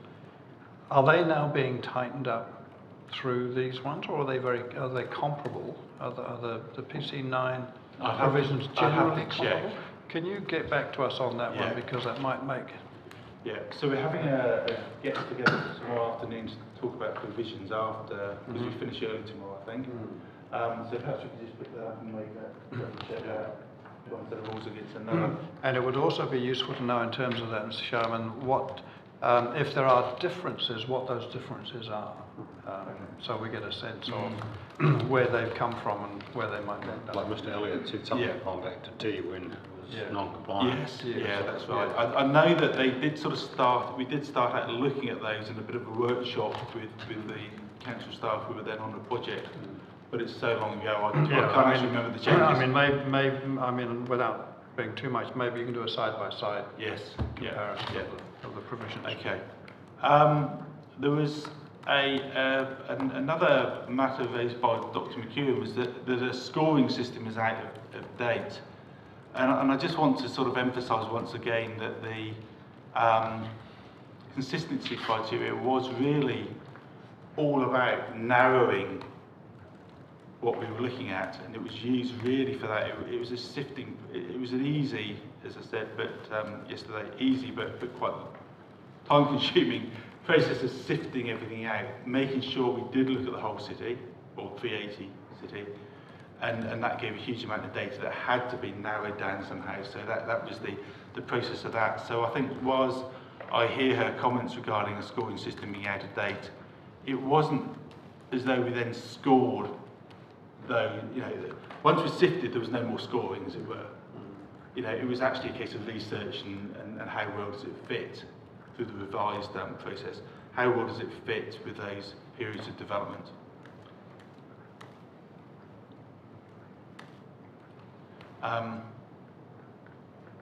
Perhaps, I'm not sure how relevant it is, but there was some discussion yesterday, and I think Mr. Miller had said that New Zealand was behind in terms of area identification, and we all cringed at that. Dr. I'm going to defend Mr. Miller because Dr. McEwen said, but we've had them since, I think the earliest example she gave was 93. Well, the earliest I know in the UK is 63 in terms of the historic precinct in Poole, and the 68 Civic Amenities Act introduced conservation areas. So they've been in legislation since You don't need to 68. defend Mr. Miller, he can defend. Yeah, so he's not here to defend himself. So, and then I think in terms of what helps identify bestness, again I think the consistency criteria is assisted, because in terms of going through the consistency criteria, it has been with the initially the development periods, let's say now, in the back of your mind. So you are going through those, so you are looking and narrowing to try and find the best examples of those, and I appreciate the comments that the panel made yesterday too, and have been thinking that over, so that's probably as best that I can take that at this moment.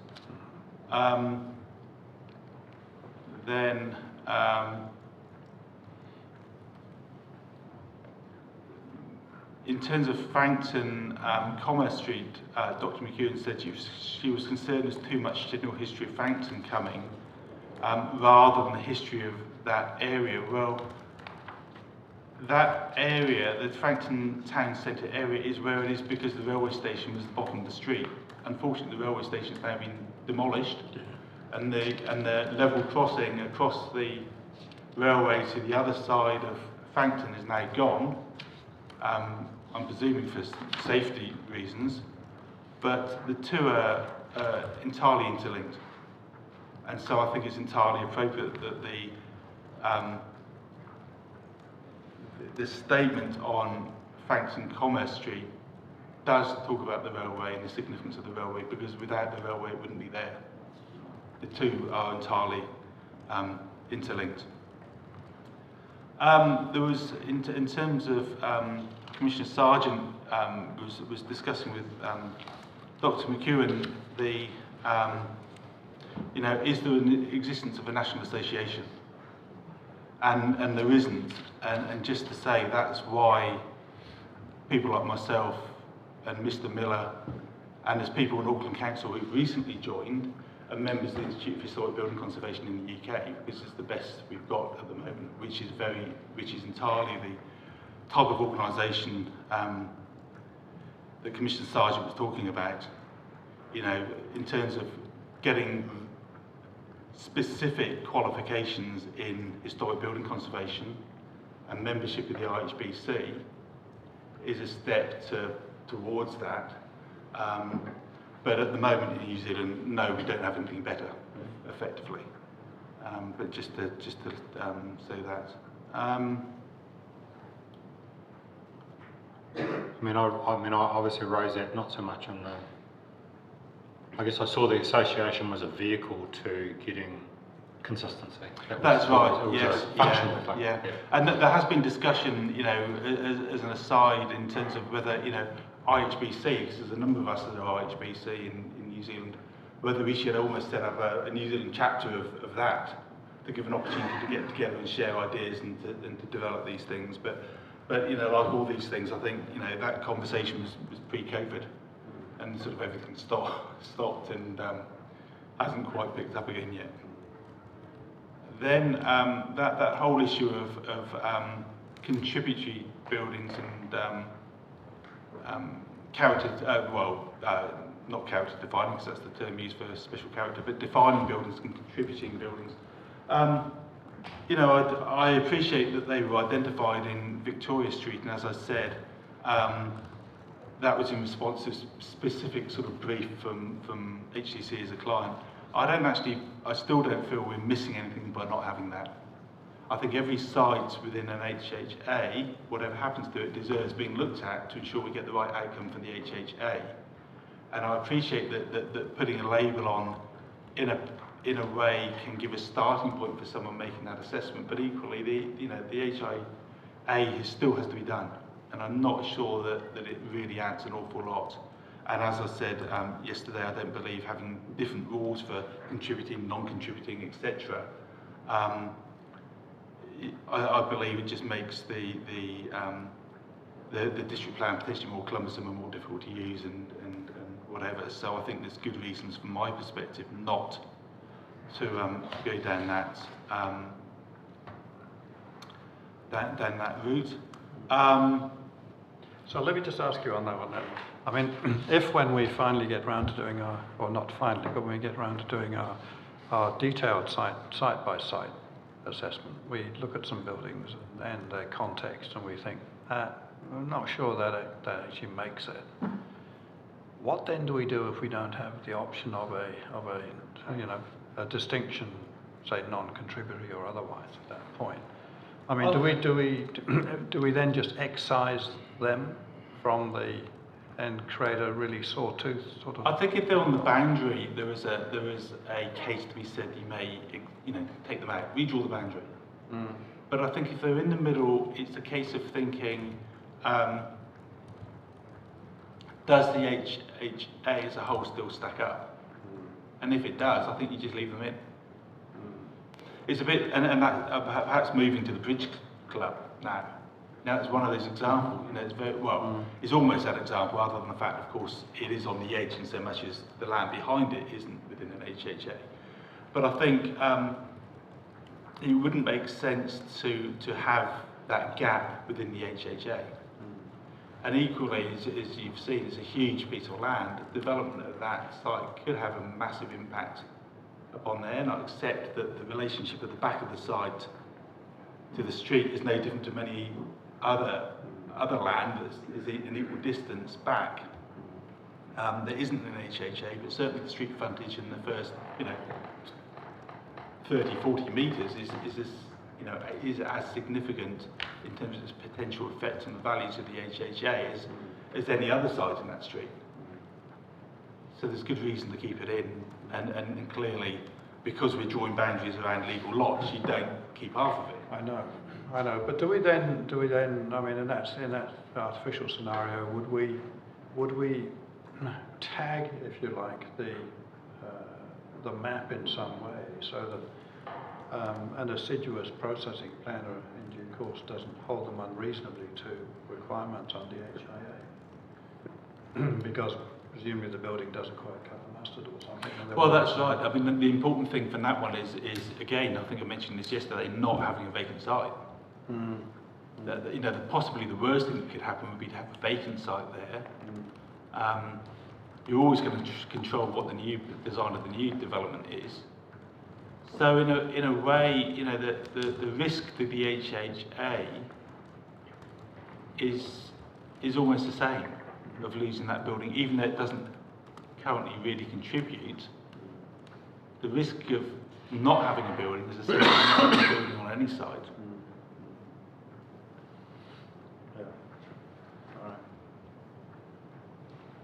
Yeah, I mean it's difficult, and I appreciate it's a fine line, but that's my sort of simple logic. Yeah.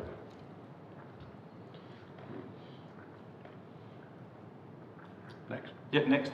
Dr. McEwen, I can't remember even quite when it was mentioned in terms of which case she was discussing, mentioned nothing on Lake Crescent in terms of areas identified there or anything. Or I wasn't quite sure whether she was saying nothing identified there or it didn't look like the pre-1980 plan showed any colours on Lake Crescent, but certainly that area was identified as being pre-80.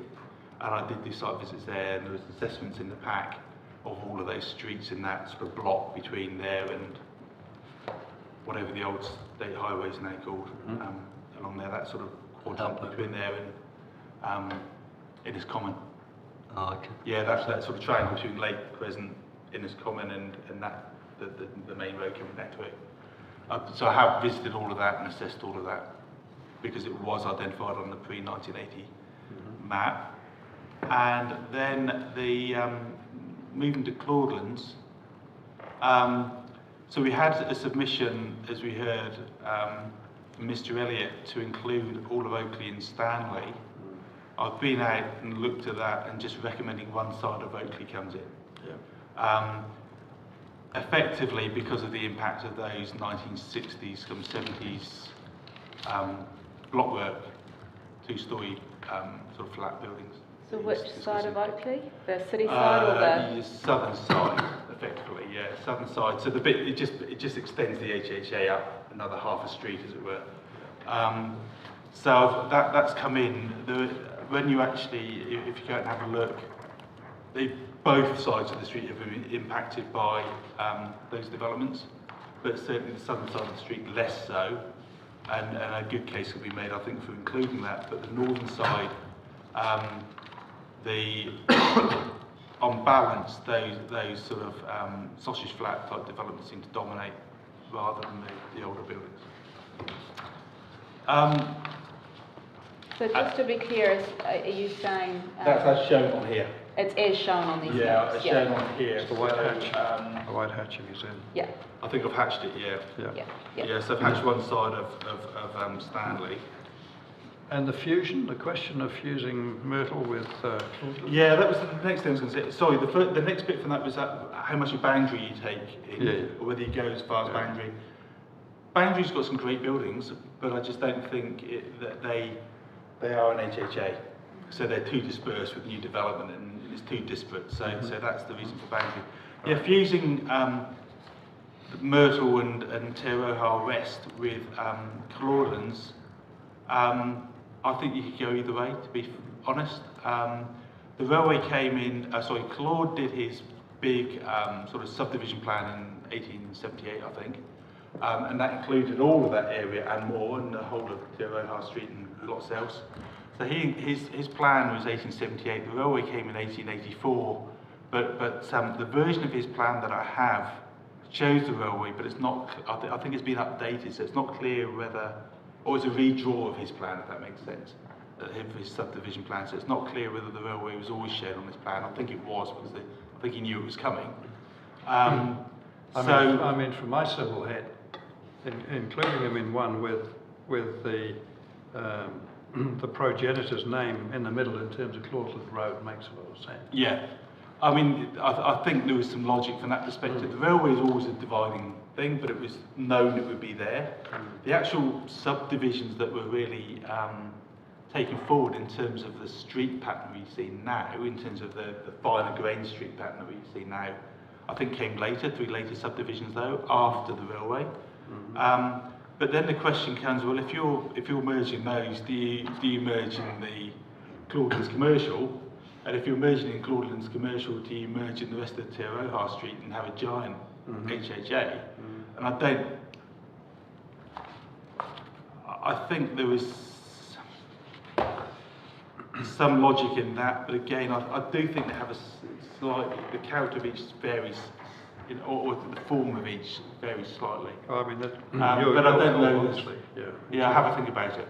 Yeah, have a further think about that.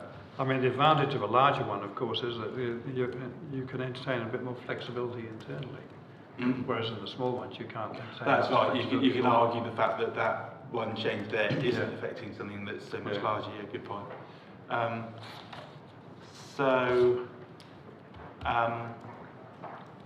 I think. Any response to Heritage New Zealand? Apart from agreeing, no, I haven't highlighted any of those. Yep. So it's just, I mean, well, we've responded in as much as the HIAs already in terms of what they've said. Well, Catapult Club have covered up, highlighted that. There was just one issue of the of whether, turning back to Claudelands, an extension to include Stanley Street, etc. The questions that were raised about did Mr. Elliott contact those owners. My understanding would be that because my understanding is council looked at submissions and then sent those letters out to people within potential extensions. So was Mr. Elliott contacted people in Stanley Street? As far as I know, they would have received a letter from council saying there's been a submission about including Stanley Street in the HHA, which gave them the opportunity to, Could we have a confirmation of that? Yeah, we need to check that list of addresses, I think, generally. But that would just apply to Stanley Street, not the Oakley Street extension. I think the submission I'd have to check the submission, because I think the submission talked about Oakley and Stanley. The full extent. Yeah, and again, as I said, my understanding is that council went to quite far and wide. They read the submission, because the submissions often weren't accompanied by a plan. They erred on the side of caution and sent an awful lot of letters out rather than try and be specific to what they thought might be what people were talking about. Yeah, perhaps we need to find that list of addresses for you, or I guess the easiest would be to see if we can get it mapped. To show that. How much detail do you want? I just want to be comforted that those who may be captured have had an opportunity to be aware and participate.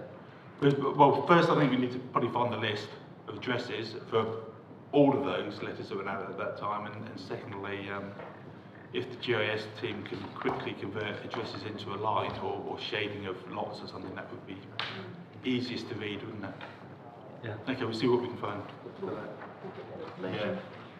So that was my highlights over my notes of issues to come back to you on. Thank you. All right, well, thank you for that. Any follow-ups? No? All right. In that case, Steve, no one else breaking down the door to get in? No? All right. In that case, we're adjourned till tomorrow morning at 9 o'clock. Thank you very much.